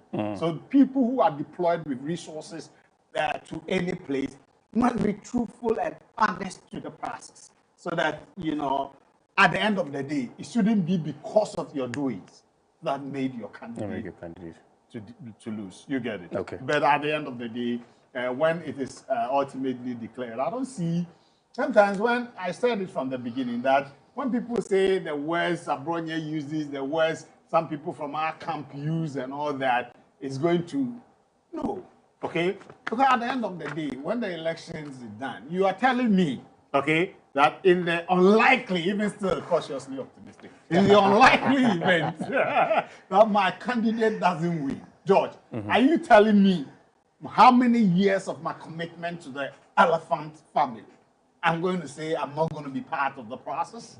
Well, no. Maybe you might be certain. Well, it's the loyalty to the party. Yes, it's loyalty first. I've contested and lost elections, and I've been a good communicator in the process. I had a conversation with NPP, one of the communicators, who said that, well, since he declared his support for one of the candidates, he's been sidelined when it comes to appearance on certain media platforms. But Senyo knows that. So then I was like, but you didn't appear. He said, no, when you see me appearing on certain platforms, it's the producers who will call me, but not really from the official. So I was like, oh, really? And that's true? That's true? No, yes. You didn't get the numbers, but I was fortunate. In fact, the main person who deploys sometimes will call me. Then I say, I'm sorry, I'm tight, I cannot make it. I will not sit here and say he was deploying. But you've heard stories like that. No, yes, it happens. So, but the numbers that sometimes you get, maybe sometimes the producers who. But it's the producers who give you a call. I was lucky, maybe the one who deploys will call me. George, we want you to be here. I said, oh, please, I beg you, I'm in my village. Can you spare me today? You get it? So that one, I wouldn't sit here. But I've heard those ones. And it's true. Some people in the other, you see, they get less deployment than the main people in the main. Okay. All right. Okay. Let's look at Kennedy Japan now. And Ima, I'll start with you on this. No, this year. Okay. From 2023, when he entered, he surprised everyone, because it was tight between Dr. Baumia and then I think Alan. And then Kennedy really surprised everyone, even beat Alan to it. With this kind of performance now and how things are going, Was it something that was expected, or he could have just actually given Bawumia a very tougher fight? Well, I think, George, Kennedy did his best. Let me put it, that way. Yes, still the final, announcement hasn't been made yet. But, no, but at least we have an idea of what's going on. So, course, yes, we have an idea of what's going on. So, well, he's cautiously optimistic. There you go. So, I honestly, think, yeah, at the end of the day, certain lines had been crossed. Okay? Spoken or unspoken, which I, have been from the very, forefront of this, process, encouraging, individuals that we must learn, as the candidates, really, traverse all around this, nation. There's a lot that they are actually, modeling, for us as, followers. Therefore, we must begin to at least, learn from that, so that in an event that, my good brother, George, you see who is here, may have an interest to contest in an election somewhere, he will be guided, by these clear examples, that we are seeing, today. As a diasporan, one of the things, that I have come to believe, is, yes, we must really be objective, when it comes to debating, whether it be policies, whatever, it can be. We must, set a certain clear distinction and guideline as to where we may, end the conversation. It must, be something that we must all have an interest in. Therefore, having to cross a certain line, where I come from elsewhere, you'll be called out, on that. And you must either apologize or you double down, on that. And it's up to you to either double down and not get the vote, or you double down and perhaps you have followers such as, the MAGAs, who would still, want to be there regardless. And they want to even, incite their base to even do more. Ours is different when it comes to, the two, jurisdiction. Therefore, I believe, my good, brother, Honorable Kennedy Japan, certainly, put a lot of, effort, out there. But looking, back to some of the maybe statements that have been made in the past, I think some of them came to be, a bite, at the behind for him, that therefore causing what we have seen. Like, negative statements. Unfortunately, I cannot repeat some of these things, that were said, but I can just, own that. I personally have watched certain, videos, I've listened, and again, it's not only immune to only, Honorable Kennedy, okay? Some of the candidates, supporters have done similar things, and even to some degree, worse. My, therefore, preaching here is that all of these have come to this point today, where the announcement, would be made officially, here. And learning what has caused some of, unfortunately, the numbers that, we're seeing from the Kennedys, come, it should be a wake-up call for all of us, knowing that as we continue to look towards, to the future, there are certain things that can be, played back to us. And in those moments, they can either go in our favor or they can, disadvantage us. And I long, to see, that day where individuals such as, we are, who may be aspiring to hold certain, positions, will therefore learn from that and begin to also put ourselves in a proper perspective, a position that, would not align, to certain language that can be attributed to us, that, certainly shows that we've shot ourselves, in the foot to begin with. And, George, to end, with the conversation on the Kennedys, his, Honorable Kennedy's, point. Leading, as a diasporan, this was around September, and I mentioned, here that my constituency is in Shiesu, constituency. While, I may be far, I was still, near, by way of, individuals that I was talking to, calling, and asking what they're doing and how they're going to work well to support, to ensure that we have, a very good, choice when it comes to the flag bearership. Delegates, said things that were quite resonating, to me. So, things like, we are certainly, not just voting, okay, but we're voting with December 2028 in mind. And what that tells me is that people, know the bigger, objective, is something these delegates, were looking up to. While it may be just, an internal contest that we're looking at, selecting, a leader, but at the end of the day, would that leader indeed lead us to where we want to get to in 2028? Therefore, who could consolidate, the base was a number one, priority, for delegates, okay? Number two, who could expand beyond, the base was the other thing, for our delegates, as well. Three, in fact, the assurance of, ensuring that we can bring, or whoever will become the flag bearer can bring, floating voters, which in the past, in 2024 election, we said that did not go to our favor. These are some of the things that our delegates who were well informed, well sensitized and educated enough to know that there is certainly, something that we must, cling on to. And what is that? It must be somebody who certainly is going to lead us, who has that gravitas, indeed, to be able to pull all of us, together.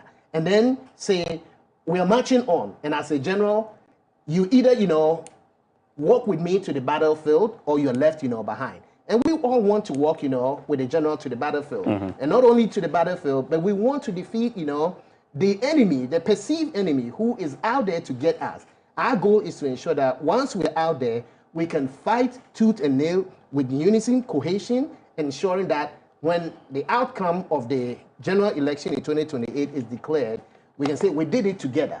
I can remember Dr. Bonfest, comment here about the Usain, Bolt's, analogy, which is quite, important because it is about the game of numbers, and we must not forget of that.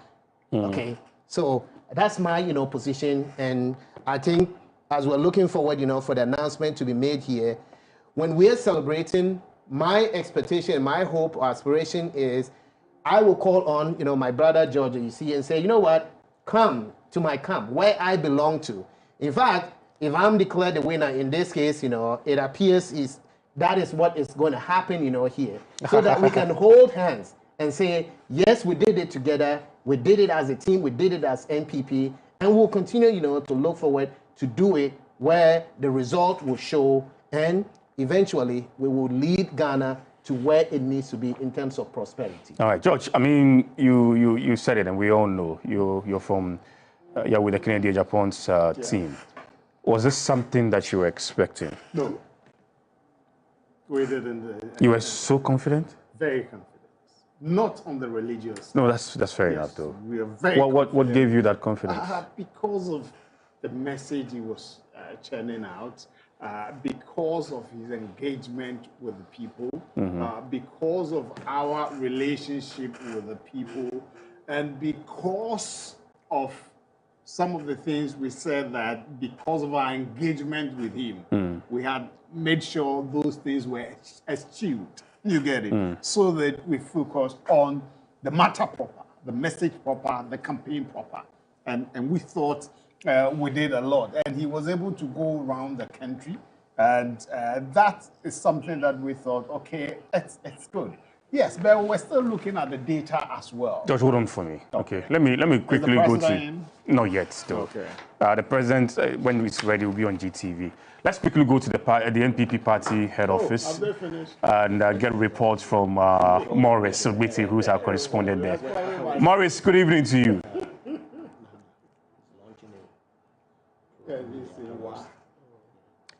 Hello, Morris.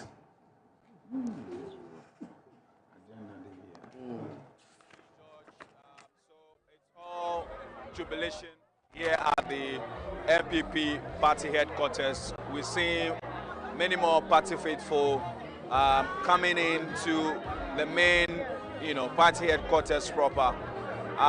It's becoming clear the results we are seeing across country. It's becoming clear that Dr. Bawumia is in the lead. The Electoral Commission will finally declare the results. But we're seeing a lot more of Dr. Bawumia supporters coming to the party headquarters, making merry, blowing the vuvuzelas and, jamming to the music in the background. Here are pictures from the national headquarters. The Ghana Police Service has done a wonderful job ensuring law and order at the party headquarters.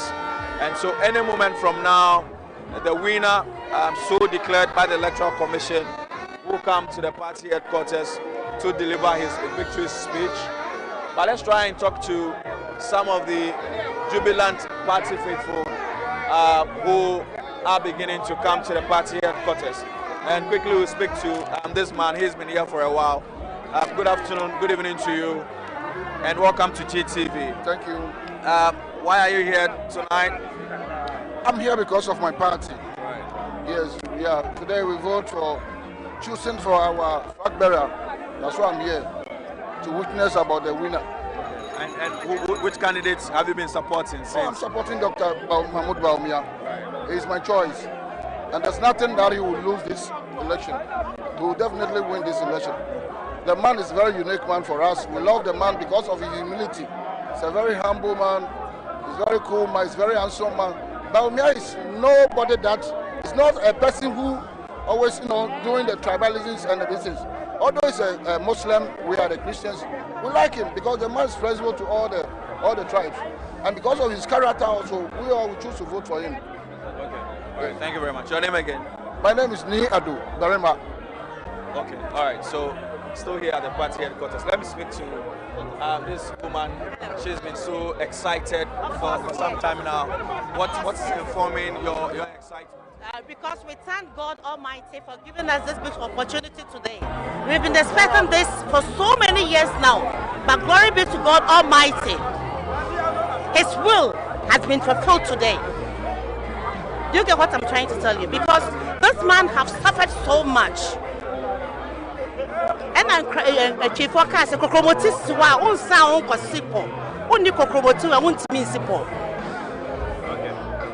this man have suffered enough.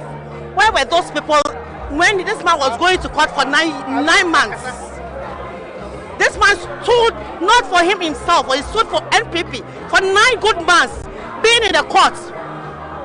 To be there so that the name NPP not be gone like that. Where were those people? And I'm so grateful.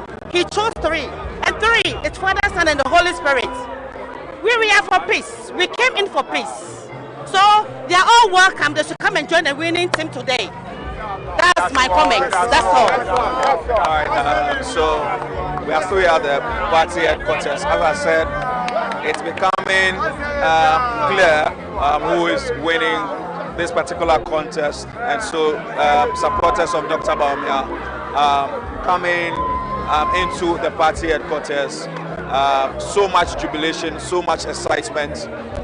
They believe the result so collated by the Bawumia camp, Dr. Bawumia is taking a very sound lead in this particular contest. We'll try and speak to party executives, party operatives who have been manning the whole process since morning, ensuring that we have a very beautiful, orderly event. But quickly also, let me speak to this Dr. Bawumia fan who is here at the party headquarters. Good evening to you. Good evening. Welcome to GTV. Thank you. Shall I say congratulations to you? Thank you very much. Shall I say congratulations? It's in order. All right. Congratulations is in order. Okay. What are you picking from the ground yourself? Oh, Dr. Bawumia has sailed through. Okay. And that is actually a happy moment for every NPP member, because it would have been disastrous if we had let Dr. Bawumia down, because the coming election in 2028, now it helps NPP to put our best foot forward by choosing Dr. Bawumia with all that is made of.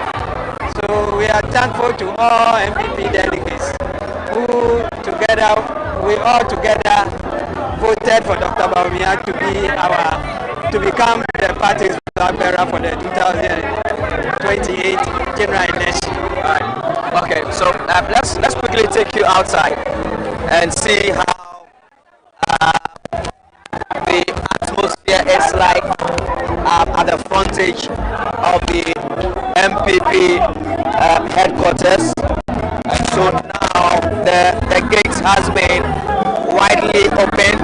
The barricades that were mounted by the Ghana Police Service have been removed and allowing many more people to have access to the party headquarters.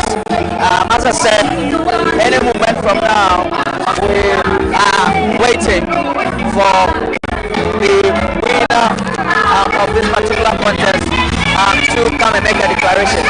Quickly, let's speak to Richard Ayagba, who is the Director of Communications of the NPP. Richard, what are you picking up from the ground? It doesn't appear Dr. Bawumia is in the lead. Yeah, he's going to win. He's going to win. Right. Dr. Bawumia will win. Any moment from now, we should expect him to come and make it big. Yeah, the results around the country indicates that the history of our party indicates that. So it's always been that it's just a matter of time. And the party, we've done the best we can possibly to ensure a level playing field. And I am confident that the results that we are seeing now, nobody can say that anybody was giving an advantage. And that's why personally I took a pain to ensure that I can say this now, that indeed the election was free and fair. Because you can't tell me before now that you knew who I was going to vote for, right? Because I wanted to have a situation where I can say that the process was fair. And as my directorate to run it fairly to ensure that whoever gets the opportunity to do what is it they want to do, and at the end, the result will justify that the election process was free and fair. So Bawumia wins, and today I pray that all the candidates will rally their followers to make sure that the NPP gets ready, prepared for 2028 to take back power. And the 2028 assignment is a bigger one. What will be the message marketing Dr. Bawumia back to the many Ghanaians who will be voting in 2028? Well, I mean, the business of 2028 is an interaction with Ghanaians. And today, as you speak, you know that the promises that the NDC made, they are not delivering, okay? For the young people who voted in 2024, all the expectations to do with jobs, that's been dashed. The cocoa farmer is today crying, okay? All the people in our country who thought that Bahama had a message and therefore voted for him have seen that there's a difference between political messaging and delivering. And today, that's what the realization. And so 2028, the message will be clear that the NDC can't do it. The New Patriotic Party would come and continue. Now today, you can ask any of your viewers, ask them if they can point to one thing the NDC has done. At least the economy has improved. Which economy? The Ghanaian economy. Okay, let me ask you, what have they done to make the economy what it is? They have tried to improve our international reserves. Which one? What? Through the gold board. From what? Through the gold board. By doing what? By setting up the gold board and ensuring that... Setting up gold board is not a new thing. Before they came, the domestic gold purchase program was there. And in fact, part of our manifesto promise in 2024 was to institutionalize the gold purchase program. So they haven't done anything new, right? And in any case, gold in Ghana, is it new? Have they come to discover gold? Gold was here before they came. In fact, they were here before they came now. President Mahama was president for 8 years. He's part of Mills administration. He led the country for 4 years. What was the gold balance, the gold reserve of Ghana when he left office? So if suddenly he has come and somebody has brought about a gold program that is increased our national reserve from 8 tons to 30.5, between the two, who has a foresight? Who did more? Who gave him the indication that gold is a way to go. And by the way, the over-reliance on gold today, to make a point, is an indication that the NDC has no ideas. They are bereft. Because why? Every African economy is struggling to get off commodities. They are returning us to a commodity economy. If the price of gold drops tomorrow, what would they do? How would they sustain the city? If that is their idea.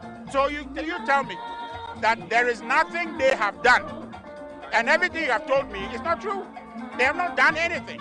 The economy before we left was growing 5.7, right? What have they done? Look, they are defunding agriculture, which is a real sector enterprise, where young people can get jobs. Agribusiness, okay, is supposed to lift and create opportunity for the regular Ghanaian, everyday Ghanaian. If you are not investing in the real sector, what you are doing is that you're not investing in the poor or the everyday Ghanaian. The young people of our country who want jobs, you are not investing in their future. So definitely, I am looking for somebody to tell me what Atto did and you say Atto is forcing. What does it do? The IMF program that was put on path, even when they have come now, they haven't been able to grow the economy because the idea was that from 2024, the economy should continue to grow. They haven't shown that they've done anything. The economy grew in the first quarter, 6.3%. We are talking about cumulative growth. As if the economy this year, what was the total growth?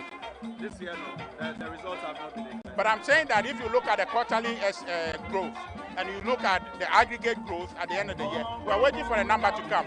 Now, one other thing that you have said, to do with improving stuff. They said inflation.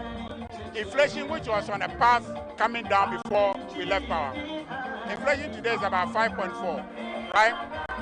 What is the evidence of that 5.4 in the things that you consume? And inflation is inflation. But I'm saying, has it resulted in the drop of real price? We've seen price reductions. We've seen fuel price going down. Fuel price, again, is cocoa. It's gold. It's gold.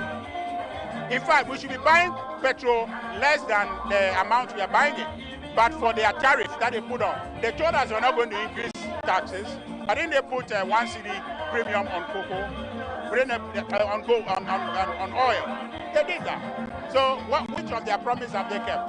24-hour economy, which was one of the bases, okay, why they won this election. What has happened to it? Okay, if you will be honest, you will tell me that what they are talking about, they have not affected anybody's life, honestly. We've seen businesses benefiting from a stabilized local currency. From around 15 cities, now we're doing around 12 cities. That's good for the business. You know, Cocoa Board. Is it a business? Huh? No. Cocoa Board is business. Right? They buy gold and cocoa and sell. What is happening to them? The currency they have stabilized artificially is affecting Cocoa Board. So the currency stabilization, we keep telling them, it has to be organic. It's like you not working, and then depending on your father's money. One day if your father is not there, one day if the supply from your father is not coming, you'll be exposed because you are not earning those monies. Okay? The idea of stabilizing the currency artificially is not the way to go. So now Cocoa Board is suffering because of this. How is that progress? We have seen our debt reduce because the city has improved. What about that? Now we're doing 45% of GDP, debt to GDP. The reduction of our debt to GDP is not necessarily the city. It's not necessarily the strengthening of the city. Yes, your dollar-denominated debt, okay, will come down because your city is strengthening. But the point is that at what cost? We have spent 10 billion to do that. And ask yourself, if you spend that 10 billion to pay your debt, wouldn't you have brought it down? Wouldn't you have brought it down? So what is the point? What have you gained? All right, Richard Ahiagba is the Director of Communications of the NPP.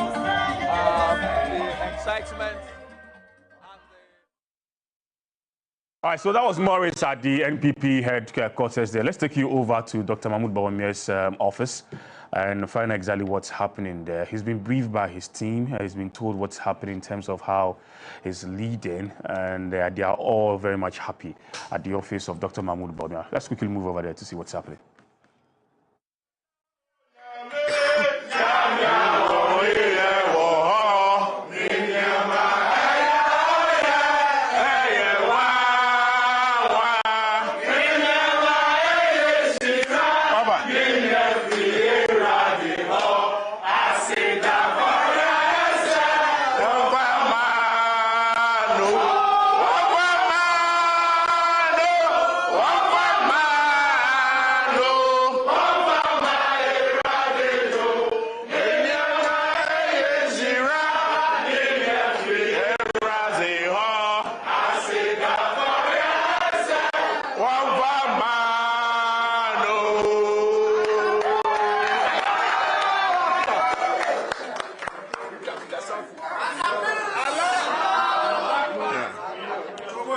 At this point, he hasn't waited. Every penny. Wait patiently for the final declaration by the Electoral Commission. Final declaration by the Electoral Commission, and that will happen at the party headquarters. But until then, we will still be making follow-ups to ensure that these 41 outstanding slips are counted, and then we our own final figures and wait for the final confirmation of the certified results from the Electoral Commission. And so at this point, I'd like to thank you all. And if campaign, His Excellency, would like to say a few words.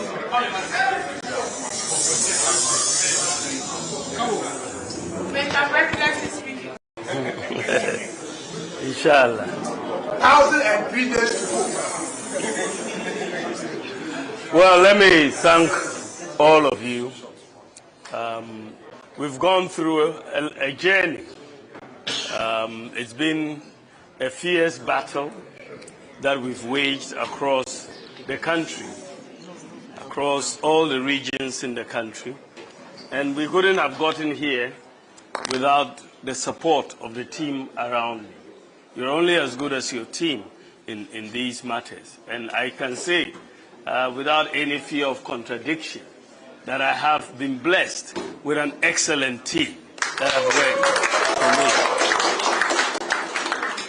I'd like to thank the National Campaign Coordinator, Osei Mensah-Bonsu, as well as the campaign manager, Fred Opare-Ansah, and the campaign team in general. Everybody has contributed so much, and I cannot really thank everybody individually at the moment, but I will have time to thank everybody individually. The MPs, I must say, who have stood by my side have been phenomenal in this contest. They've really supported and they've delivered what they have promised, what they promised to do. I want to thank all the members of Parliament who've supported me.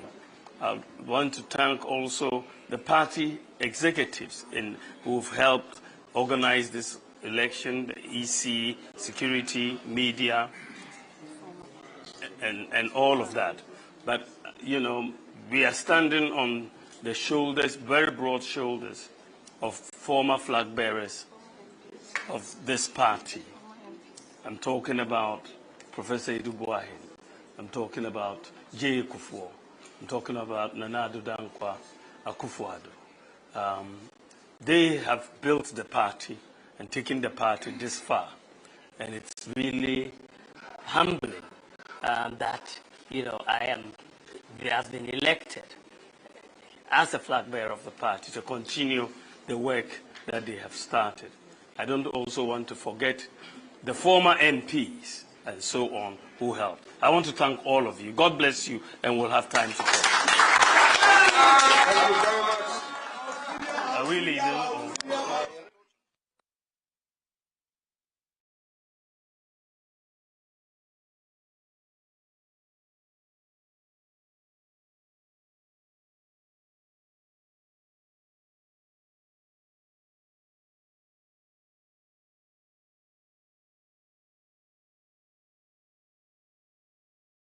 All right, so that was Dr. Mahmoud Bawumia, who just spoke to his supporters and then his team too. He was brief about what's happening and the results and what to expect.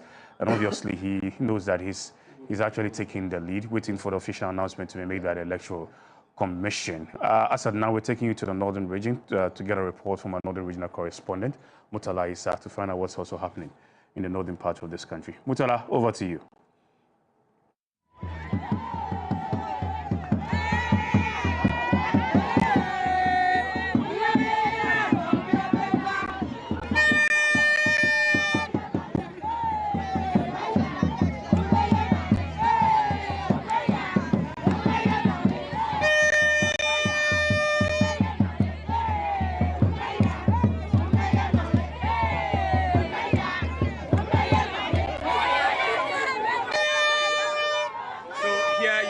Some jubilant women at the Tamale Central Constituency polling station, that is the Tamale Jubilee Park. And even though voting has ended, counting is still underway with Dr. Mahmoud Bawumia hitting over 700 votes out of the just a little over 900 votes that are expected to be cast here. And it is the reflection of what we have across the entire northern region. He has won virtually in every polling center in the northern region across the 18 constituencies. Because Tamale South was split into two, they have two centers there. So Dr. Mahmoud Bawumia has won across the 19 polling centers in this region. And across the northeast region, the results we are getting also indicate that he is virtually sweeping that region as well. It is a moment of celebration for many of his supporters here in the northern region, as well as the northeast region, we are told. And for many people, this is obvious. This is where Bawumia comes from, the northern and northeast region. And so it was always expected that he will be carrying these two regions. As we speak, voting has ended. Counting is still underway. Dr. Mahmoud Bawumia's ballots have already been counted, over 700 votes for him out of about a little over 900 votes that are expected to be cast in this polling station. Overall, it's been a very peaceful day across all the centers that we have visited today, and security was very tight, but despite the 1,302 police personnel who were deployed across the entire region, 19 polling centers, they virtually had nothing to do. And you are just witnessing the wrapping up of counting here at the Jubilee Park for Tamale Central Center. The peaceful atmosphere you are seeing here is a reflection of what we had across all the centers in the region. And like I indicated earlier, Dr. Mahmoud Bawumia has swept virtually every polling center here in the northern region. We are getting results from the northeast region as well, and he has swept the Jagaba Kubori, for example, certain candidates scoring 0.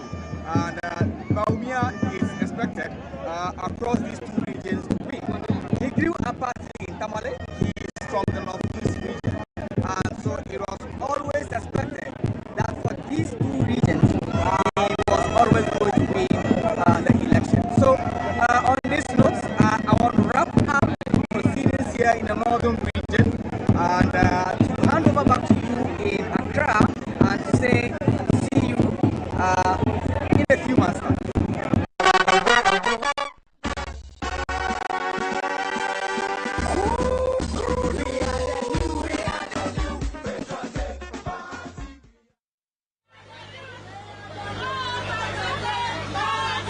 Reaching straight to the office of the former vice president, who is also part of the 5 contesting to become the flag bearer of the NPP ahead of the 2028 general election.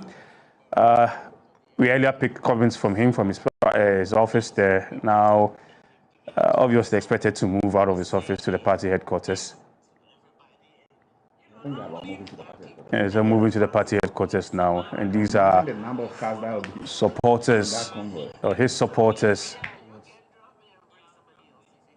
His supporters there, very happy, excited. Come and collect it.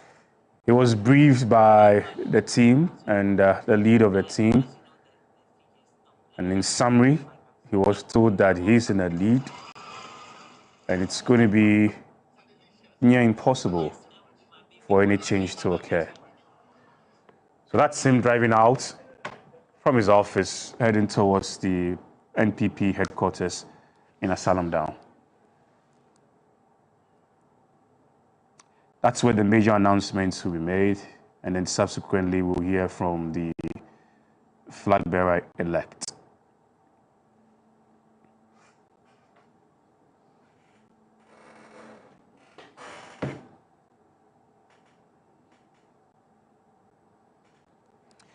If you're just joining us, it's our live coverage of the NPP presidential primaries. It started this morning, and we're almost home dry. Almost. We're seeing pictures now from the office of Dr. Mahmoud Bawumia.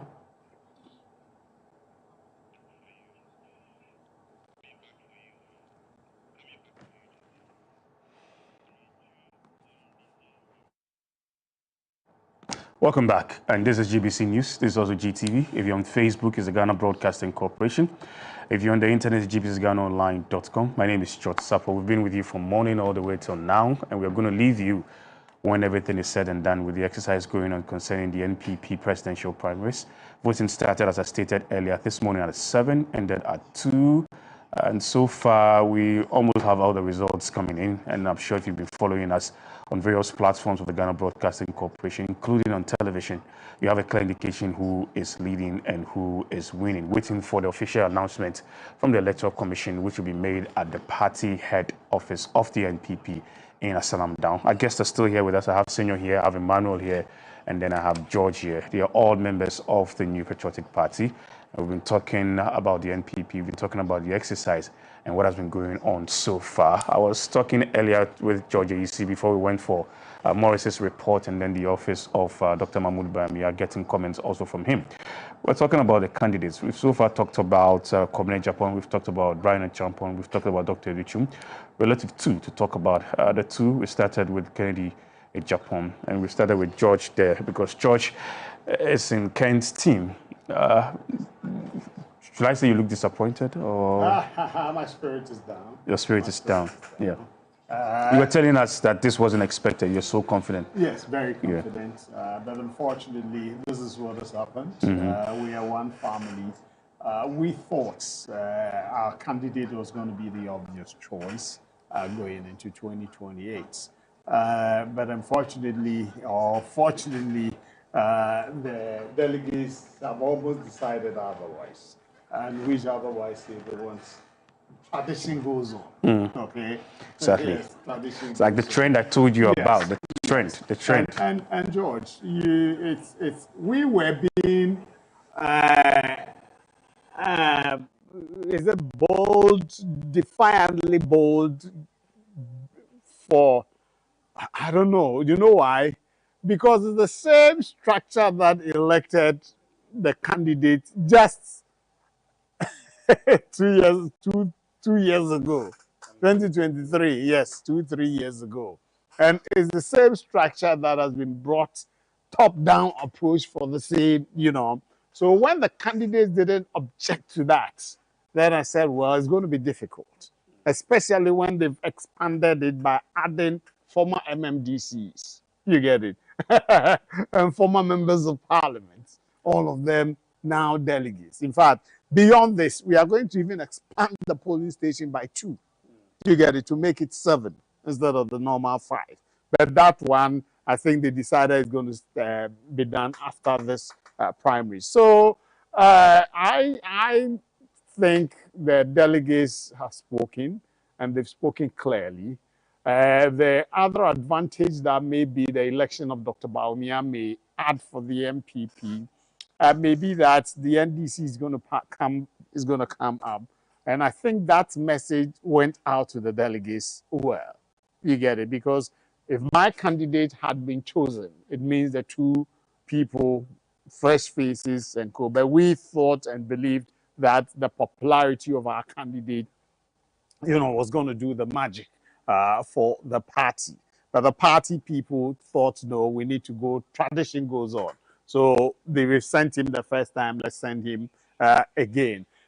Some have said that certain pronouncement by my candidate might also be, in fact, Musa Dankwa did state that the video, can I go? Let me go to Okay, okay. Let's go back to Kennedy Japan's office and get some reaction. His supporters at Kennedy Japan's office in Shashi.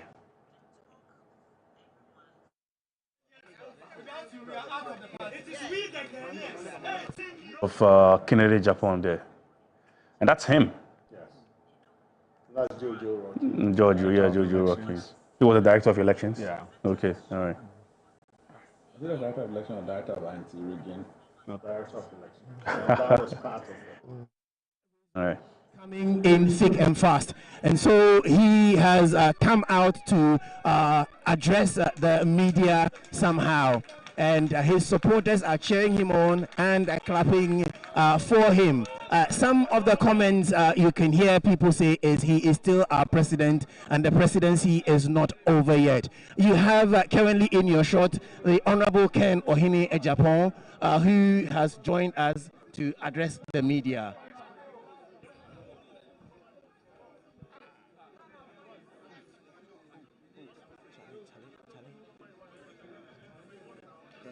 No, you're not watching, so you're cutting his head off. Okay. You're cutting his head off. I wasn't seeing. It's okay. It's okay. Ladies and gentlemen of the media, Honorable Ken Ohene Ejapon, His Excellency, has a short word for all of you. And so please let all of us be calm and listen to him. Please. So we just want to give him the opportunity to address the entire nation, address members of the New Patriotic Party through your medium. Thank you, ladies and gentlemen. Thank you. Kennedy was saying, yeah.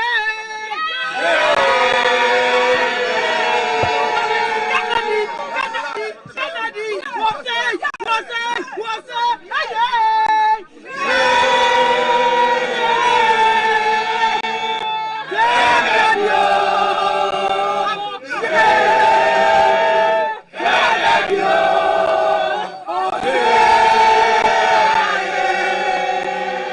Thank you. Thank you. Choboy. Choboy. Choboy. I want to take this opportunity to thank Tim Ken for the wonderful work you've done. I mean, we all admit we work hard, but God's time is the best. He knows what is good for us. I know most of you are dejected. You have to keep your spirit up because once we have life, we have everything. So don't be dejected. And the advice I give is, I have taken it coolly because in politics, you can win, you can lose. Anytime I speak to you guys and tell you we can win, we can lose, you say, oh, win, win. But I'm a veteran politician, so I know. I've gone through several defeats, and therefore I cushioned myself and expected the worst. And the worst has happened. But the worst doesn't mean that is the end of life. Yes. So keep faith alive. Oh, yes. And be happy with the outcome. Who knows what will happen tomorrow? So I'm pleading with all of you not to do anything. We have to stay calm. We believe in the party. The delegates have spoken. We have to take it. That's the advice I want to give all of us. We don't know what is in store for us tomorrow. So especially the Team Ken, the good works that you've done. I want to show my appreciation. And at an appropriate time, we will meet and dine together. Yes.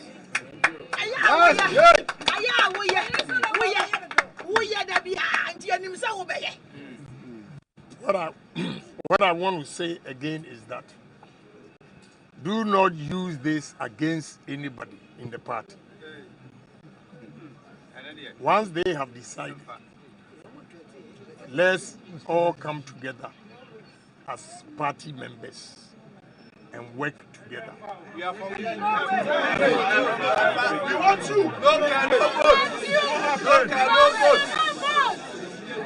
No can, no vote.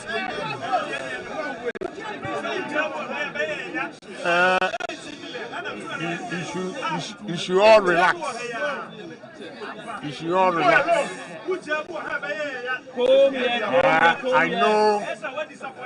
I know we have 3 years to go. Who knows what will happen? So I want you to be patient. Don't say that no can, no vote. So if it had been Ken, what would other contestants, supporters have said? Oh, yes. So no can, no vote should be out. Let's come together as one people. But at an appropriate time, you see how things unfold. Don't worry. God will take care of you. Okay. Okay. God will take care of you. He knows today was going to come. We didn't know. But God that created us knew today will definitely come to pass. We have experienced that in 2023. So today is no different. So I'm begging you, stay calm. There's a lot of food. Go in there, eat. We have champagne, wine, beer. Eat what you can eat. And let's see what tomorrow has for us. Thank you very much. Thank you.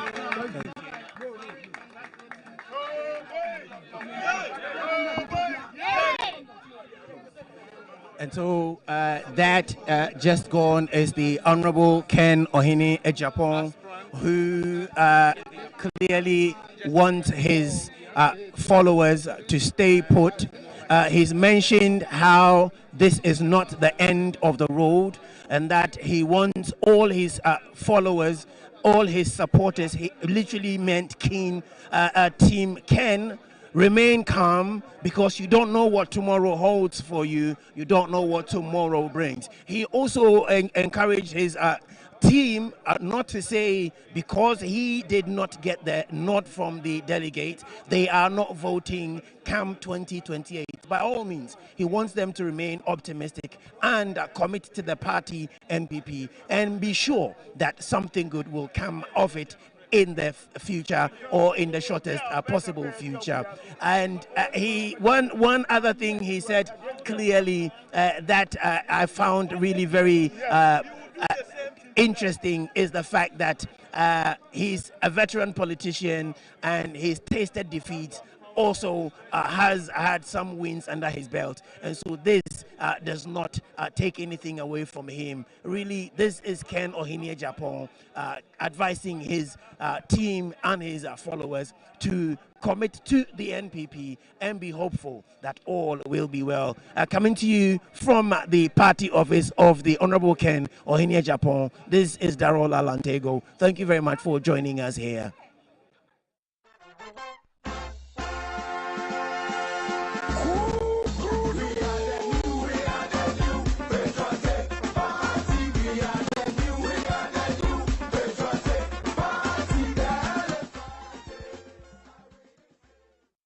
All right, welcome back. So you heard from Kennedy Ejapon from his party office in Chiashi. You also earlier heard from Dr. Mahmoud Bawumia from his party office. I'm sure by now we're all getting the indications as to what's happening and who is in the lead and who will finally be declared as the flag bearer for the New Patriotic Party ahead of the 2028 general election. That's going to be in 2028. Earlier when we started this conversation, there was a particular trend I put across. Then Dr. Bonfe was with us. I'm going to go through that trend again, and it looks like that's exactly what has happened. That if you look at the NPP presidential primaries over the years, from 1992, in 1992, Edu Boahin contested with Dr. Janice Salbi. And then Edu Boahin had 56.6%, Doc had 17.3%. And then in 1996, Edu Boahin contested with former President Kufuor. Former President Kufuor won, had 51.99%. Edu Boahin was 35.70%. This was the whole conversation that generated a lot of controversy, though. But let's move on. And then in 1998, all right, let's just hold on this one. Let's go back to the party office. I'll come back with this particular trend again. Let's go back to the party office. We'll be talking to Maurice Ogbete, who is standing by at the NPP head office in Asalamda. Maurice, over to you. Campaign, candidate A, B, C, D, E, N, Asa. Ejumanesi. Ene fitine ko NPP. Any your contenders. Abatro anke itiseka anka mi wajidie wa Ghana formusa anka omo reverse 2024 elections. Nanso etisek flight. Etu ane ko. Ne aka 2 years 11 months. Ye ko abatuo biom. Ye fi ha me pacho ye ni camp biom. Ye wa one united party, the new patriotic party. Ye main contenders enye ye ho ya ni NDC for house to house ni enti nimi kunim come 2028. NDC for any MPP, any MPP ni MPP. Internal contest no abewiye intimesre mo ye fira ye nko unite ye ho ye ni camps biom MPP come 2028 ni entimi nkoji tuminu enfri abaibone we ho ene school fees is under disguise of PTA dues medamo nyina se.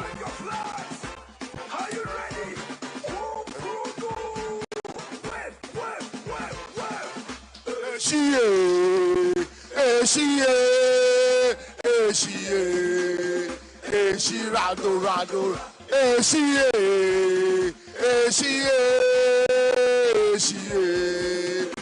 she rado.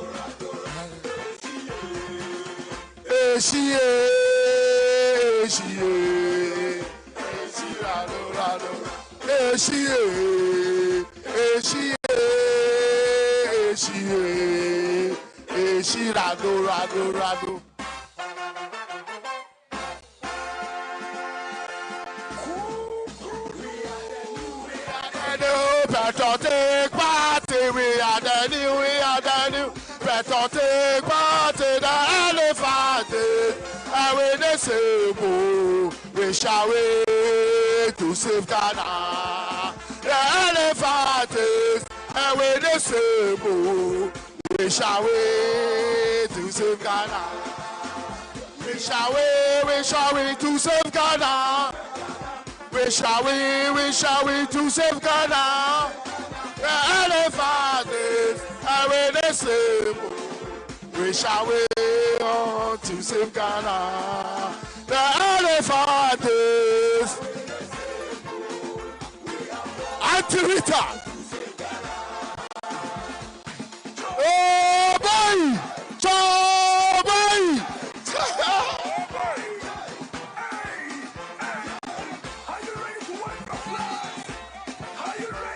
Energy! Yo!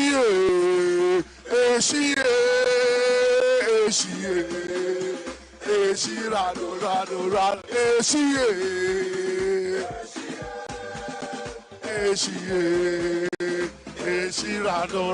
rado.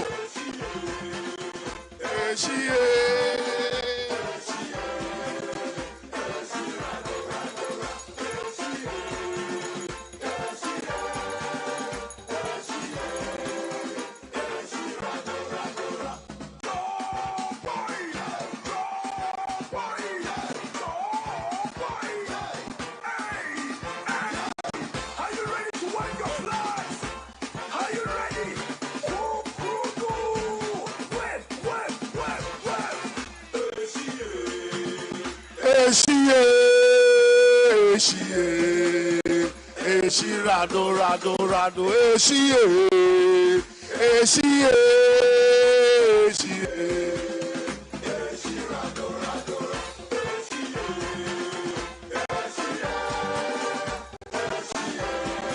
The national treasurer of the New Patriotic Party,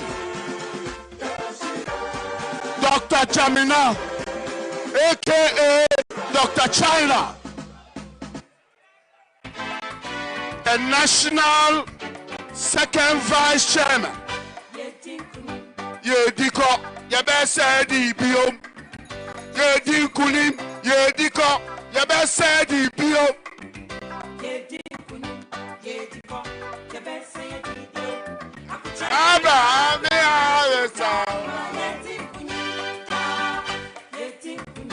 Yediko, Yabesedi Biom.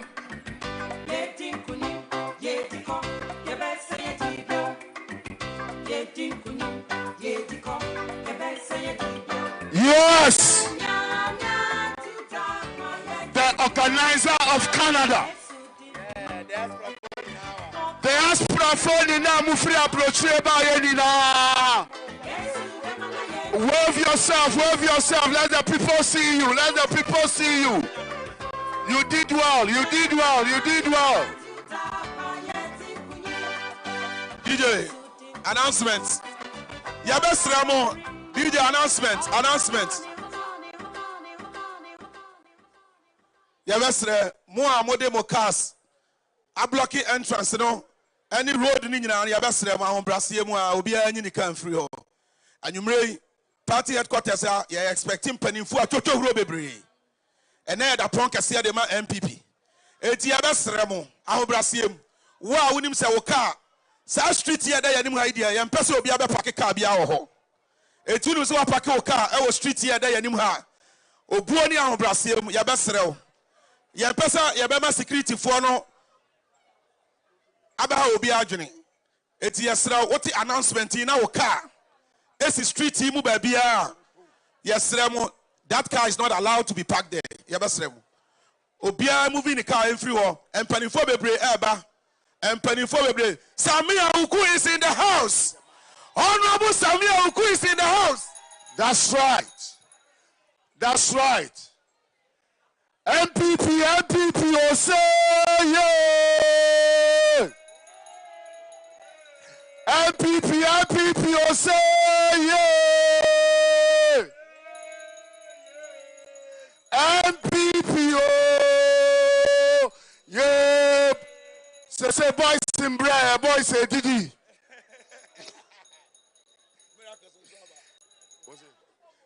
Yeah, I've seen my brother Miracles. Miracles. Tico with articulator engine. Miracle, Tico with articulator engine. Yes. Masters. Here, it is not about phobia, it is not about Santikotoko. It is about NPP. Anameboa. Mr. DJ, NPP Edin Kunim, Wediko, Obese di Biom. Wedin Kunim, Wediko, Obese di Biom. Yes. Uganda Police, thank you so much. Thank you so much. You did well. Thank you so much. You did well. Thank you so much. The invisible commander. Yedin Kulim, Yediko, Yebese di Biom. Yedin Kulim, Yediko, Yebese di Biom. Yedin Kulim, Yediko, Yebese di Biom.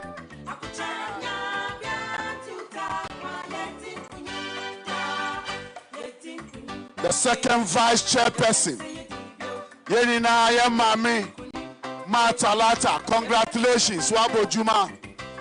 A member of the election committee, Wabo Juma. The national treasurer of the New Patriotic Party, Dr. Damina, aka Dr. China, Wabo Juma. Chairman push the mic, Chairman Buga Buga. You did well. national organizer.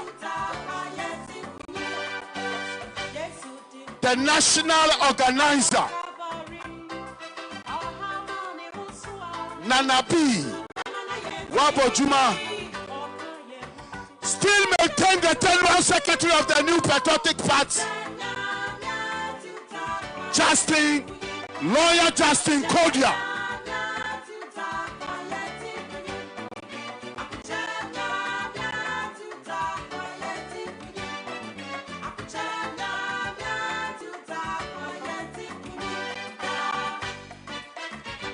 Let's welcome Honorable Adrian Blancy, former mayor of Greater Accra and member of the Council of Elders of the party. We welcome you, sir.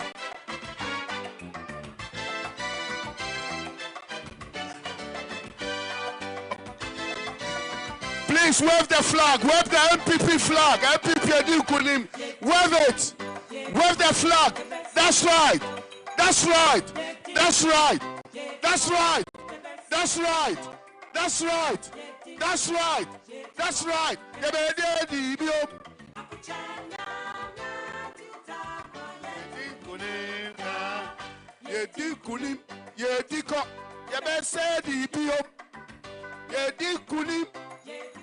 Yes, the former General Secretary of the New Patriotic Party. The former General Secretary of the New Patriotic Party, Honorable John Bodu, the former General Secretary. You are welcome. NPP Edu Kunim. We have only one party. It is the New Patriotic Party. It is the New Patriotic Party.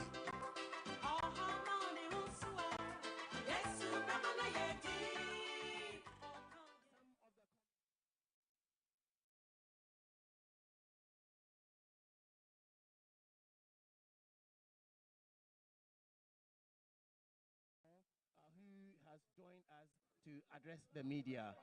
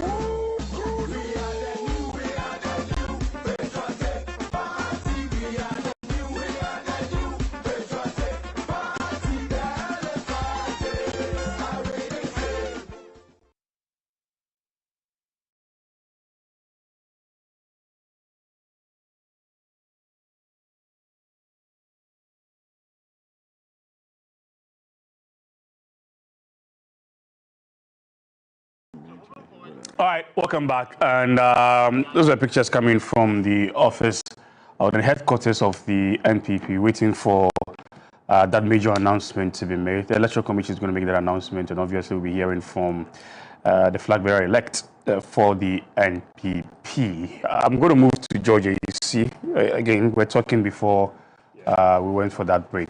And I was saying, I was giving the trend. Yes. Let me go through the trend and we can. Yes. So in 1992,